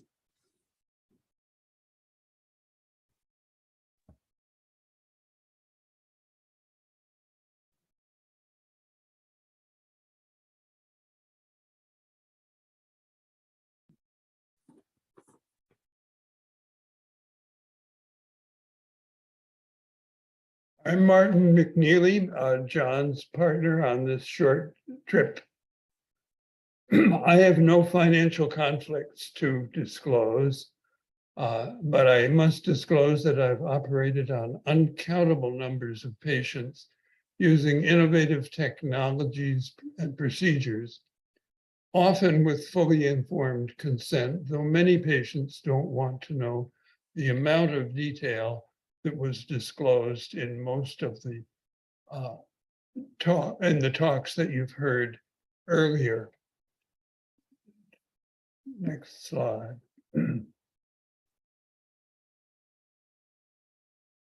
Over 60 years ago, I chose the University of Minnesota for surgical training because of its reputation for innovation in surgical treatment. 68 years ago, Walt Lillehei and Richard Varco performed an innovative open heart operation to close a ventricular septal defect in a 1-year-old boy, Gregory Glidden. Gregory's father, Lyman, was connected to perfuse Gregory's body with oxygenated blood while his heart was repaired. You can see the two operating tables side by side. The heart-lung machine was not yet sufficiently developed. In the past 7 decades, we have advanced to the point where a minimal incision over an artery and a catheter enclosed valve can be placed in the beating heart without a chest incision or heart-lung bypass, as John Meyer has described. I've taken us back to Gregory's operation to remind us of the courage and persistence of the heroes of surgical innovation, particularly the patients and their parents, and the pioneering surgical teams. Also, their overseers, all are part of a moral community. The issue of oversight of innovation is evolving, as outlined by Dr. White. Who should review and approve the interventions that depart from conventional standards of practice?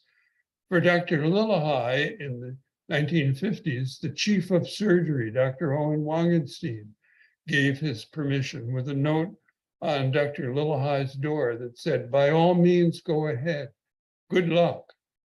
It's become more complicated since then. Approval of a surgical innovation committee, such as the one based on the Toronto model, provides the oversight in many departments. As Dr. White mentioned, the Surgical Executive Committee at our hospital, the Beth Israel Deaconess, serves this function. The Toronto Surgical Innovation Committee has been active for many years. It is described in the reference at the foot of this slide and will be available in the course materials. Many centers have asked their institutional ethics review boards to serve as surgical oversight. As surgical treatment becomes more complex, specialized committees working in concert with the IRB are evolving. In the United States, the Federal Food and Drug Administration and recently the National Academy of Medicine are providing oversight.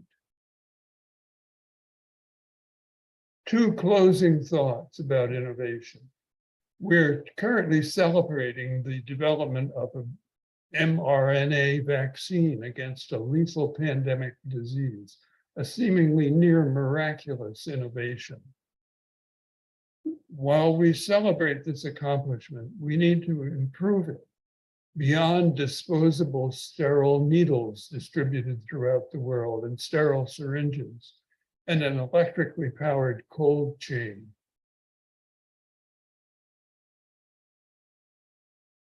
It is a communitarian, we celebrate this accomplishment, but we realize that we must improve it to the level of applying a stable oral vaccine, which would overcome the geographic and socioeconomic hurdles still before us. The COVID vaccine, the TAVR that Dr. Meyer described, and open heart surgery in general are examples of collaboration of the government, industry, and clinical care. It is a communitarian, not an individualistic approach to innovation for the common good that provides a framework for the heroes of innovation to succeed.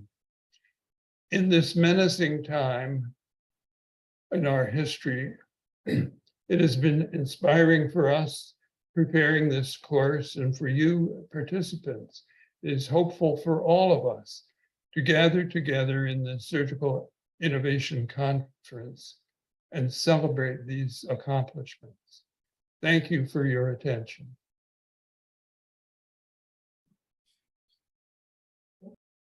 Thank you so much for all these wonderful presentations. As I've been monitoring the Q&A and thinking through what you've presented, you've given us an overview of the ethical constructs and frameworks that we should consider as we think about surgical innovation. And you've identified the stakeholders patients, ourselves as surgeons, and industry who may be pushing forward for these innovative techniques.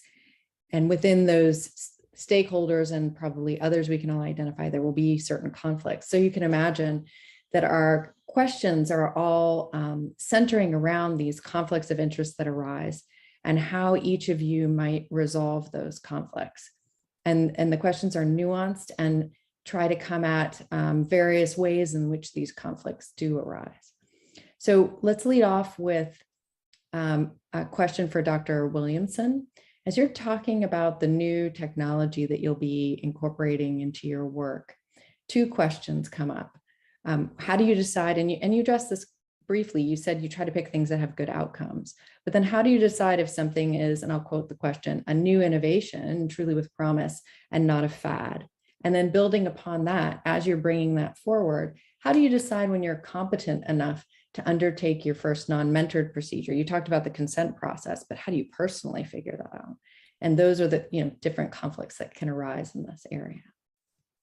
Yeah, thanks for those questions. They're really tough ones that I think, especially as a new surgeon, I think really have been relevant. I think when I was in training, I didn't really have to make those decisions. I got to do the cool stuff, but I didn't have to make those decisions. And so that's something that's very new. I think in terms of the question of whether or not it's a fad, I think this is really a critical question. So, because there are a lot of fads. There's like, a new device for everything. Why don't you try this screw? Of course, when you're in an industry that's making this much money, a lot of people are going to want to develop something there. I look for things that actually there's a need. So the example that I use of the lateral surgery, we spend 45 minutes in the operating room flipping the patient from one position to another position. So that's something that slows down the operating room. It makes the patient have more anesthesia time. It's, positioning, there are positioning injuries. So when I see that there's a need and then there's an actual solution to a need, I think that that's where I feel like it's not a fad and it's more of an innovation. That doesn't mean it's always going to work or be better. And I think you do have to be willing to accept that you picked something that may have been a fad, even though you thought it was an innovation, and get rid of it. Don't stick with that technology. I remember doing some cases in training where we had, multiple x-ray machines coming in, all to use this like one piece of new technology. And it turned out that it actually wasn't helpful. And so I think if you're not conflicted, it makes it a lot easier to just move forward. That didn't really work. And then I think my other way to tell the difference is I ask a ton of questions of the reps, and they probably get a little bit annoyed by me. But I think if you're an annoying surgeon to a rep, it's probably a good thing, because you're asking so many questions to really interrogate whether or not it's helpful. Similarly, with being competent, I actually like to know how to use it myself. I like to know how to load a pedicle screw, how to, when I started using the O-arm, they were just like, oh, it's just a CT scanner. It works like all the other CT scanners. And I was like, no. If I'm there at 3 o'clock in the morning, so I have like physically drove the machine myself, figured out like, okay, if this gets stuck, how are we going to get the patient out? And so I think that at the end of the day, you're responsible for everything that happens in the OR. And so you have to feel comfortable that you can take accountability and have the skills to deal with that technology. It doesn't mean that you can't have help to make things more efficient, but you certainly are the last line of defense. And so I use that sort of as my marker as to whether or not I would feel comfortable doing a procedure. Thank you so much. So building upon that, we've had a series of 4 questions that sort of build on the conflicts as they arise, both in the OR with industry reps present in the room, and then further forward into the fact that we're essentially working with, or maybe even for companies, these industry companies that are deriving significant financial benefit. And sometimes we're as consultants, but sometimes just purely in terms of the surgeries that we perform. And then another layer on top of that, raised by one other commenter, was how do you keep balance in corporate hospitals and the sustainability of hospitals, the pressure to use certain technology from the hospital itself. So I would love to hear anybody. I'm summarizing questions that were put into the chat just in the interest of time, but thinking about those different layers of interpersonal relationships or relationships with industry or relationships with corporate hospitals, and how do we navigate all those conflicts as they arise? And that's for anybody who would like to join in. I'll give a quick general answer. John illustrated a collaborative approach that was very attractive to me. And I'll take the somewhat controversial position that we need more industry working with us as surgery is getting more complex, care is getting more complex, and we shouldn't be worrying about industry as some kind of alien presence that's dangerous for patients. The more we work with them and teach them how to deal with the fiduciary issues, the better off everybody will be. And I think go ahead. Sorry, I totally agree. And I those relationships can be really complex. And that's why I brought up like the emails in the beginning, because it is pressure, right? To have that relationship with industry. And I think, someone asked about that, how do you balance that being in the OR? And I think that there is a real role, and I hope that I, kind of said that in my talk, to have people there. And so I do feel like in the ideal world, it's a pretty professional relationship. I think often reps will try to make it a little bit more of a personal relationship so that you do feel a little bit more guilt when you are or are not using something that they want you to use. And I feel like in my short time as an attending, I've learned to not let those relationships be anything more than professional, so that, you don't feel guilty when you're thinking like, oh my goodness, I know they have a new kid on the way, maybe I should use their company, or I don't want them to go out of business. Maybe I should, and so that you can really evaluate things. But I think they should absolutely be there. Dr. Meyer. Yeah, I would just add that although it may not be quite as apparent, but clearly there are even industry relationships at the professional society level. There are initiatives at the sort of professional society-wide level that are supported by industry.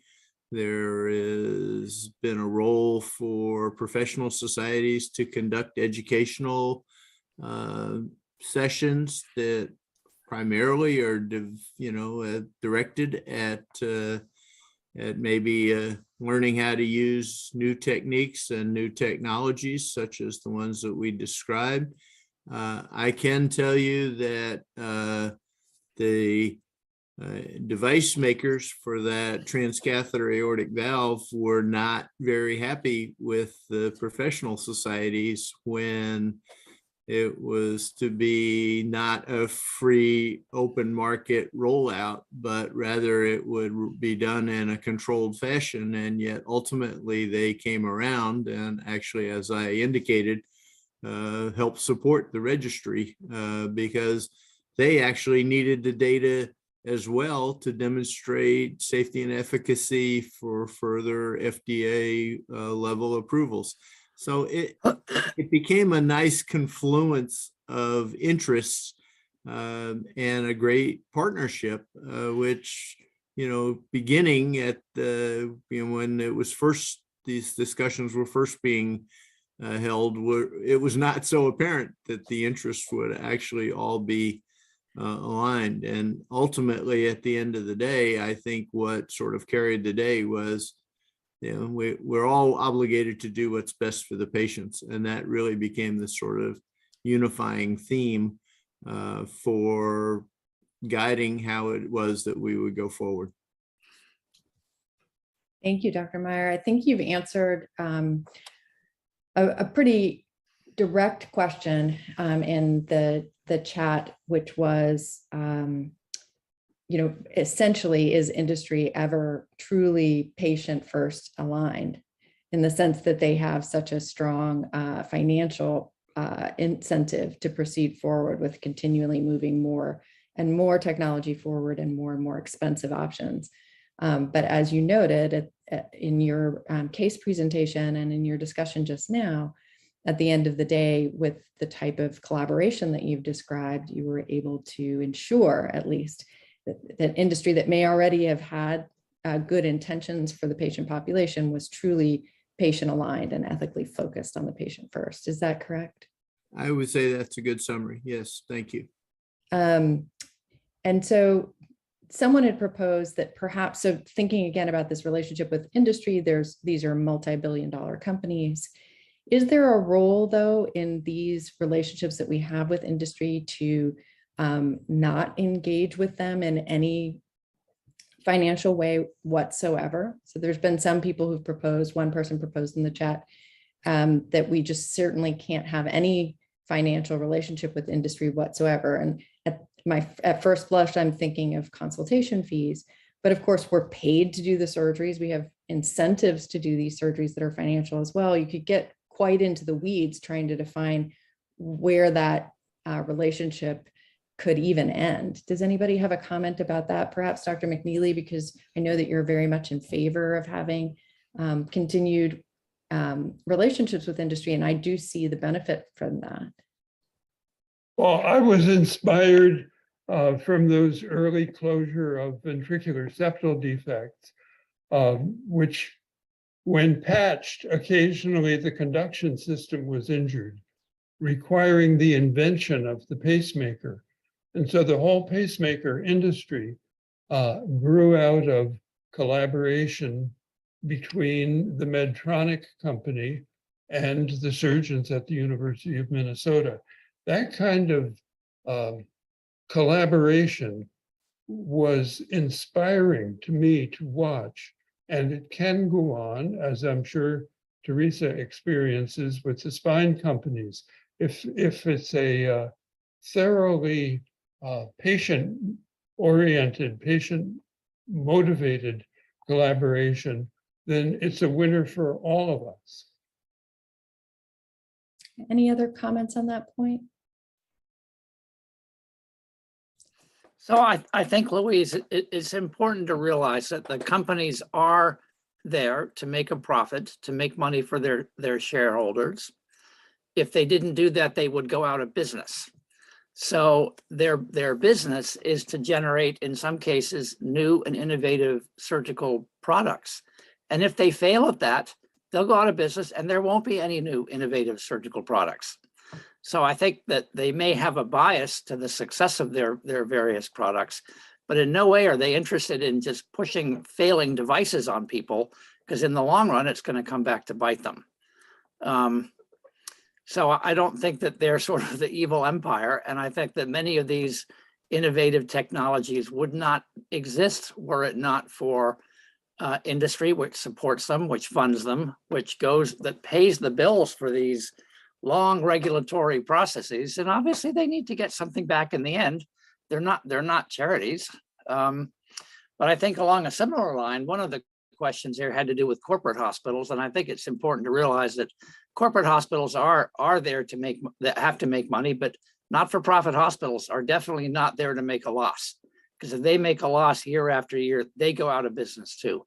So everybody has to do things that to some extent are in the patient's interest and some extent are in their own best interest in terms simply of existence. That's where some of the controversies, but from the individual physician standpoint, it's probably important to keep your eye on the ball and put your effort toward your patients. And if you think that something innovative is going to help them, then it's fine to do. I think that's a great summary. Dr. Meyer?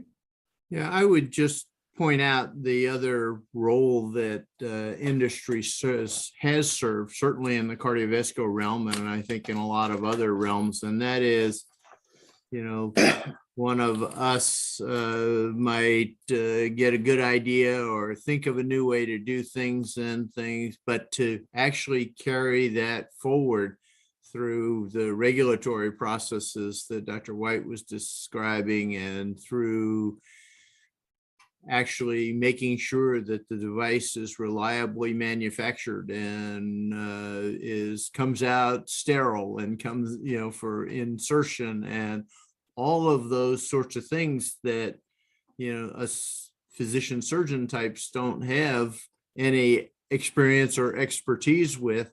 It does require a real collaborative relationship and a real partnership, if you will, almost in order to bring some of these good ideas to clinical application widely.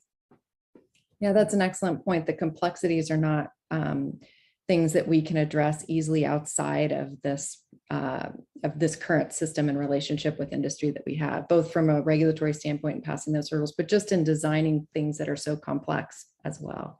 We've come up against the time. I'm a little bit over, and I apologize for that.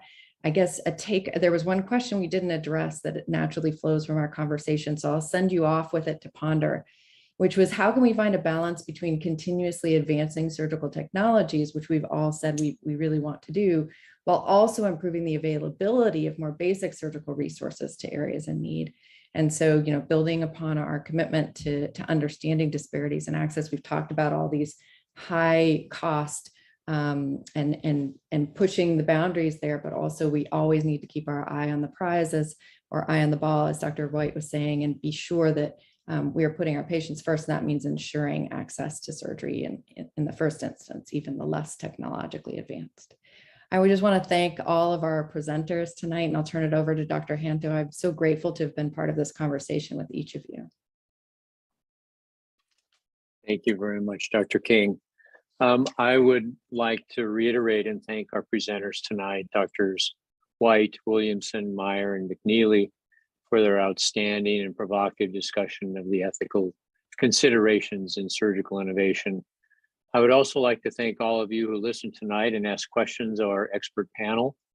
I would also like to thank Dr. King for moderating an excellent discussion with our panelists and covering the questions from the Q&A. I would also like to take an opportunity to thank Christine Mitchell, who's the Executive Director of the Center for Bioethics, for her involvement and support of this Harvard Surgical Ethics Conference, and also Dr. Robert Trug, who is the Director of the Center for Bioethics, for his support. Finally, I'd like to thank Ms. Troutman, Ms. Stefanides, and Mr. Amato for their technical, graphic, and organizational support of this conference. We couldn't have done it without their help. On behalf of the Surgical Ethics Working Group, we thank you for attending and hope you will join us next week on Monday, June 27th, for our final installment, Disparities in Surgery. Good afternoon, and thank you very much for joining today's Civil Society seminar dedicated to the outcome of the ECB's strategy review. My name is Marie-Therese Bitterlich, and I work in communications here at the ECB. I'll be moderating this event today. I'm delighted to be joined by Frank Smets. Frank is the Director General Economics here at the ECB, and as the coordinator of the strategy review process, able to share your first-hand insights onto the strategy review process and, of course, on the new monetary policy strategy itself. We're delighted to have you. To get a better understanding of what this new strategy is all about, what has changed, what has remained, and what it means for us as citizens, we'll be structuring this seminar slightly differently than usual. We'll be starting with a conversation between Frank and myself for about 25 minutes, before we'll be opening the floor to your questions for the remaining half an hour of this event. A little bit of housekeeping just before we get started. In case you have any technical problems or questions, please feel free to reach out to the colleagues in the background via the chat function, and just make sure that you're chatting with all panelists. As we mentioned in the invitation of the seminar, we'll be recording the seminar and uploading it to the ECB's website afterwards. With that out of the way, let's get started. Frank, last week the President announced the outcome of the ECB's strategy review. The President referred to the new strategy as a strong foundation that will guide us in our conduct of monetary policy in the years to come. Can you explain what this new strategy is all about and how it differs from the previous one? Sure, Marie-Therese, and let me first of all welcome the participants to this webinar on the new monetary policy strategy. One way of describing the new monetary policy strategy is to use the words of Chair Powell of the American Central Bank when he introduced their new strategy. This is to say that it's an evolution, not a revolution. And the main reason for that is that, of course, the strategy is anchored in the treaty, which gives the primary mandate to the ECB of maintaining price stability. So the ECB is requested to stabilize, to maintain the value of our money, of our currency, the euro. And that's the best way in which it can contribute to the welfare and the well-being of euro area citizens. And of course, that's very much an anchor. I mean, the strategy in the end is about how to achieve that mandate. But of course, the last strategy was about 18 years ago in 2003, and many things have changed. And of course, and for that reason, an update of the strategy was overdue. And this is really why President Lagarde, when she became president at the end of 2019, sort of initiated this whole process. I mean, the biggest change is probably that we've moved from a relatively inflationary environment into sort of a low interest rate, low inflation environment. Why is that important for central banks? And this is a global phenomenon. So everywhere in the world, central banks were constrained in terms of using their traditional interest rate instrument by this low interest rate environment. Why? Because interest rates can go negative, but not infinitely so. They cannot go very negative. And so central banks have used other tools to try to achieve their price stability objective in that context.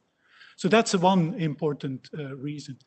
There have been many other structural changes in the past two decades. One is the process of globalization. Remember the integration of China in the world economy. That has put downward pressures on international prices. Another important structural change has been digitalization. Think about the emergence of e-commerce. Again, everything else equal, this has a downward impact on prices. And so it was important to analyze those phenomena and to see what are the implications for our monetary policy strategy. And now I have not yet mentioned, of course, what is probably the biggest challenge for humankind in the coming decades, which is climate change and the policies to combat climate change.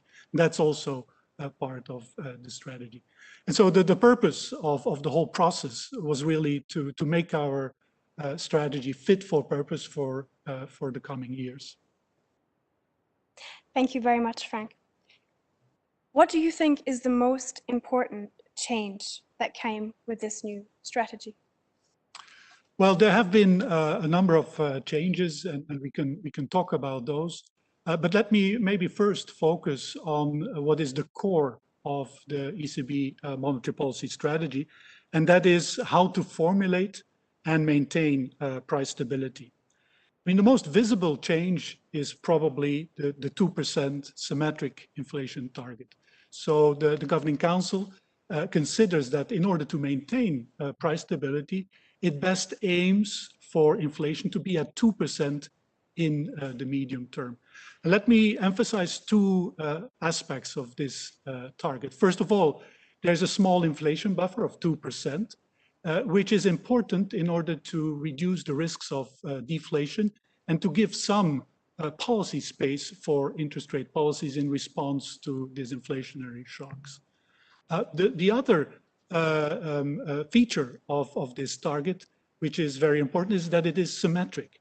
So the Governing Council, the ECB, views upward and downward deviations from this target as equally undesirable. We don't like high inflation, we don't like deflation or low inflation. And so this is a very important part of this announcement that the 2% is not a ceiling, which is sometimes how our previous sort of definition of price stability was perceived. 2%, of course, is very much a norm amongst central banks in the global economy. If you look at the Fed, the Bank of England, Bank of Japan, they all have 2% inflation targets. The second important change in the strategy statement is that the Governing Council recognizes that in order to maintain this symmetric inflation outcomes around 2%, it has to take into account the effective lower bound on interest rates. Again, the fact that interest rates cannot go very negative. I mean, the current policy rate, most important policy rate, is minus 50 basis points. We probably can reduce that more, but not by much. So what are the implications of that recognition? I mean, the first implication I already mentioned, and that is that we need other instruments. And that's, again, that's the asset purchases, that's the forward guidance, that's the lending operations, the refinancing operations towards banks. And so part of the statement is to recognize that these unconventional, what used to be called unconventional tools, are part of our tool set, in particular in the vicinity of this lower bound. A second implication that you will find in the monetary policy strategy statement is that the fact that that the central bank is more constrained in responding to negative shocks to inflation means that it has to take especially forceful and persistent actions to avoid that these negative deviations become entrenched, that they affect inflation expectations, that they de-anchor inflation expectations. So this realization that when you are close to the proximity of the lower bound, that policy needs to be persistent, that it needs to be patient, that you should avoid a premature tightening is a very important part of the overall framework. And of course, in those circumstances, it can also mean that inflation for a temporary period is moderately above the inflation target because of these patient policies. And the third implication is that, I mean, other policies can help in those circumstances, and particularly fiscal policies. And that is something that we have seen in response to the pandemic. Fiscal and monetary policy have worked hand in hand to provide sort of the bridge to companies, to households across the pandemic. And particularly when interest rates are concerned, fiscal policy seems to be more effective in stabilizing the economy and helping also to increase the space for monetary policy. Thank you very much, Frank. You explained the change in the 2% and also the importance of the zero lower bound. Are there any other topics that are relevant to European citizens that are mentioned or addressed in this strategy? Yes, I mean, I would like to here mention two specific topics. The first one is the concern that we've heard in many of our listening events, particularly by young households, about the costs of housing, of shelter, in particular the owner-occupied housing. This is something that the Governing Council took very seriously, and therefore it recommends to Eurostat, which is the European Statistical Institute that is responsible for the construction of the price index, to actually include measures of owner-occupied housing in our HICP index, the index that we use to measure in inflation. Now, of course, the ECB realizes that this is a multi-year project, and in the meantime, we will continue to use the HICP, so the main index to measure inflation and price stability, but we will also include initial estimates of owner-occupied housing costs in our set of indicators that we regularly use to measure inflationary pressures. And so that should allow over time to have a more representative index of the full cost of living. The second important concern, of course, that we heard was climate change. And of course, also there, and this is really a new element in our monetary policy strategy, Also there, the Governing Council has committed to take into account climate change considerations in all aspects of our monetary policy and of central banking more generally. And it has basically committed to an action plan. There was a press release last week which sort of gives some of the details and the timeline of that action plan to do so. This is a crucial element of our monetary policy strategy for a number of reasons. I mean, first of all, climate change and the policies to combat it, to address it, do have a profound impact on the economy. I mean, we all are witnessing the weather shocks that we face. They affect harvests, they affect prices, and so they affect the working of the economy. And as a central bank, we need to upgrade our tools to really understand the impact and take those effects into account when we make monetary policy decisions within our mandate. The second reason is that climate change, of course, comes with risks. There will be sectors that will be affected, that will benefit. Some of them will have to change their business model. So it's important that as a central bank, we have a big balance sheet, that we really assess those risks correctly. And so risk assessment, upgrading our risk assessment is another part of our sort of action plan. And a third reason is, or a third element I would like to highlight here, is the importance of disclosures and making clear that indeed the transparency about where those risks are is important, and how to take those into account in our collateral framework and in our asset purchase program. So I would highlight these two sort of important additional elements of our new strategy. Thank you. As part of the strategy review, the ECB reached out to many stakeholders. On the one hand, you have the experts, the academics, and also citizens and civil society organizations. What do you think has the ECB learned from listening or engaging with all of these different stakeholders as part of the review? Well, thank you very much. I mean, a big difference in this strategy review compared to the 2003, in which I was also involved, is indeed the enormous outreach that we have done to many stakeholders. If I counted correctly, we had like 17 events organized, not only here at ECB, but also by the national central banks of the Euro system. And of course, we received many suggestions and comments by citizens all over the Euro area.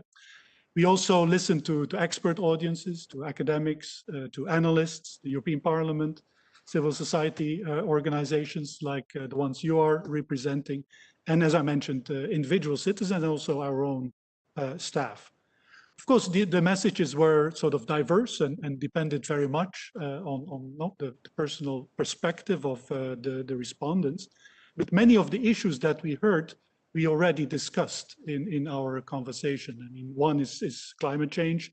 Another one was the affordability of housing particularly for young people. Of course, the employment situation during the pandemic is an important concern for many citizens. And then finally, also the side effects of our non-conventional policies like the negative interest rates was an important question and concern. So many of these elements we have looked into and we have analyzed. But one element that I would like to highlight at this point is also the importance of clear, consistent and credible communication. Because clearly our often technical style of communicating may be okay for experts and for academics, but it's not always easily understood by citizens and civil society more generally. And so one of the lessons learned is indeed to improve our communication, both of the decisions that the Governing Council makes, but also about what are we as the central bank for the euro area about? What are our goals? How do we try to achieve them? Because that's very important to maintain the trust in our institution, which is really important for the effectiveness of our monetary policy. And so going forward, we will, on the one hand, try to have sort of a more direct communication, more accessible communication, also more visual communication on our monetary policy decisions, on the one hand. And on the other hand, we have had a very good experience with the listening events and hope, and the Governing Council commits to continue this type of bilateral outreach. Thank you very much, Frank, for elaborating on the pillars of this new strategy. I am sure that by now, many of the participating organizations will have questions or comments that they'd like to raise. So we'll now be opening the floor to your questions for the remaining half an hour. You can start raising your questions by raising your virtual hand. Your virtual hand should be a small button that is located on the right-hand side of your screen. It should be located underneath the participants list. And once I see that you've raised your virtual hand, I will call your name and my lovely colleagues in the background will connect you. So just bear with us for a moment or two, as it might take a while to get you upgraded. And then whenever you're ready, feel free to take the floor. You'll be automatically unmuted, and we do encourage you to turn on your camera as well so that we can see you when you ask your question. Please introduce yourself first and your organization before you address your comment to Frank. And do remember to lower your electronic hand after you've asked the question, as this makes it easier for us to identify if you'd like to take the floor again. And with that, I'm going to take a look to see if we've got somebody who's raised their question already.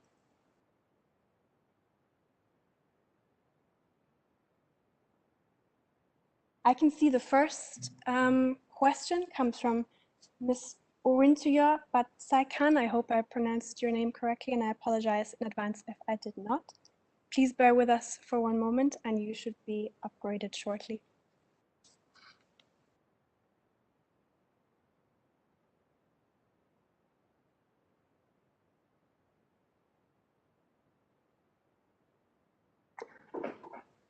Hello?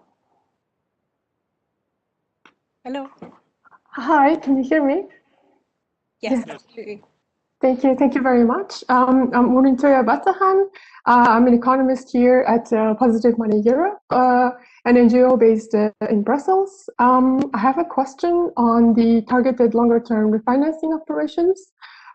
Given its volume, the TLTROs represent one of the most important ECB monetary policy operations, yet they were not included in the climate roadmap. Also, green TLTROs in particular have been deemed as an interesting idea by President Lagarde at the European Parliament during the monetary dialogue in September 2020. So my question is, was there any discussion on greening the refinancing operations during the strategy review process? Thank you. Thank you very much. Well, first of all, on your question on green TLTROs, so of course, in the work stream, we had a work stream that looked into the relationship between climate change and monetary policy. A number of possible measures and modifications of our operational framework were looked into. This initially included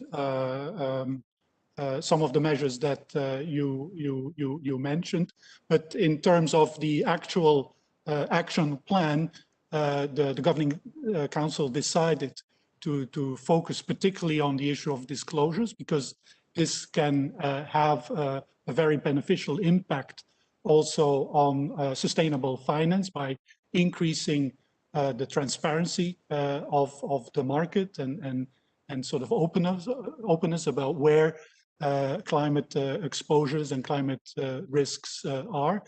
And secondly, by focusing on both the collateral system, which of course is part of our lending operations, and the corporate sector purchase program. So our existing programs rather than setting up new programs, which of course also in the context of our price stability objective at this point would not be granted.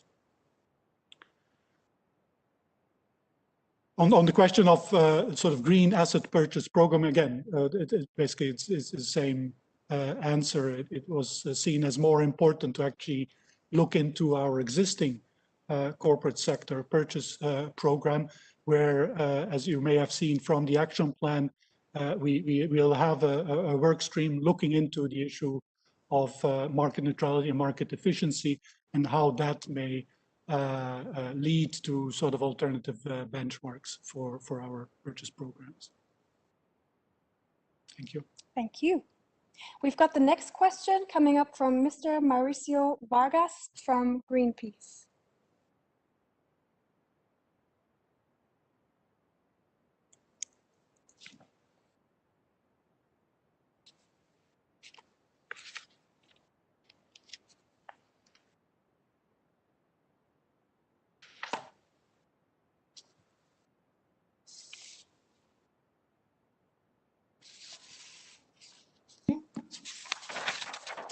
Hello?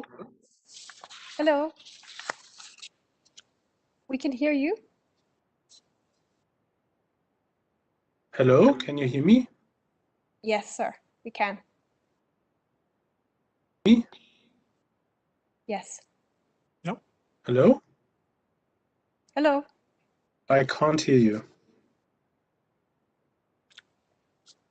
Maybe that's a technical problem. That's strange. We can hear you and see you very well.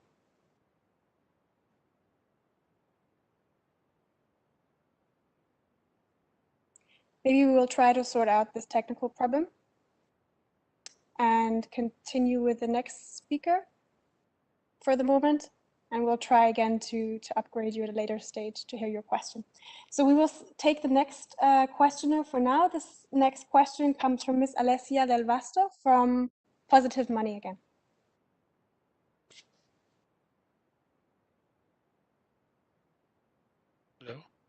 Hello, hi, I hope you can hear me and see me. Yes, we can. Okay, great. Hi, again, it's Alessia Del Vasto from Positive Money Europe. As an organization, of course, we recognize the importance of setting inflation target at 2% right now. But, well, unfortunately, the ECB has constantly missed the target in the past year. So we were wondering whether, well, if the ECB continues to struggle with reaching the inflation target, will it consider introducing new instruments, new policy tools such as helicopter money? Thank you. Thank you for the presentation. Thank you very much for your question. I mean, at a general point, I mean, the statement does explicitly say that obviously not only did we look into the existing instruments and sort of confirmed that they are effective and that they have contributed to avoiding risks of deflation and supporting the economy and the reflation of the economy. But also, if necessary, the Governing Council, as it has always done over the past years, will of course consider other tools if appropriate to achieve its inflation target. And of course, that's where sort of the commitment to, particularly in response to negative shocks, to have an especially forceful and persistent response and action is important. That's where that is backed up by this commitment to use other instruments. Now, on the specific example of money drops, of course, there it very much depends on the details, but we didn't look in as part of the strategy review into the details and the parameters of particular alternative instruments. This was seen as part of sort of the stance discussion rather than the strategy discussion.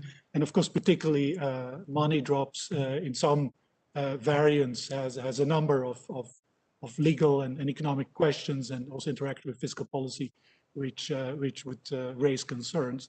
But in terms of the general stance, the Governing Council is open to consider alternative instruments. Thank you. We're going to see if we have anyone else who would like to ask a question. Please feel free to raise your electronic hands now.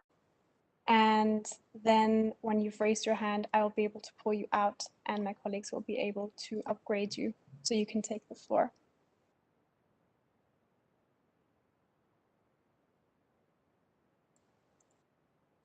We have one more question from Adwa Dalla Costa, also from Positive Money, I believe.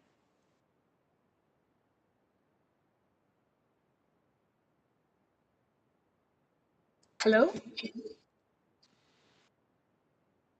Hello? Hello? Hi. Hi, can you hear me? Yes. Yes, we can. That's great, thank you. I'm Adwa Dalla Costa from Positive Money Europe, and I have a question on the engagement with the public. So recently, from May 21st to July 2nd of this year, the Bank of England has opened a consultation on options for greening its corporate bond purchase scheme. And the bank will implement its new approach on the matter on the fourth quarter of 2021. And in the past months, President Lagarde has affirmed the ECB intends to increase the involvement of the public.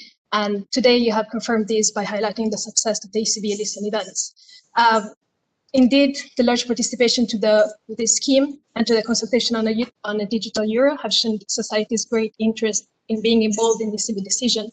So my question would be, would the ECB consider a consultation on the corporate sector purchase program to improve its engagement with the public? Thank you. Thank you very much for your question. I mean, in the press release and the annex, which consists of the action plan, the various elements, and also the timeline of the various areas in which we, as a central bank, will take into account climate change considerations in our strategy are very much laid out. At the same time, and this is also has been also made very clear again in the statement, the Governing Council has indeed committed to have a regular exchange and outreach with civil society, with the general public, and of course, I think differently from what we had over the past year, it should not only be about listening, but also about explaining and interacting. Whether this type of exchange will be explicit in terms of on a specific program, I mean, that's something that at this point I can't really say, but for sure there will be interaction on the various aspects of the action plan. Thank you very much. And it seems that we can try again with Mauricio Vargas from Greenpeace. Please bear with us and you should be upgraded shortly. Hello, can you now hear me? Yep. Yes. Okay, great. Well, thank you, Mrs. Metz, for your presentation, and just let me comment that from my point of view, the strategy, at least related to your climate plans, don't seem to be very ambitious to me, but perhaps you can convince me otherwise. So I'm really excited, and I have two questions. The first question is, what is the concrete implication of the new climate strategy that you proposed? I mean, you provided a plan, but I think it's quite vague, no? So therefore, for example, it would be nice to know, for instance, what concrete changes the strategy will be for your CSPP portfolio. So could you elaborate a little bit on the potential changes we might see? And the other question I have is, why haven't you taken any concrete actions yet? I mean, you mentioned the urgency of the climate crisis, but your plans, like your timetable, doesn't seem to be very ambitious neither. So why haven't we seen any concrete results? And therefore, a third question, from a kind of precautionary perspective, wouldn't it be necessary to end at least some support for very carbon intensive companies right now, until you have a detailed plan? So thank you, and happy to listen to your answers. Okay, thank you very much for this question. I mean, I would beg to differ and sort of claim that the action plan that the Governing Council has decided on is quite ambitious and with clear sort of timeline and deliverables. What's of course true is that still a lot of work needs to be done in order to take some of the concrete actions that you seem to adjust. And of course, I should also emphasize that some of those actions also depend on the progress that is being made at the European level, in terms of the various initiatives that the EU has taken. So we're not acting in isolation. But if you look at, first of all, the timeline, which is ultimately within a 4-year period, but there's two steps, but also the breadth of the actions, then I think we compare very favorable to any other central bank in terms of the ambition that we have. In terms of concrete actions and quick wins, I mean, let me just remind you that we have already taken some actions. For example, in terms of including sustainability-linked bonds in our asset purchase program, in terms of announcing that we will disclose the climate risks in our non-monetary policy portfolio, and probably one of the first actions that may follow relatively in the first part of this timeline will be to do the same for our monetary policy portfolio. So it's not just words. We actually are also following up and acting. And I believe it is sort of a wide-ranging action plan that covers, of course, the core of our business, which is how can we better understand the impact of climate change on our mandate to achieve price stability, but also our risk assessment. I mean, part of the action plan, for example, is also to examine and investigate and make sure that credit rating agencies have the relevant methodologies to take into account climate change risks. So there's a catalytic role here that the bank ECB wants to play. But finally, then we are also looking at what I think are probably the most important parts of our operational framework. That is the corporate sector purchase program and our collateral framework. In terms of your last question, I mean, should we already exclude? I mean, this is, again, it will be subject of what is it, line 9 of the action plan, point 9. But it's not obvious that that is actually the most effective way of in terms of reducing climate change risks, because many of those comments will actually have to be some of the drivers of change, we hope. So extreme decisions like that may not be the most optimal. Thank you for that, Frank. We have the next question from Mr. Roger Casale from the Europe People's Forum. This is just a kind reminder to please lower your electronic hand after you've taken the floor so that we can see if you'd like to take the floor again, and an encouragement for everybody to raise their electronic hands and take the floor.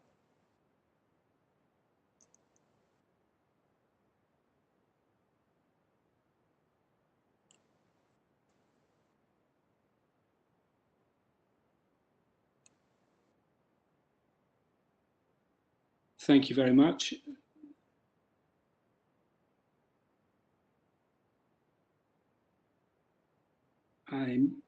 I think you can hear me. I'm not sure you can see me. Sorry. We can hear you well. You can hear me. Okay. So, well, thank you again. And thank you also for, in the earlier presentation, both in the question and in the answers, for the discussion around the engagement of citizens and civil society in drawing up the strategic plan.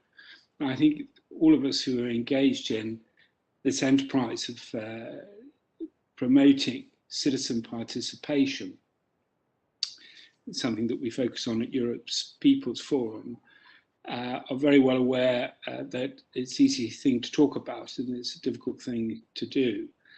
So I wonder if you could comment on the challenges and the difficulties that you faced in reaching out to civil society and to citizens in particular, what you have learned from how you went about doing that, that you would want to apply in relation to how you conduct future consultations and engagement of citizens. You mentioned that there's going to be another phase of the consultation, and that's very welcome. I'm sure you agree that it's very valuable information that comes about from the engagement with citizens and civil society. Perhaps there's even, and this would be my second question, the thought in your mind that it would be good to put such consultations on a more permanent basis. Thank you. Thank you for your question, and particularly on the last suggestion. I mean, I will just take it as a useful suggestion. I mean, in terms of our experience in reaching out to various parts of society in the euro area, of course, I mean, the first thing that comes to your mind about what are the challenges and the difficulties for an institution, European institution like the ECB, is that, of course, the audience are very diverse in a number of ways. But I mean, first and foremost, in terms of language and culture. I mean, our union is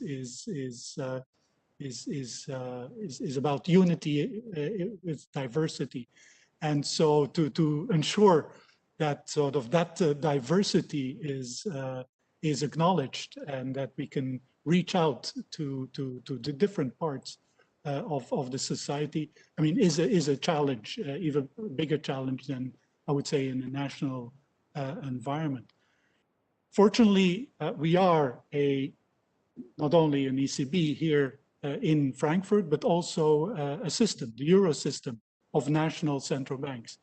And I mean, it's obvious that the NCBs, the national central banks, will continue to play a key role in this outreach to local audience.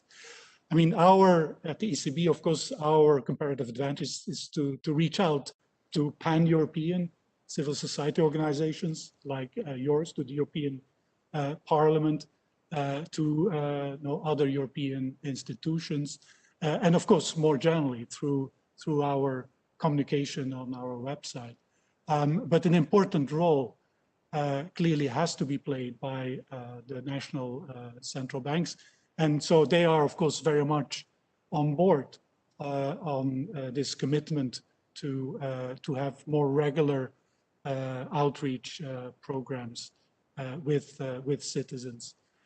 I mean, the other challenge I would sort of highlight, and I think I already mentioned it in the introductory Q&A, comes from this diversity, but is also more general about the difficulties to reach out to citizens in a sort of a direct, clear, coherent, easily accessible fashion.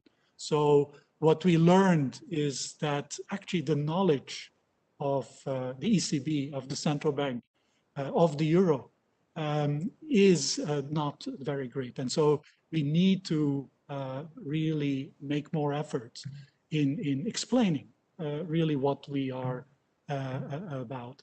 And so that's another important challenge that hopefully in the coming months and years we will try to address. So I would say these are probably the two most important challenges that come to my mind. Thank you very much, Frank. I can see that we have the next question from Mark Beckman, also from Positive Money.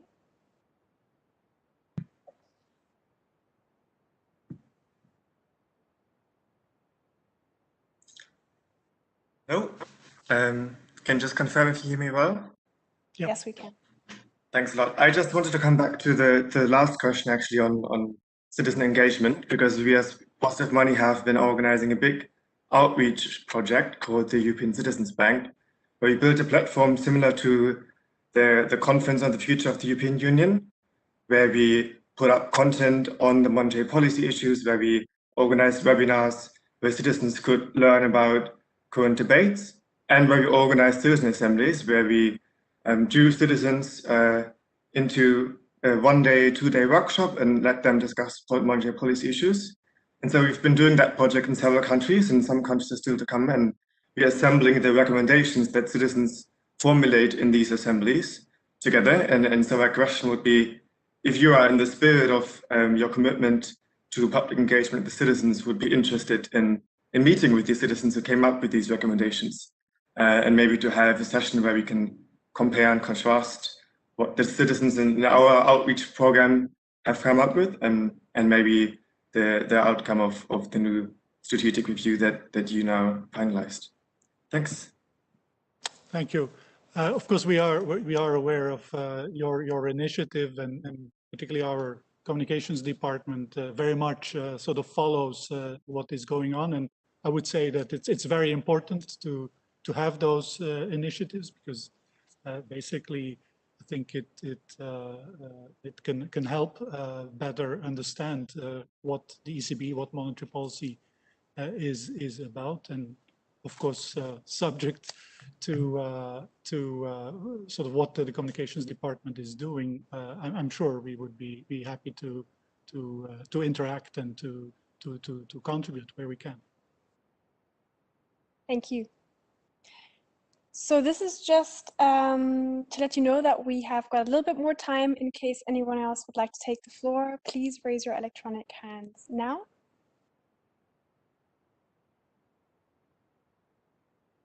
Otherwise, allow me to take the floor, Frank, and ask a question. Seeing as the last review was such a long time ago, do we already know when the next review is going to take place? Yes, in the sense that the Governing Council, in its statement, indeed also announced that from now on, it will periodically assess its monetary policy strategy. And so initiatives for future ideas and so on will be very useful as an input for these future assessments. And it has announced that sort of the next sort of meeting point will be in 2025. So in about, expected to be in 2025. So in about 4 years time. And we very much hope, I mean, this is very much in the spirit, you know, of continuing this conversation about what we as a central bank are about, and how we go about in achieving price stability and achieving the mandate in the best way for the well-being of citizens in the euro area. Thank you. I can see that we do have one last question, and this question comes from Mr. Mauricio Vargas from Greenpeace again. Okay, yeah, well, I'll take advantage of the chance to ask a second question.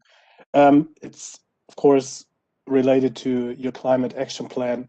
And there's another thing which I think remained very unclear, and would be very happy if you could help me to understand what's meant with the following sentence. When it comes to the CSPP, the ECB, or you were writing that corporates have to be aligned with, at minimum, EU legislation implementing the Paris Agreement through climate change related metrics, or, and that's what I really don't understand, commitments of the issuers to such goals. I think it's really a good thing that you refer to EU legislation and the Paris Agreement, but I totally don't understand why you implement a sentence where you're saying, and on the same level, you accept commitment of the issue itself to such goals. So what's the meaning of the second part of the sentence? Yeah, I'm not sure I understand sort of the subtleties of those two parts. But I mean, the sort of idea in general terms is indeed to make sort of commitments of some of the issuers to and implementation to the EU legislation that is related to the Paris Agreement, to make that sort of an eligibility criteria. Now, the way in which one does that, again, needs to be discussed. Is it? And again, this is will also be sort of a function of making sure there is enough of a transition period. But sort of the general idea is really to provide incentives to issuers to basically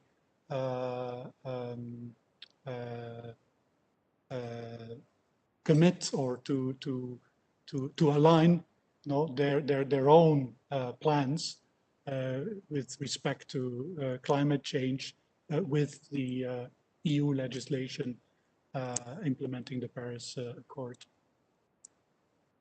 Thank you very much, Frank. I can see that we don't have any more questions. So with that, I would like to close this seminar. And thank you all very much for participating.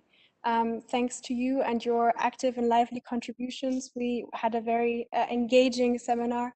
And I'd also like to take this opportunity to say thank you very much to you, Frank, for taking the time out of your day to explain the new strategy and what it's all about. As usual, we are very interested in hearing your feedback. So if you have one moment, we'll be posting a link to a survey in the chat function, and it should take about 2 or 3 minutes to fill out, and it would really help us to improve the way we structure these seminars better and to tailor them more towards your needs. So we would really appreciate if you could fill out the survey. And otherwise, there isn't much left for me to say other than to wish you a lovely afternoon and hopefully a nice summer break. If you'd like to get in touch with us in the meantime, please do so by sending us an email at civilsociety@ecb.europa.eu. Thank you very much and have a lovely afternoon. Boom! It's another giveaway. This one is awesome. Check out what we're giving away for today's episode. You see this right here? It's hard to see on camera, but this is Rubber Bandits resistance bands, the best resistance bands you'll get anywhere. You're not just going to get this. You're actually going to get a whole bag of resistance bands, attachments, handles, all that stuff for free. We're going to send this to you for free. Here's how you can win a free bag of Rubber Bandits, different resistance levels, resistance bands, and their attachments. Leave a comment in the first 24 hours that we drop this episode. Subscribe to this channel. Turn on your notifications. If we pick your comment as the best comment among all the comments in the first 24 hours, we'll notify you, and then you win that free bag of resistance bands. By the way, the rest of you can get these resistance bands at the Mind Pump store, so you'll see the link right here. So go check that out. Also, one more thing before we start this podcast. We are running a sale on 2 of our most popular workout programs. MAPS Strong and MAPS Powerlift are both 50% off. Go check them out at mapsfitnessproducts.com. Just use the code AugustSpecial with no space for the discount. All right, enjoy the show. You know, it's a question that we get often. that I could totally relate to, and I think would be a good idea to just communicate to. It's the following: like, what would be a good workout plan if I like to work out every day, or can I train my body every day and get great results, or would I get faster results working out every day? So I'd like to address this particular question. I'm sure you guys have seen this. I love this idea. Yeah. I love this idea for an episode. One, we've never done anything like this before. Two, we have no programs that are designed this way.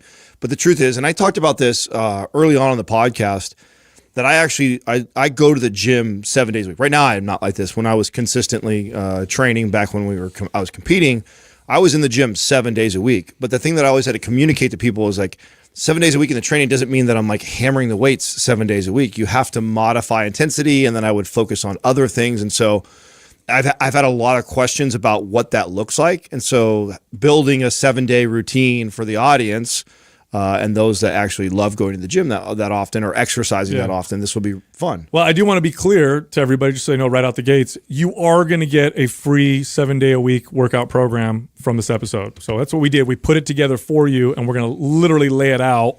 So by the end of this show, you're going to have a workout, 7-day-a-week workout. Now, here's what's important when you're working out. Actually, well, this is always important with your workouts, but it's especially important if you're devoting this much time to exercise. The programming is key here. It is very easy when you're working out daily to overdo a certain component of your workout, which can cause joint pain, inflammation, or just cause overtraining, or cause too much of a stress response, which will result in your body actually not building muscle, but rather losing muscle and setting itself up for more fat storage. Because when you're stressed, when your body senses too much stress, it wants to protect itself. Two ways to do this. One is reduce its caloric requirements, because for most of human history, stress meant we didn't have enough food.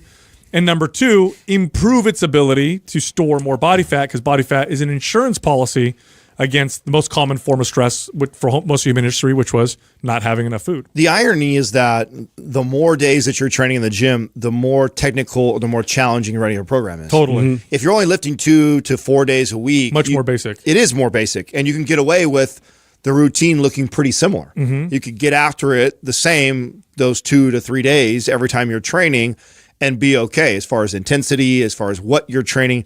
But you start getting 7 days a weekend, the frequency that you hit the muscle group, the intensity that you do it, the type of training you do every time in there, it gets more and more difficult, which the reason why I find that ironic is that I think people would think that, 7 days a week, the more I train, the more results I'll have, or the better it will be for me.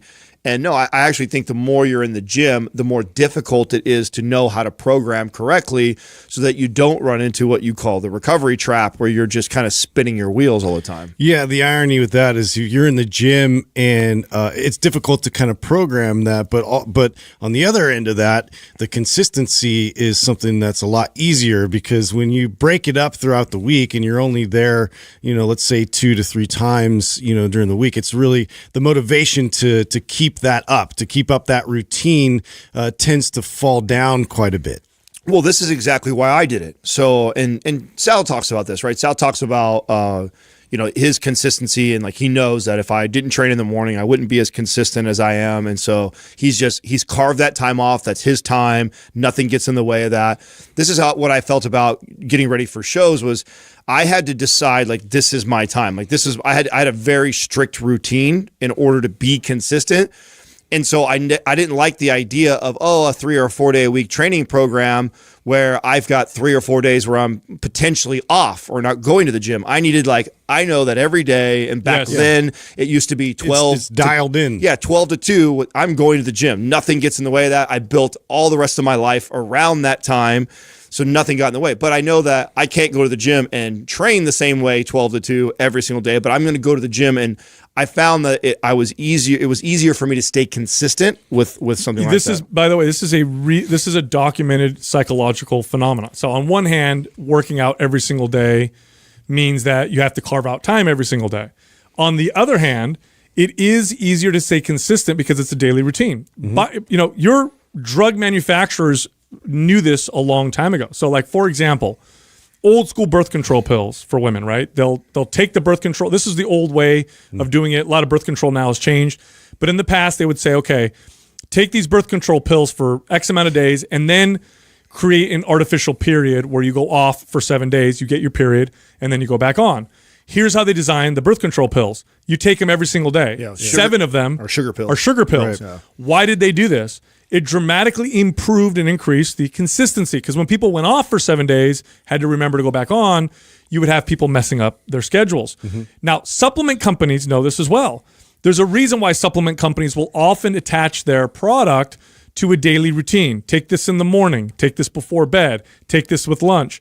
Things you do every single day, because you're more likely to be consistent. So working out every day or carving time out every single day for a lot of people is actually easier to stay consistent. I agree. Than it would be to only have 3 or 4 days when you could say to yourself, well, I've already worked out twice. I don't think I'll work out tomorrow. Before you know it, it builds up and now you missed your workouts for the week and you got to start over the following week. So let's talk a little bit about the components of what a 7-day-a-week workout routine would look like. By the way, this routine is designed to maximize muscle building, performance, fat loss. Essentially, this is a routine that's essentially going to train your body to look really good and move really good. And we did it this way because most people watching this are probably in that category. They want to look really good. They want to perform really well.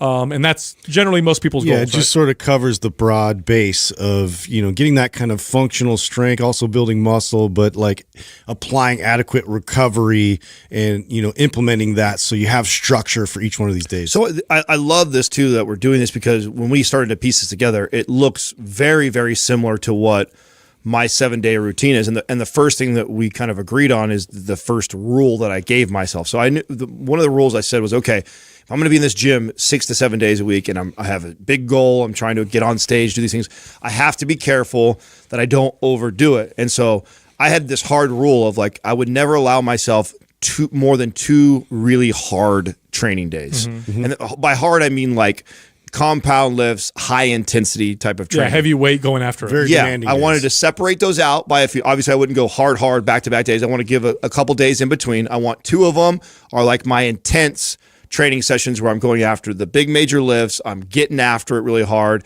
And then the other days I'd have to modify around. Yeah, I agree with that 100%. I think if you're working out every day, 2 days a week, hard is perfect for most people. You want to center it, like Adam said, compound lifts. This is where you do your squats and your bench presses and your rows.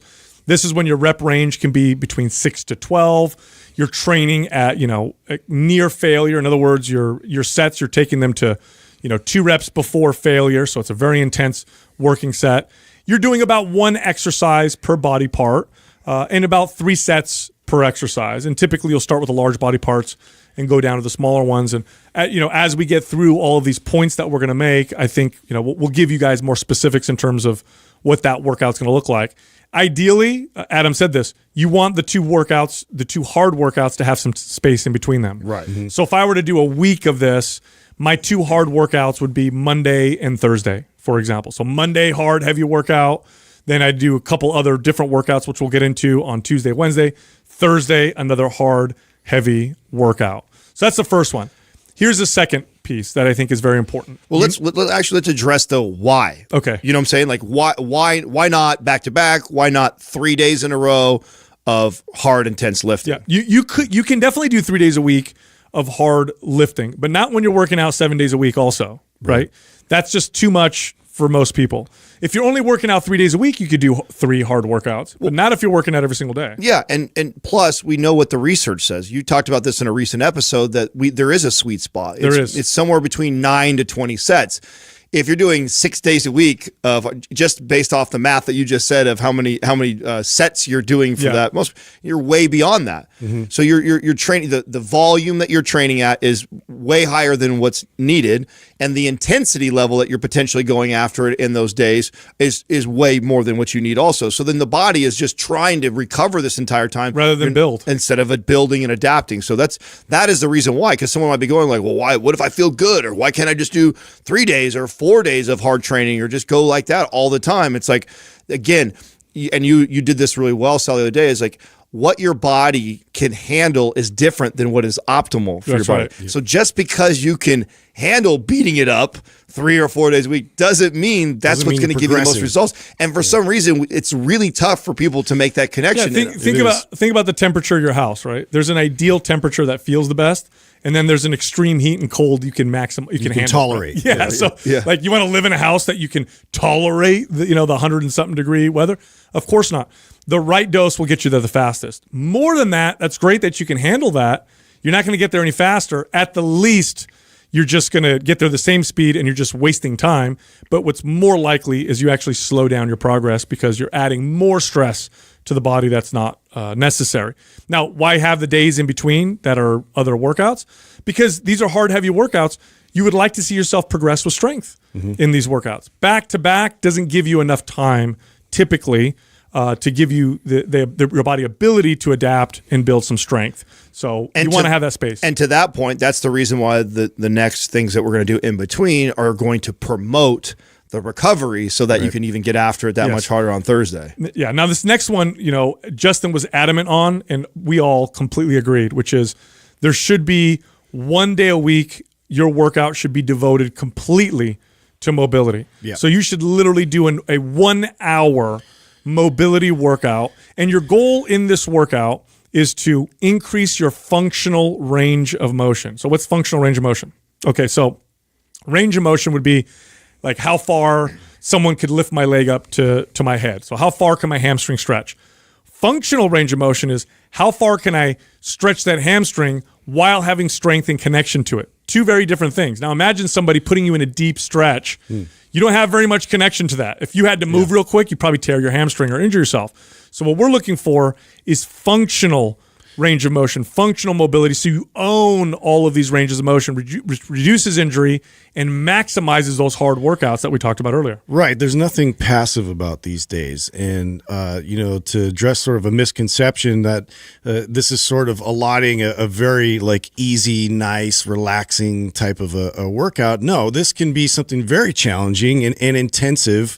And you're actually you're working completely on a different focus. And that is to be able to really hyper connect to your central nervous system, to be able to have these like secondary type of muscles respond to protect the joints. And so, and also to maintain certain posture and maintain optimal positions in the joints. So that way, when you go back to your compound lifts, you have an increase in performance. Now, in a perfect world, this mobility day looks very individualized for the people, right? So in a perfect world, It's impossible to do though with how many people are watching this right now, right? Exactly. So, and our goal of this episode was to give the audience something tangible that they can go and do themselves and start to apply to see what kind of results they get from it. So, a great place for the audience to go start at is our primeprowebinar.com. It's absolutely free. That's your workout. That's right. I take you through 50 minutes. Literally follow that routine for this day.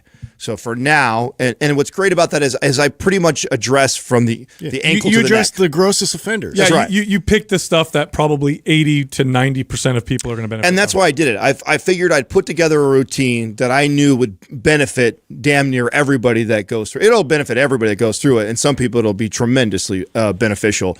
Now, as you get better and better at this, or if you're somebody who owns Prime Pro and you understand what mobility things you should be doing, you've already figured out your areas of dysfunction and you know what areas are helping you the most, stick in that. But for the listener who is not familiar with putting together a mobility day and what would that look like, that routine is perfect for you to start. So start with that and follow that for the beginning. Now, what's good about this is when you follow this routine, because here's the deal with mobility.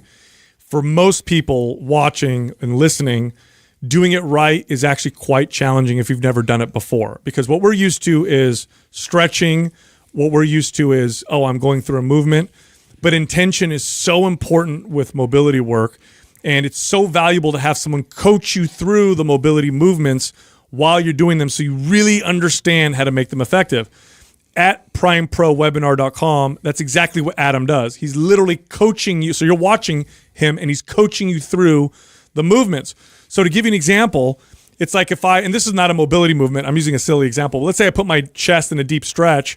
I have to, with my intention, Now that it's in the stretch, connect to the chest, connect to the rhomboids, connect to the rear delt, connect to all the muscles that support that new range of motion so that I own that deeper range of motion. So similarly, what Adam does is he takes you through all these different, very valuable movements, and then he coaches you through the movement. And trust me, okay, this is not like a Sunday stretch session where you're playing music and you're out in the sun, you're relaxing.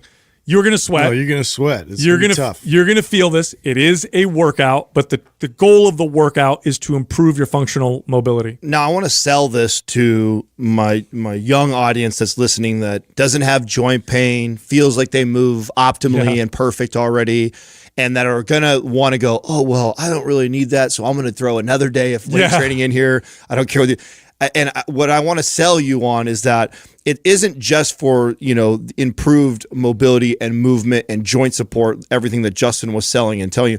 It's also going to facilitate recovery. Yes, 100%. So it's also going to support that high intensity, heavy compound lifting day that you just did before. This is going to help speed up recovery for you to build more muscle and prepare you for Thursday again to get after it. Yes, and it's going to make your compound heavy lifts more effective. If you can imagine a point scoring system that's awarded to exercises and ranks them in terms of their value, right? So let's say a squat is 100, right? 100 points, maximum, benefit from a barbell squat. That doesn't mean that you're going to derive 100 points of value from the squat. It only means that that's the max potential of the squat. Now, what determines that potential? Your ability to connect, your ability to move, your range of motion that you have function over. That's what makes that squat worth 100. What makes you better at getting closer to that maximum benefit of the barbell squat? Your functional mobility. So doing these functional mobility days will make your other workouts far more effective. All right, here's the third piece that we think should be included in your workout. You should focus on getting a pump about 2 days a week. So 2 days a week, you're working out in the gym or at home. The goal isn't heavy, high intensity like with the compound lifts. You're not working on functional mobility like with the mobility day. Your goal is to get a pump and add some more volume and frequency while minimizing the damage that you produce to the body, right? Because you don't want to cause too much more damage, but I still want to send a muscle building signal. This is where bodybuilding, some of the things you learn in bodybuilding can become, quite valuable. Yeah, and this is smart because too, in terms of practice and teaching your body, to be able to express that muscle contraction, more frequently, you're going to get better at a lot of these lifts, and your muscles are going to respond accordingly. But not the key is the appropriate amount of intensity, and that's something that we scale through this process, and we're able to kind of focus in on that a little bit more, to the individual groups. So we're a little bit more single joint focused. So what this is starting to shape up to look like is Monday we have these hard compound lifts. So this is the day we get after it, the big lifts. We're more strength training focused. Day 2, we've got an hour of mobility that we're doing, which is you follow the Prime Pro.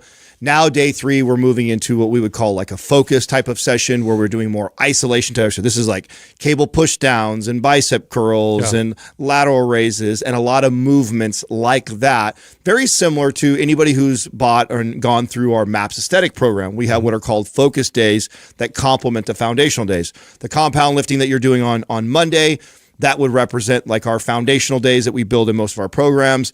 What we're talking about right now would be like our focus days where you are. Your rep range, their higher rep range. Yeah, so 15 to 20. That's right. We're up to 15, 20. We're searching up. The mindset's different now too, right? So when you go into this, it's not the same as at the when you're going after the 6 rep range and we're doing compound lifts, we're trying to move weight. We're trying to move weight, and the intensity and the focus is completely different. When you go into the isolation days, now it's about getting the pump. Yeah. It's about time under tension, controlling it, slowing the repetition down, doing these isolation exercises, and training that way for this entire hour. Yeah, and I did that this morning, in fact. I came in and my body's feeling a little stiff and I needed to go lighter.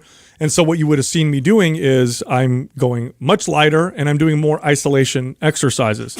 So like instead of doing a heavy bench press, I might do some cable flies. I may do a dumbbell chest press, but light, where I'm focusing on the squeeze, right? So higher reps, lighter weight, focus on getting the pump. And you're doing, again, 1 exercise per body part for about 3 sets. Now, the next day, this one's also very important. And this is what we would call a functional day. So functional exercises tend to involve the entire body, and you tend to move into different planes as you're doing this exercise. What do I mean by planes? Okay, so if I do a curl, I'm moving in one plane, right? I'm not twisting. I'm not, moving behind me. I'm just moving in one plane.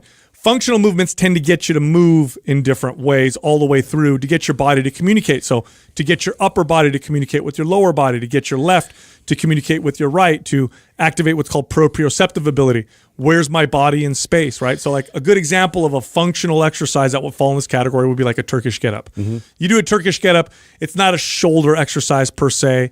It's not a core exercise per se. It's not a leg exercise per se, although all those muscles are activated and more. But what it's doing is it's getting the whole body to move and communicate together.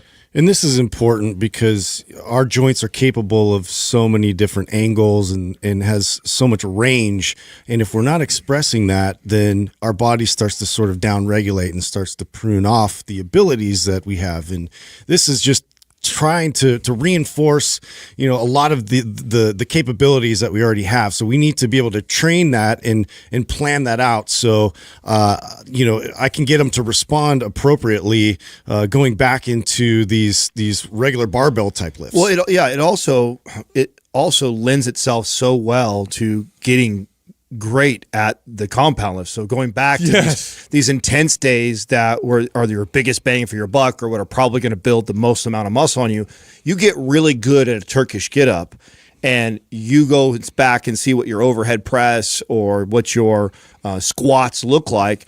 You'll see that movement. There's carryover. Yeah, there's carryover to that. And that's why I like movements like the Turkish get up, because in order to articulate that entire movement, it's broken in like 8 parts and components. And you literally, from your toes to your neck, everything is being stimulated. And in order to do it properly and really well, it promotes good shoulder mobility, it promotes good hip mobility, good trunk stability, but the ability to rotate in multiple planes. You have good control through that entire thing. Then you go over and do something that is actually a lot easier as far as the amount of movement that's involved, like a squat, and you'll see how much carryover is into that. Well, and this is so important because in real life, you're faced with all kinds of like weird, unique angles. And if you're super strong in the gym, that's great. But now that's going to be your hardwired response. So let's say like now you have just a little bit of rotation in there. How does your body respond? It might over respond the wrong way. And so this is going to help to teach it to support your joints, but also maintain your strength. And it also makes a lot of sense to structure it this way, where it's like a full functional day in a routine like this. Because what I don't want to do, because I just did a focus session, I've already had a heavy compound lifting day, I don't want to tax individual muscles the same way. I want to get a full body workout. I want to promote blood flow. I want to promote recovery. I want to work on control, stability, range of motion, get stronger. All those things are going to come from this functional day, but I'm not going to get my triceps hella sore from a Turkish get up. No. Your shoulders are going to get hella sore, or your legs are going to get hella sore from a movement like that. You're not stressing the muscles as much as you're stressing the communication between the muscles and the movement, which benefits all the other workouts and has value in and of itself. I remember when we first started the podcast, Justin was definitely a very functional, he's still, right, very functional training guy. And he convinced me to give a windmill a try. Now, I've always been able to deadlift a lot of weight, very strong in that exercise. I went to try a deadlift, and I couldn't even get, a windmill, and I couldn't even get in the position. It's like my body didn't know that movement. So I'm like, I got to practice this, right? So I started practicing the windmill, and I got to the point where I could do it with like a 70-pound kettlebell, not a ton of weight, but huge improvement from not being able to do it at all. I was blown away that my deadlift went up. Yeah. I was stronger in my deadlift. Now, I could break it down and be like, oh, my QL got worked better and things are stretching in my hip. But the reality is when I did my deadlift, I just felt more stable in my lift. And I didn't expect that. I didn't do the windmills to get a better deadlift. I did the windmills because I couldn't do that movement. It kind of freaked me out. But the side effect was I got better at my deadlift. So there's lots of value for muscle building and strength performance. So even if you're not a functional person, you don't really care, you just want to build muscle, one day a week of this, you're going to still touch all the muscles of your body. So you're still sending somewhat of a muscle building signal, but it's going to make your body move better and communicate better with itself. So when you do those other lifts, those heavy lifts that are building muscle, you're just better at them. And I want to stress this to the audience that this will be new to.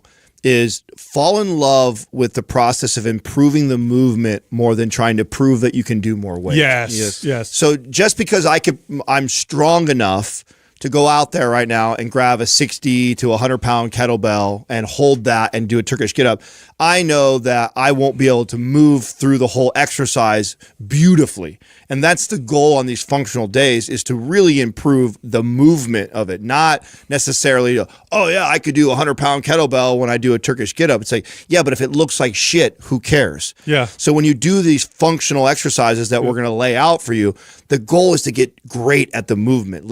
So notice that all these days have different mental focus. That's the challenge of 7 days a week. 7 days a week, every time you go in the gym, you got to switch your mindset. It's not always going to be the same. You're not going in with the same mindset all 7 days. Each day you have to kind of change, like, okay, this is the focus today. Today it's all about mobility. It's all about the intention of the movement, and it's about connecting really well and moving controlled and slow. When I'm going after compound lifts, I'm getting after it. I want to move as much weight as I can. When I'm going into these isolation days, when I'm doing more of the pumping exercises, it's about time and attention and control and form and feeling a pump in the muscle. Now I'm on functional day. Functional day is all about the movement. Can I make this movement beautiful? Can I make it look perfect? Organizing and putting it all together. Yeah. And that doesn't mean that you can't scale up or progressively overload. But the goal is the movement. That's right. Perfect the movement first before you start to add load to it. Totally. Don't add load to a crappy movement pattern. Right. That totally defeats the entire purpose. All right. So this last point that we're going to make is one that now comes from our collective wisdom. Now, I know I use that word to replace the word that, old, because we've been around for a while. But the truth is, we've trained people for decades. We've been working out ourselves for decades. And this last piece is extremely valuable. Don't leave it out. And don't worry, we'll sell to you why it's so valuable. And that's this. 1 day a week, you're going to do a 1 hour hike or walk outside. That's the important part. You got to do it outside. Now, every time I talk about this, here's what fitness fanatics think and then what they say to me. So they think, oh, an hour of activity, I'm going to burn calories. This makes lots of sense. Why do I got to do it outside? It's raining, it's snowing, it's hot. Like, why don't I just do it on the treadmill? Here's why. It's not about the activity. That's nice bonus, but the reality is that it's really about being outside. What about when it's hot or cold or raining? That's going to give you even more value. We now know that challenging your body's ability to deal with the elements strengthens your body's ability to adapt in a general way. So what does that mean? It's a hormetic stress. When you're lifting weights or working out, what you're asking your body to do is to adapt, right? If your body didn't adapt, it would be a waste of time to work out. Like, I'm not getting any stronger no matter what I do. Like, okay, why am I doing this, right? Or I'm not strengthening my body, or I'm not burning body fat, right? All of those are adaptations. Your body builds muscle because it's adapting to stress. Your body burns body fat because it's adapting to a particular stimulus. Same thing with improving performance. Your body's ability to handle the elements, to get comfortable in the elements, is an adaptation system. And if that is weak, just like if any other adaptation system in your body is weak, it's going to affect all the other adaptation systems. Now, because modern life is so comfortable, because we have air conditioning, heating, we have atrophied this particular adaptation system.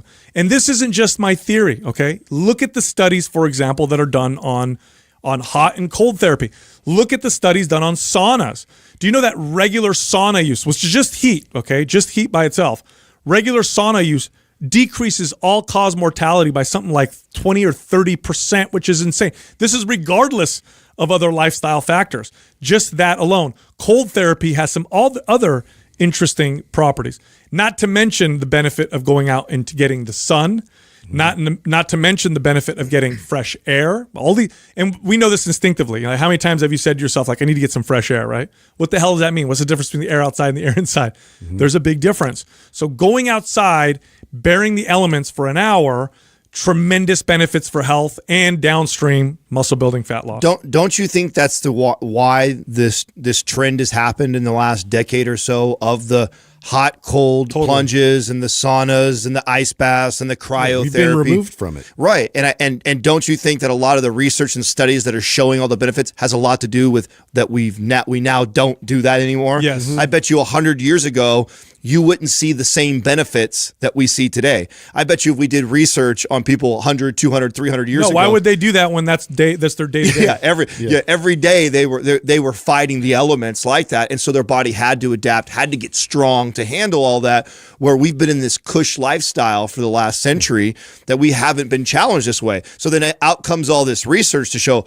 oh my God, look how beneficial the cold plunge is. Look how beneficial the hot sun is. Well, I think the reason why those things are so beneficial today is mainly because we've neglected it for so long. We live in flat, like sterilized environments that don't challenge us at all because we want to make our life easier, right? That's been the whole goal with progress, is to make, our lives less challenging. And when we remove the challenge, we're not stimulating the body like we need to, and we're not, we're breathing recycled air, we're not getting sunlight, we're not getting a lot of these things that spark and stimulate the body in a certain way that's going to help to protect us when we actually get challenged. So whenever you find yourself feeling like, oh my God, I'm carrying all this stress, but now all of a sudden I'm facing a new variable, how do I respond to that if I'm not training myself to respond to it properly? By the way, it's not just like training your mental capacity to handle heat or handle cold or handle the elements. Your body actually adapts to be able to handle these things a lot better. Like, I'll never forget as a kid, my, at the time he was in his 70s, 70-something-year-old grandfather visiting from Sicily.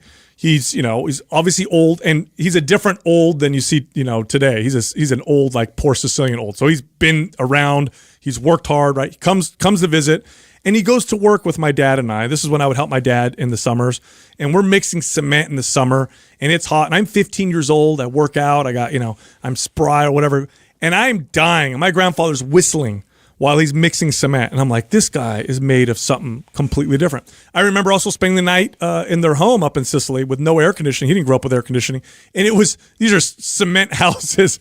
It was sweltering, and he's smoking a cigarette inside. And I'm just dying. I can't believe it, right? I also know I've had friends who've come from different parts of the country. I had a friend who came from Minnesota, and she would, in 62 or 63 degree weather, which for a Californian is freezing, okay? 63 degrees here in San Jose. I'm wearing a sweater and sweats. She was in shorts and a tank top. And I remember asking her, I'm like, aren't you cold? And she's like, it's warm outside. She goes, you have no idea. I grew up in Minnesota. Yeah. My body's adapted to the cold. So your body adapts to these types of things. You can train this in your body. And believe me, when you train your body in a way to adapt to these things, all your other adaptation systems start to follow suit. So your body ability to build muscle, burn body fat, get stronger, actually becomes reinforced and strengthened. So go outside for an hour regardless of the elements. Now, I want to make a point before we lay out and give exactly what these 7 days are going to look like for the audience, because I have a feeling that this episode will be one of the ones that go viral. Just these types of topics, especially since we're giving away a complete workout. This is a free MAPS program. Right. So since we're doing that, I know that this is going to reach a lot of people that have no idea who the hell Mind Pump is. So if you've been listening for a long time, I don't feel I need to convince or explain everything that we just went through. But what I know is if you come across this, someone shares this for the first time you've heard us talk about so that the biggest mistake or the number one mistake that will be made with this program is wanting to do more. Mm-hmm. You are going to, I feel good today, so I'm going to do this now. Or, they had a hiking day, I don't feel like going and doing that, I'm going to do another one of those Mondays. Or what if I do a 5-hour hike? Exactly. The idea of this was if we were going to construct a routine that you are training 7 days, an hour at a time, every single day, what type of stuff would I build for a client of mine for optimal results? This is for somebody who's trying to build the most amount of muscle, burn the most amount of body fat, or just be as healthy as they possibly can, strength and longevity wise. This is what that routine would look like. So do not fool yourself and go, I'm more of this person, so I'm going to do more of those things. Or I'm less of this person, so I'm going to eliminate those one thing. Trust the process, follow this routine for at least 30 days and watch what happens. All right, so here's the breakdown. And if you're listening on the podcast, you can write this down. Luckily for you people watching on YouTube, we're going to flash this workout up on the screen so you can literally screenshot it. Can we put it in the notes, Andrew, too? Yeah, that's a good idea. Let's put it in the notes. We'll save all these in the notes so someone can literally just kind of copy and paste. Yeah, and this is literally, we're writing out the workout for you. Okay, so Monday and Thursday are your heavy workouts. Here's what your Monday workout looks like, okay? You're going to start out with barbell squats, then you're going to go to barbell bench press, then you're going to go to barbell rows, barbell overhead press, curls, dumbbell or barbell is fine, skull crushers, slow sit-ups, and calf raises. All of these are for 3 sets. All of them are for 6 to 12 reps. The Thursday workout, so I'm skipping a couple days. That's because we're going to have other workouts in between, but we're talking about the heavy compound lift workouts, right? The Thursday workout is going to look like this. It's going to start with deadlifts. Then you're going to go to incline press, pull-ups, Arnold press, hammer curls, dips, your reverse crunch, and then your calf raise. Again, 3 sets, 6 to 12 reps. The mobility workout, which you're going to follow the Prime Pro webinar, right? So you're going to do this particular mobility workout, and I think we have the mobility workout set up for Saturday, if you were to follow this exactly, is literally go to primeprowebinar.com and have Adam coach you through the workout. After you follow that for 2 or 3 workouts, you'll probably have a good idea on how to do it on your own. But I highly suggest you have him coach you because mobility is probably the most complicated or hard to understand of all these. And this can be done in the gym and watching it on your phone, or this can be done on your television at home. You don't need equipment for this. That's right. You can do this just on the floor, right? The pump workout. So these are the ones where you're trying to get a pump, 15 to 20 reps, more isolation exercises. Here's Tuesday's pump workout. You start with lunges, you go to dumbbell flies, dumbbell pullovers, then you go to lateral raises, band curls, band press downs, and planks. By the way, resistance bands are excellent for pump workouts. They provide very little damage to the body in comparison to weights or machines, but they still send a very good muscle building signal. Strength athletes use them all the time exactly because of this. I put bands as the trigger session workouts in MAPS Anabolic, which is very popular, specifically because of what I just said. Minimal damage, you still send a muscle building signal, and you get a great pump. Friday is the other pump workout, right?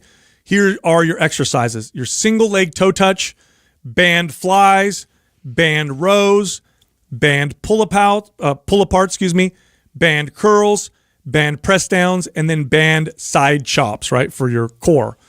Here's your functional day. So that was the one that we talked about earlier where you're focusing on the movement.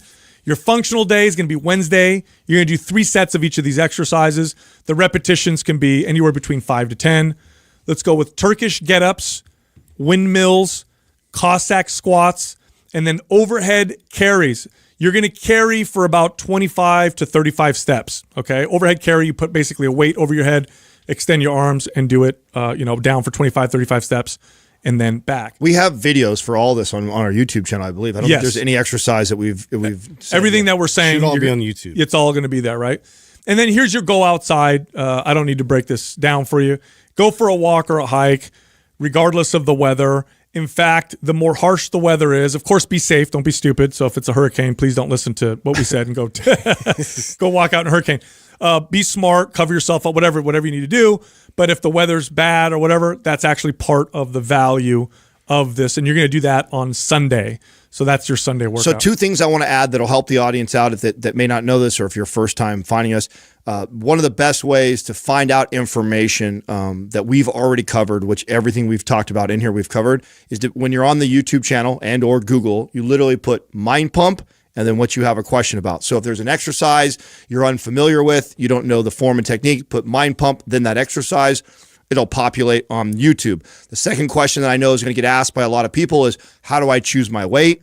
I did a video a year or 2 ago about how to choose the right weight for you. We'll do maybe Andrew can post it up right away so somebody or you guys can see that and switch over to the link on that. If that's a question for you, search that to help you figure out where to start. But one thing I want to say about all of this, when you're doing this form, technique, start lighter first, get good at it before you start to scale up the weight. Yeah, thanks for saying that. Okay, real quick overview. Monday, heavy workout.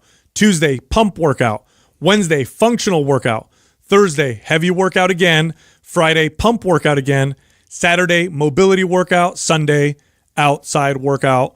By the way, this is the first time we've really created a free program and giving it away on an episode. So it obviously costs you nothing. Copy it.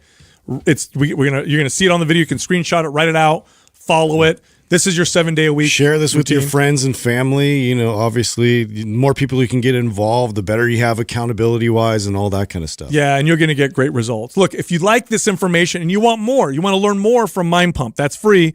Head over to mindpumpfree.com. We have more guides, more information there that can help you with all of your fitness goals and desires. Also, if you ever wanted to start your e-commerce business in the fashion niche, then do not go anywhere, because in this ultimate guide for beginners, I'm going to show you how you can start your own clothes dropshipping business and really make it in this wonderful and best-selling industry.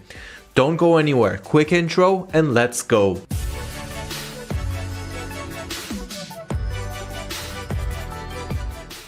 Hello everyone, I'm Liran from AutoDS, and in this video I'm going to show you how you can start your own clothes dropshipping business, and a successful one at it. We're going to tap into how to start a dropshipping business into the clothes fashion niche, and then I'm also going to show you what are some of the best suppliers that you can work with to get the best clothes products for your store. And I'm also going to go over the best products that you can sell today in the clothes and fashion niche. So what are the best clothes that we can sell, since it's such a vast and general category? So without further ado, let's jump straight into the action. And 1 second before that, don't forget to subscribe to our YouTube channel to always stay updated on all of the latest and all of the hottest topics that we have coming out in the world of dropshipping. Having said that, let's go ahead and begin. How do we start dropshipping clothes? Where do we start? And how do we do it correctly to maintain and build a profitable dropshipping business? So first things first, why even dropship clothes in the first place? Well, first of all, you should always be selling in a niche that you are interested in, but having an interest in a certain niche is usually never enough. We have to make sure that there is a big market, a big demand for these products before we tap into it and start researching for products. So how do we know if clothes is even a profitable category? How do we know that there is enough room for us in the market? This graph right here from Common Thread shows you the annual revenue in sales in the apparel market in billions. So for example, last year in 2021, the apparel market sold almost $370 billion in revenue. In 2022, which is this year, it's forecasted to sell at $385 billion. And next year, it's going to continue growing to 397. And of course, it will continue increasing year by year, just as we're used to in the e-commerce market. You also have good stats from other good sources like Statista, showing you how the clothes industry, how the fashion industry is increasing year by year. So of course there's room to jump in, and what better time than now? By the way, everything that I'm going over in this video, you can read about it in a full blog article, which I will leave a link to right below this video. So what are the steps to starting, creating, running, and maintaining a successful and profitable clothes dropshipping business? These are the steps that we need to take. Step number one, we need to identify a niche.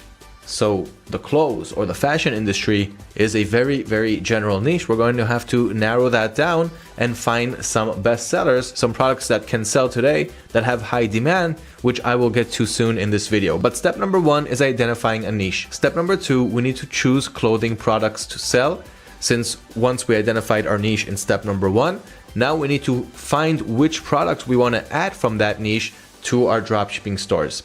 Step number three, we need to find a reliable dropshipping supplier. And it kind of comes with step number two. In order to find clothing products that you want to sell, you need to find suppliers who can actually sell them. So you tapped into your niche, you found whatever products you want to sell inside that niche. Now we have to find suppliers that actually have those products that you can resell. Step number four, we need to choose a selling platform, because up until now we talked about products and how we're going to get them and where we're going to get them from. But now we need some place to sell it on. And that is what the selling channel is good for. Step number five, we need to choose an automation software. Now that we need to start listing our products and actually create our online store, we also want to be able to scale our dropshipping business and not limit ourselves to a certain number of tasks per day, which will always limit us from growing and expanding our dropshipping empires. Step number six, we're going to list our products. Now that we know what products we're going to sell and we have our dropshipping suppliers who can sell those products to us, which we will sell to our end customers. And of course, we have our selling channel, so we know what platform we're going to use to sell these products on. Now it's time to actually list those products. Step number 7, we're going to learn how to market our clothing store. And that is because now that we have our products listed on our stores, does anybody even know that our store exists? Does anybody even know that we have products in our stores that they're actually looking to buy? Most likely the answer to this question will be no. Nobody knows that your store exists. Although it does depend on what selling channel you are using. We're going to talk about all of that. But in any case, this is the part where we have to get our brands known and get traffic directed to our stores so we can make those sales and profit. Step number 8 will be fulfilling our orders, because now we marketed our products, our stores exists, we did a great job on product research. Now we're finally hitting those sales and we need to actually fulfill our orders. We got paid by our buyers on our online stores.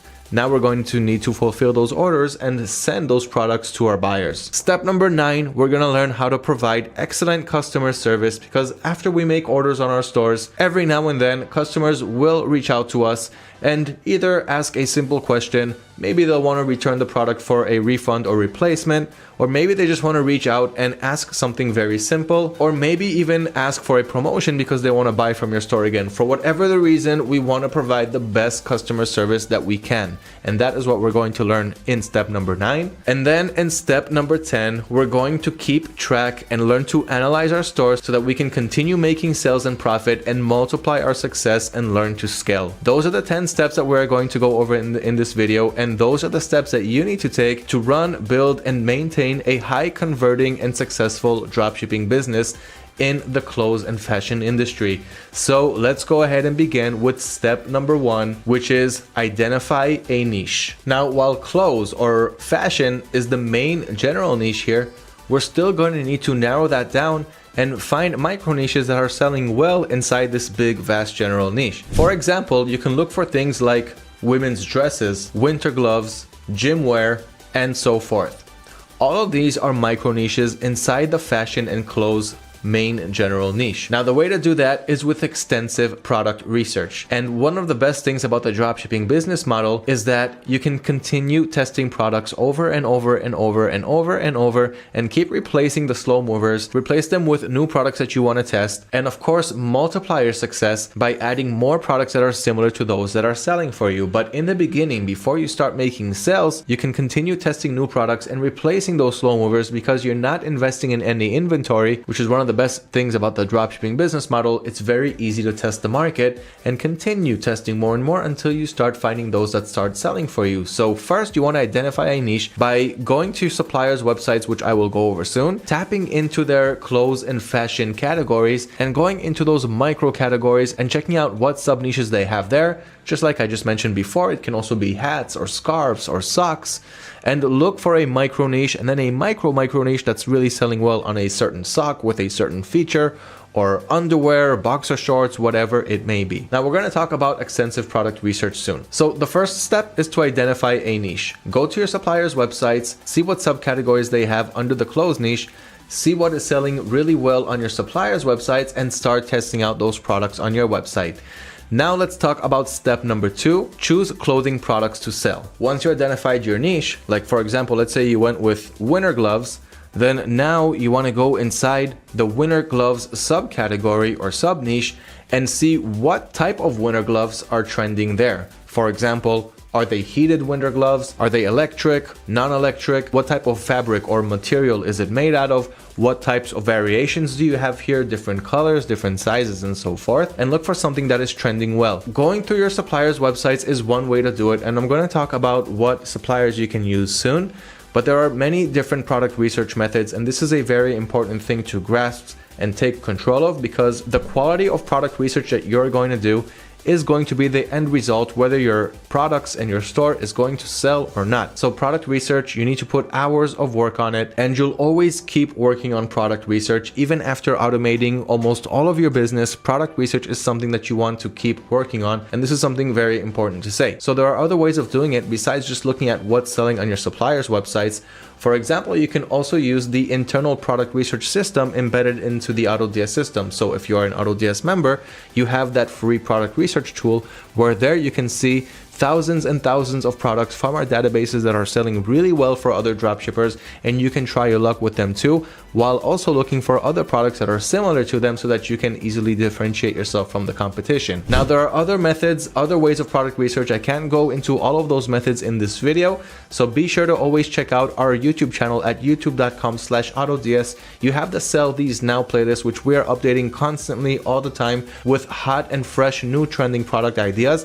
And also, of course, our blog page at autods.com/blog. You can filter the product finding and best sellers category to also read about those products. So it goes together with step number 2, choose clothing products to sell inside that niche that you found in step number 1. Now in step number 3, we have to find a supplier. Now, there are many dropshipping suppliers that you can use. Some are retail suppliers, some are marketplaces, and some are private wholesale suppliers.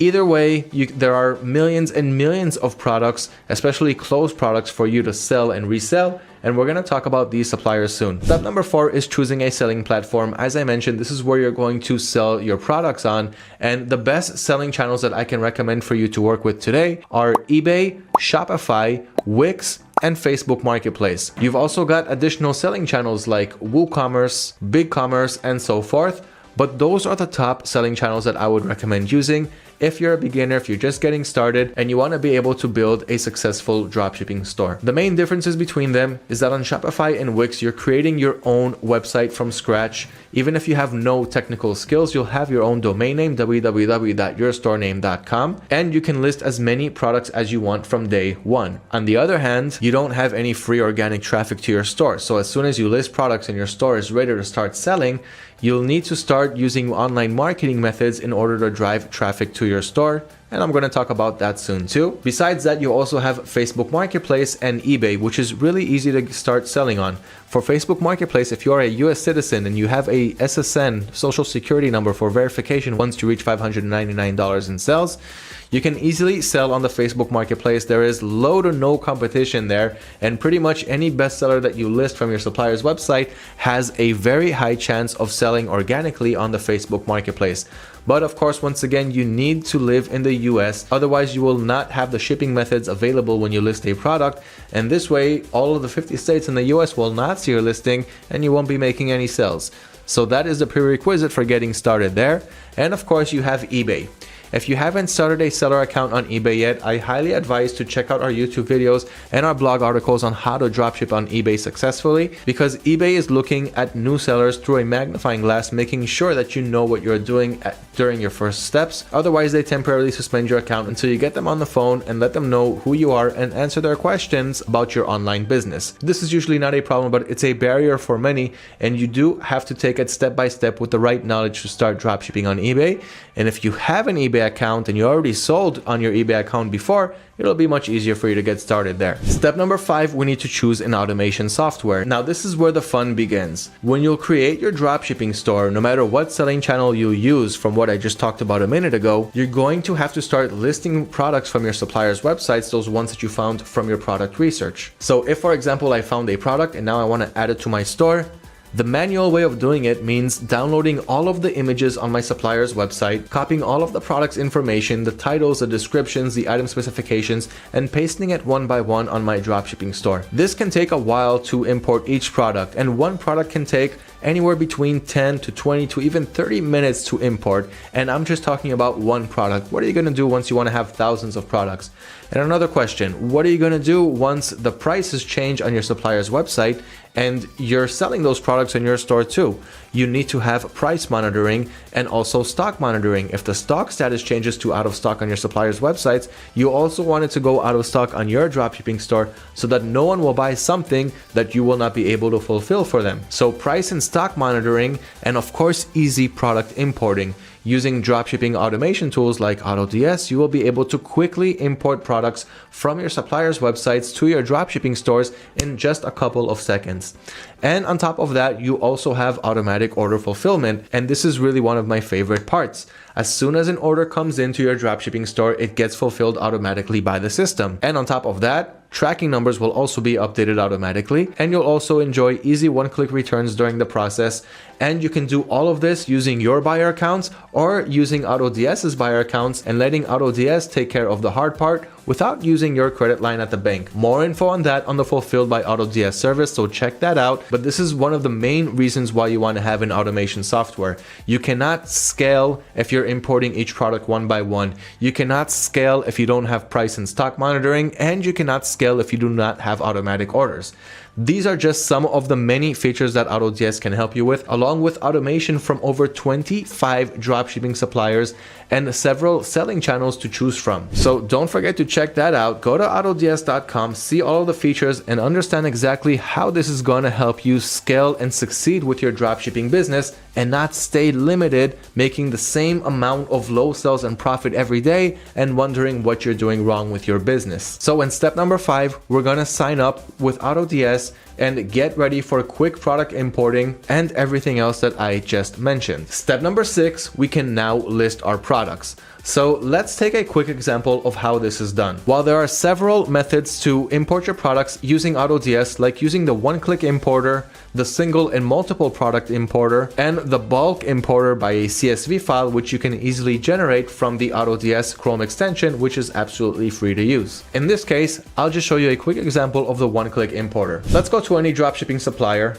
and search for winter gloves. Now let's say we did our product research and we noticed that bundle sets are actually working really well. We'll say that there's a lot of offices or a lot of places around the world that are looking to buy gloves in bulk because they have a whole bunch of students or workers or so forth that they want to supply these gloves to. So this is one of the products that I want to import to my stores. As you see, this is the product page. But what I'm going to do first is download and install that AutoDS Helper extension. So on Google, I'm going to search for AutoDS Helper and click on the Chrome extension link. Then I'm going to click on Add to Chrome. Now, as you can see, it's been added to Chrome. So I'm going to head back to the suppliers page and I'm going to refresh it so I'll see that one-click importer button. So let's just give it a couple of seconds, and right here above the title you can see the import to AutoDS button. Let's pin the extension so that we'll always see it up here, and then I'll click on it, and here I can choose what store I want to import this product to when I'm using this one-click importer. So in this case, I'm going to leave it on Shopify Best Shop USA and import it to my Shopify store. So I click on the variant that I want, and now I'm simply going to click on Import to AutoDS. Now, as you can see, the small animation here at the button has begun, which means that the import process has begun to the drafts page of my dropshipping store.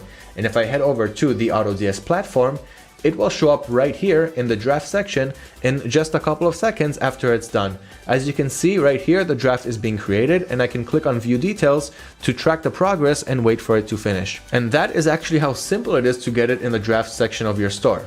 Once it'll be there, I'll be able to easily optimize the product. For now, let's continue with the step-by-step process. As I mentioned, there are a few methods to import products. That is one of the fastest ways to do it, but there are also different ways to import single products, and there are also fast ways to import thousands or even tens of thousands of products at once, if that's what you want, to your dropshipping store using the AutoDS extension. I will not go over that in this video to keep it as short as possible, but of course, head over to autods.com and check out the features that we have up here and click on Products Importer to learn more about those methods. So now that we finally have products on our stores, the 7th step is to market our store. As I mentioned before, now that your stores are up and running, hardly anyone knows that it exists. Now, this is true if you're dropshipping on places like Shopify and Wix. But if you listed those products on Facebook Marketplace and eBay, while there are promotion tools using those selling channels, you also have free organic traffic from those selling channels. eBay has a huge customer base, as does Facebook, and as soon as you list a product on your stores, people will be able to see your listing as long as they search for anything similar on those selling platforms. But in other places like Shopify and Wix, you will have to put some money on the side for marketing and use different marketing solutions, different online marketing methods in order to market your store. Let's start with eBay. As I mentioned, while you still have free organic traffic, there are still 2 promotions that work really well on eBay. The first is Promoted Listings, and the second is Promoted Listings Advanced, which is eBay PPC or eBay Pay-Per-Click. And as you can see, you have a link to an article on each and every one of those methods to learn how to do it correctly. So the first one is Promoted Listings, as I just mentioned, and only after that, eBay will deduct that certain percentage that you gave them. For example, you can tell eBay, hey eBay, I'll give you 5% from the product's price if you are able to promote this listing and make a sell from promoting it. And then you can choose all of the products or some of the products that you have in your store. And only after eBay is able to make a sell from making you sponsored, from giving you a sponsored spot on those products, only then they will take out that 5% or whatever you gave them from the transaction fee. The second method for promoting your products on eBay is using eBay PPC Advanced. eBay Advanced Promoted Listings, or eBay Promoted Listings Advanced by the way they call it, and this is just another way of saying PPC or pay-per-click. Once again, you have a full blog article on how to use the PPC campaign with a live example of how I used it on my store, along with all of the advantages and all of the benefits. But do keep in mind, this does mean that you need to have a budget, because every time someone clicks on your ad using this Promoted Listings Advanced PPC feature, you are going to pay eBay a few cents or several cents. So it really depends on how much money you are giving them in order to rank higher than your competitors who are auctioning for the same keywords or for similar keywords. And PPC is something that the biggest marketplaces in the world and the biggest companies in the world are using. For example, Amazon have their own PPC campaigns. You have Facebook PPC campaigns or Facebook ads, same thing with Google, same thing with YouTube, and so forth. So this is a relatively new feature in eBay that just rolled out in the previous year, and it's actually working pretty well. So check this out. So check this feature out if you're looking for more ways to promote your products and make more sales on eBay. For Shopify and Wix, you also have PPC methods like running Facebook ads or running Google or YouTube ads.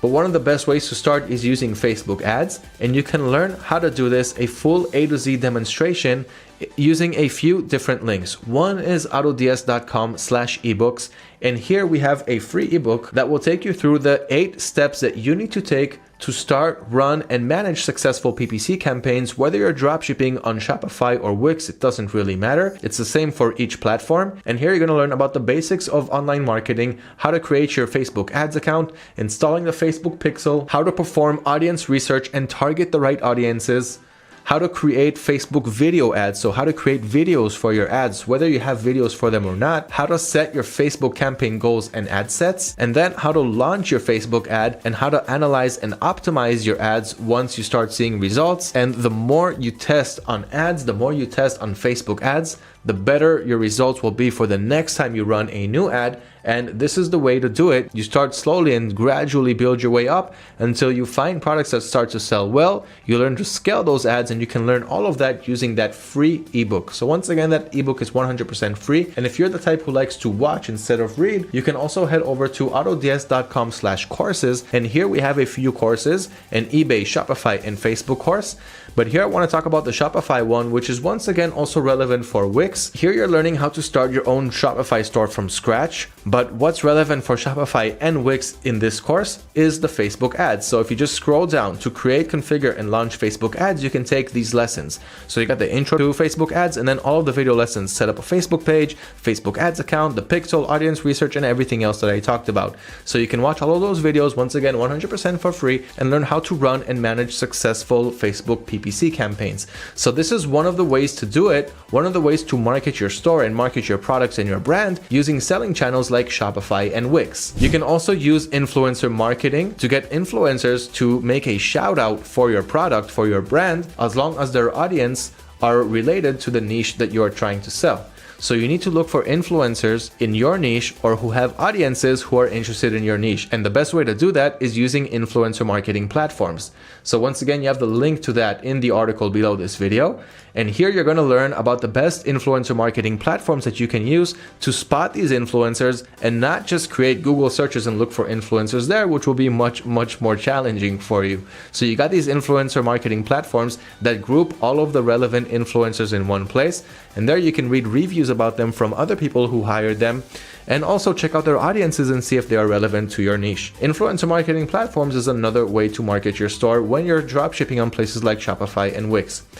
Another option is by using email marketing. Email marketing is one of the best solutions because it doesn't cost any money to send an email, but what you will need is an email list of thousands of subscribers who are interested in your niche, in your product, and in your brand. The way to get them is by simply offering promotions on your website. For example, you can give anyone who enters your store a certain discount using apps from the Shopify store or from the Wix store. There are even free apps to do this that will simply offer promotion codes for your customers in exchange for their email address. That is one way to obtain your buyers' email addresses, and once you have an email list of a few thousand subscribers, even you can start at a few hundred, but a few thousand will have a positive effect on your marketing campaigns. You can send them email marketing campaigns, show them your products, show what problem this product is solving, and of course give them a certain promotion if they purchase that product. It's all about giving your buyers the feeling that they are getting great discounts when they buy from your store, and in exchange they will give you their email addresses as well as purchase from your store. And once they're happy with the product, they're also going to not only turn into repeat customers but also refer their friends and their family to buy from you. But that also goes along with customer service, which is one of the last topics that we're going to talk about. So learn about the different ways to promote your products. You can also once again learn a lot more from our YouTube channel and from our blog page. Here I'm trying to keep things more simple. And for Facebook Marketplace, once again, you have a lot of free organic traffic like you have on eBay, but there's still a great way to promote your products there. And I have a video that I recorded on that subject, so you can click on promoting our products under the Facebook Marketplace marketing section. And here, as you can see, you'll learn about a great way to promote your products on Facebook by giving your buyers a certain promotion. And this is a great way to promote your products and boost them on Facebook, as well as also sharing your listings in relevant buy and sell groups on Facebook. That doesn't cost any money and it will get you more traffic to your store. Now that we are done with the marketing part of our stores, well, we're not really done. You still have a lot of research and a lot of implementing to do, but all of the information is here for you. Now that we're done marketing our products, we're actually going to start making sales. And this is the part where we need to start fulfilling our orders. Now, the regular way to do it is to simply head over to our supplier's website and purchase the product from there. So for example, let's say that these gloves, which I also imported to my store just a few minutes ago, and as you see here, it's already in my drafts page. So I'm going to get back to this soon. But in any case, let's say that this product sold, and now I need to fulfill this order. So the manual way to do it is by simply adding it to my cart, purchasing the product, and using my customer's address as the shipping location. So this way I'm simply ordering the product and shipping it directly to my buyer without me having to physically see or touch the product myself. This is a dropshipping business model and it works quite well. But in any case, this is the manual way to do it. And once you'll have 5, 10, 15, 20, 25 plus orders per day, you will not be able to do this manually. Now, granted, on the one hand, you can hire a virtual assistant, and they're also supported inside the AutoDS system where you can give them certain privileges and not give them access to all of your store at once in the beginning. But in any case, you can use virtual assistants to take care of this process for you. But the easier way to do it is by simply automating your orders. Now, there are two ways to automate your orders on AutoDS. The first one is by using semi-automatic orders, which means AutoDS will go to your supplier's website, and it can be any supplier. It doesn't just have to be this example that you're seeing here. You can simply head over to autods.com/suppliers to see all of the suppliers that we support today in AutoDS in all of these different regions around the world.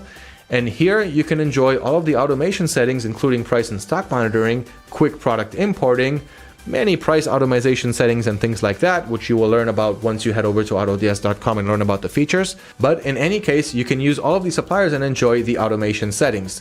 One of those automation settings is automatic orders. There's two different types of automatic orders. One is semi-automatic orders, which isn't fully automatic. It's using your buyer accounts, meaning once you get an order, the system will fulfill it for you automatically and send it to your buyer, but it will log into your supplier's website using your login information and your payment settings that are configured inside your buyer account. This means that you're using your own credit card or whatever you have in your supplier's buyer account settings, which means you're using your own credit line at the bank. The second way to do it is using the Fulfilled by AutoDS service, which works today with US suppliers selling at US dollar currency. With the Fulfilled by AutoDS service, every time you get an order, the system can process it for you automatically, and the order status will change accordingly to the relevant status. And once tracking information is available, it will also be updated automatically on AutoDS and on your selling channel so that your buyers will be able to track the progress. And if you're using suppliers like Amazon who give you AMZL tracking numbers that are not supported on other selling channels, which means your buyers will not be able to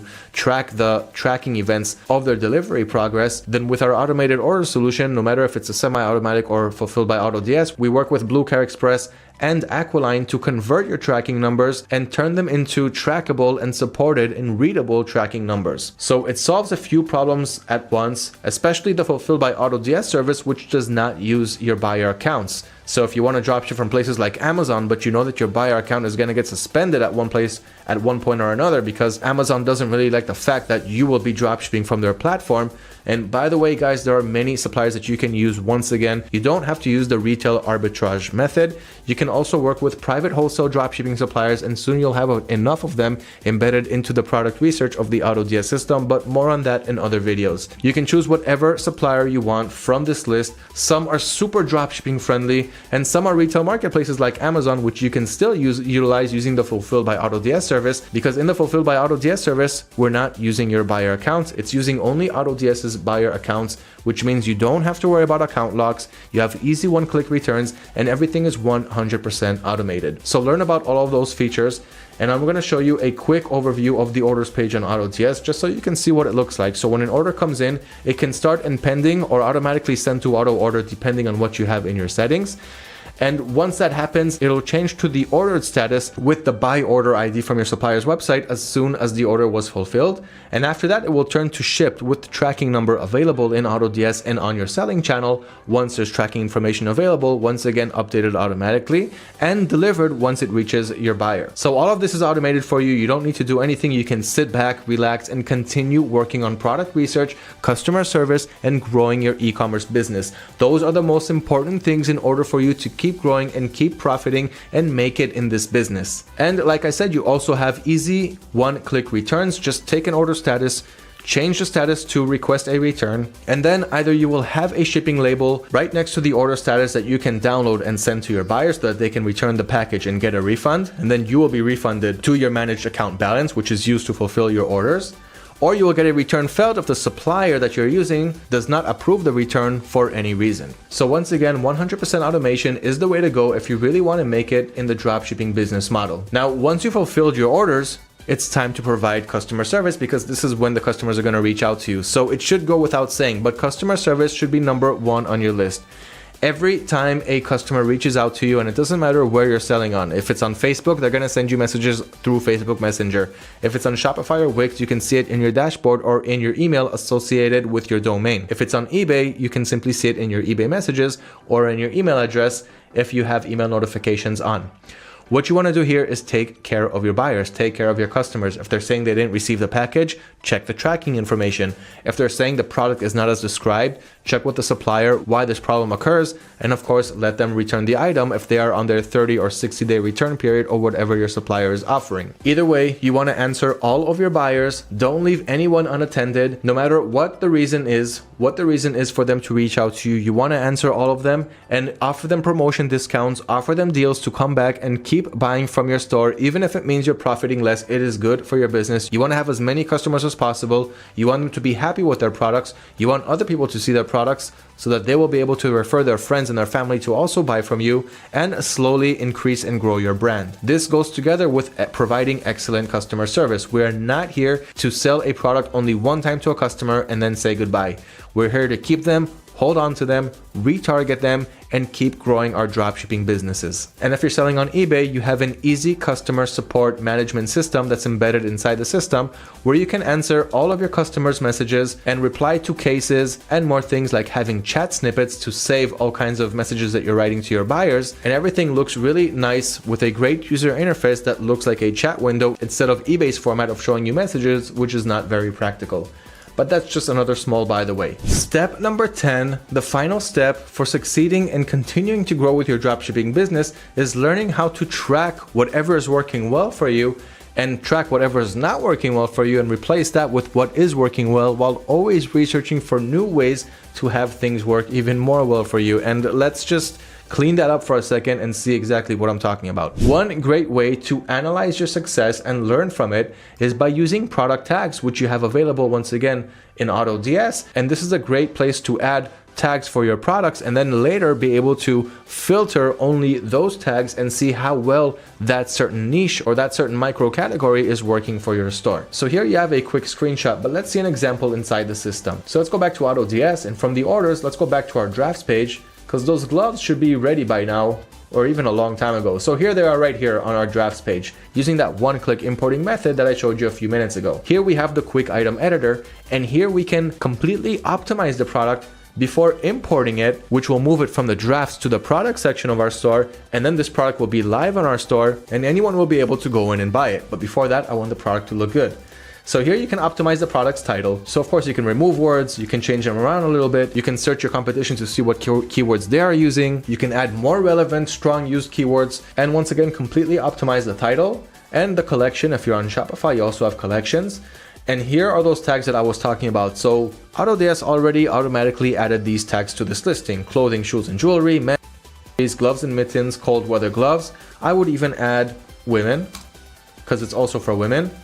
And I would add another tag called winter. And we've got gloves and mittens, cold weather gloves. Let's just also add gloves. Okay, so we've got all these tags. And if this product sells, I will see it under any one of these tags, so it'll be very easy to analyze it. And you've got your shipping methods, your item location, price, stock monitoring, automatic ordering. Then you've got the product's description, which once again, you can completely optimize, but this is everything that we had on our supplier's website. So if we go back to the supplier, you see all of this text right here is everything that you are seeing right here. And you can also choose whatever template you want to use. You also have many free templates using AutoDS.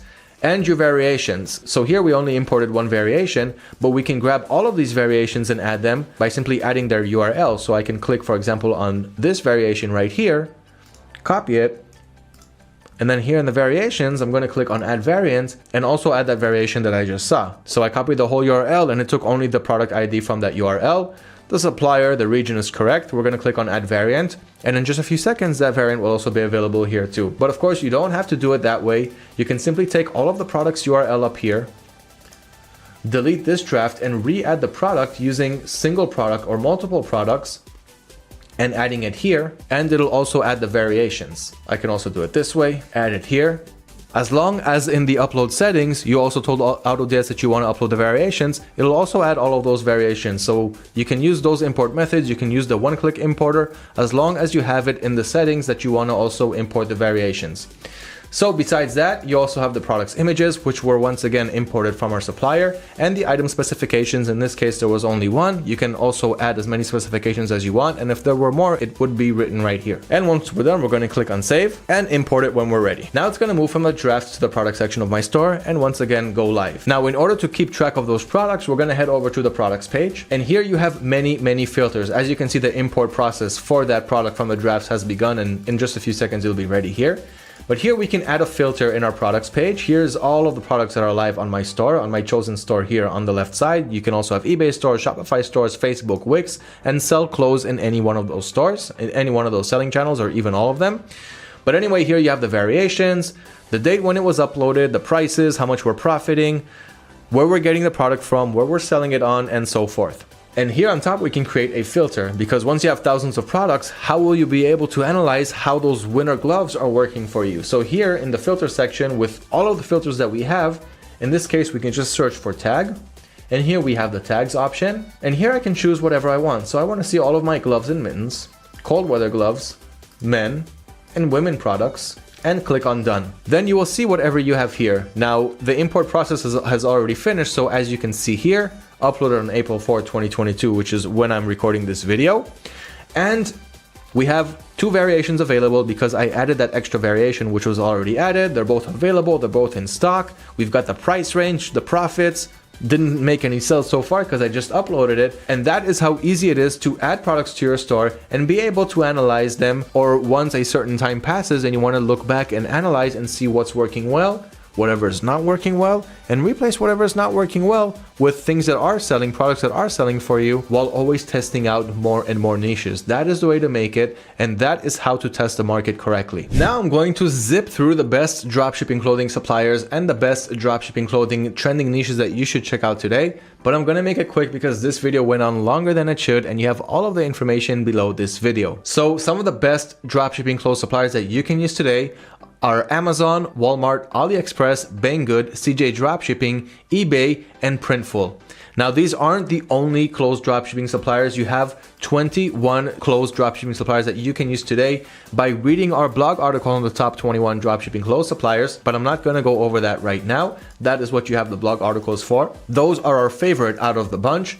with Printful being the only one that is not supported by AutoDS, so you cannot automate your business using Printful. But the good thing about them is that you can run a print-on-demand business, meaning you can have your own customized prints on your t-shirts or on whatever clothing product you're selling, and that way differentiate yourself from the competition even more. But of course, that is not the only way to succeed, and not a good way to scale, since everything is still being done pretty much manually. And for the top clothing categories and niches to sell, you have women's clothing, boutique clothing, dresses, children's clothing, men's clothing, and plus size clothing. All of those niches, all of those 6 niches are actually selling pretty well. And now let's break them down some more, because without breaking it down, we're not going to make it very far. And before I break it down, remember that you cannot sell trademark products. You cannot sell products from big brands that don't want their products being resold. So if it's a company that you heard of before in the past, if it's any big company that you know of, stay away from them. But on the other hand, if you're going to add products through AutoDS, you're going to have an extra layer of protection, because we have a huge Vero database.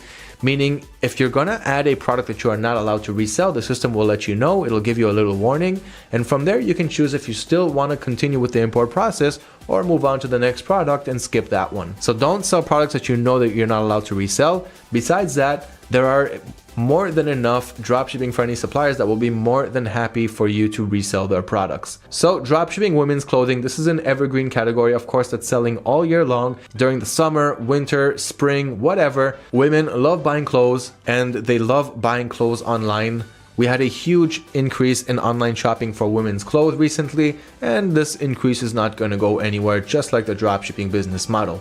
So what are some of the best women clothing products that are selling? We've got yoga pants, breathable cotton underwear, and sweater and cardigans. Now let's go to breathable cotton underwear really quick. These products most likely have no return policies, because underwear is a sensitive issue, so most suppliers will not allow you to return those products. So make sure you have the right policies set in your store when importing such products. But those are some of the best sellers from the women's side. From wholesale boutique clothing, we've got vintage dresses and designer clothes. Both have huge demand and are selling all year long, all the time. For dropshipping dresses, we've got cocktail dresses, bodycons, and maxi dresses. All 3 are micro niches from the dress niche, which is also selling, of course, really, really well. And we've got children's clothing. This one is split to waterproof winter gloves, which is a product that many people are buying for their kids, but also for adults, so don't leave that one out. We've got ballet dance dresses, which is something that many girls like to do, and many parents are looking for places to buy such a product. So make sure to see what your suppliers can offer there and add those variations to your store too. And you've got cute pattern socks. Adults also buy cute pattern socks, but this one is better for kids, so let's leave that to them. See what are the best sellers from your suppliers' websites and add enough variations to test out that niche too. And when you're testing out products, do not forget to test out at least 20 to 30 variations from each product idea. So for example, if we're talking about waterproof winter gloves, we're going to add at least 20 to 30 winter gloves, different variations of them, to our store, and kind of test out to see what's getting more views, what's starting to get sales, learn from their features, and then add more similar products to them. But if we're only going to add 1 winter glove and 1 dance dress and 1 cute pattern sock, 99% chance that that product is not going to sell, and we will not be able to learn the market from there. Then we've got men's clothing. So some of the best men's clothing products that are selling well are cuff beanies, sweatshirts, and running shorts. Now, things like sweatshorts and running shorts are pretty basic. So once again, you're going to have to dive deeper down inside those categories and see what is selling well. Look for similarities in features and look for things that are different, and always add enough variations to be able to test each product niche. Then we've got plus size clothing. Usually people who are dropshipping clothing are looking at an audience that are very, very skinny, very petite, and that is not the only target audience that's available that's looking to buy clothes. We've also got plus size, which not a lot of people take into consideration, but now you can. So plus size clothing, we've got fleece jackets and hoodies, patchwork denim jackets, and long tailored blazers, but those are some examples and you can read more about them below. But don't leave out plus size clothing. This is a great selling category with lots of demand. And a few last tips before we wrap this up. Don't forget to work with multiple suppliers. Don't only work with one supplier. And that is for a very good reason. If you're only going to work with one supplier like AliExpress in China, and you're only sourcing products from China, then on the one hand, your customers are waiting a long time to get their items, and this is not something that they're looking for. They'd rather pay a few extra bucks and get their product quicker. So in this case, you can also add more suppliers from your target audience's region. Like for example, if you're dropshipping in the UK, then you have more than enough UK suppliers using the methods that I talked about in this video. Same for US, same for Canada, same for Australia, same for New Zealand, same for anywhere else that you want to sell. And this is one of the greatest tips that you can have. You don't only have to target one market, and you don't only have to work with one supplier. With all of this diversity, you can easily differentiate yourself from the competition and move a product that has a lot of competition to a region and from a supplier that doesn't have a lot of competition and rake in those sales too. And of course, if one supplier lets you down, like Chinese holidays means all of your Chinese suppliers will not be able to ship out any product. You don't want your business to die during that time. That is why you want to have alternatives from other places, other regions around the world who can fulfill those orders for you during those times. There is more than enough reasons to work with multiple dropshipping suppliers, and make sure that you add that to your business. I hope that you enjoyed this video on how to dropship clothes the right way. Make sure to take all of these steps into consideration, and let me know in the comments below if you have any questions or any comments, and I will personally answer them. And don't forget to subscribe to our YouTube channel to learn about your next step in your e-commerce business. Thank you for watching. Now go on and make those sales.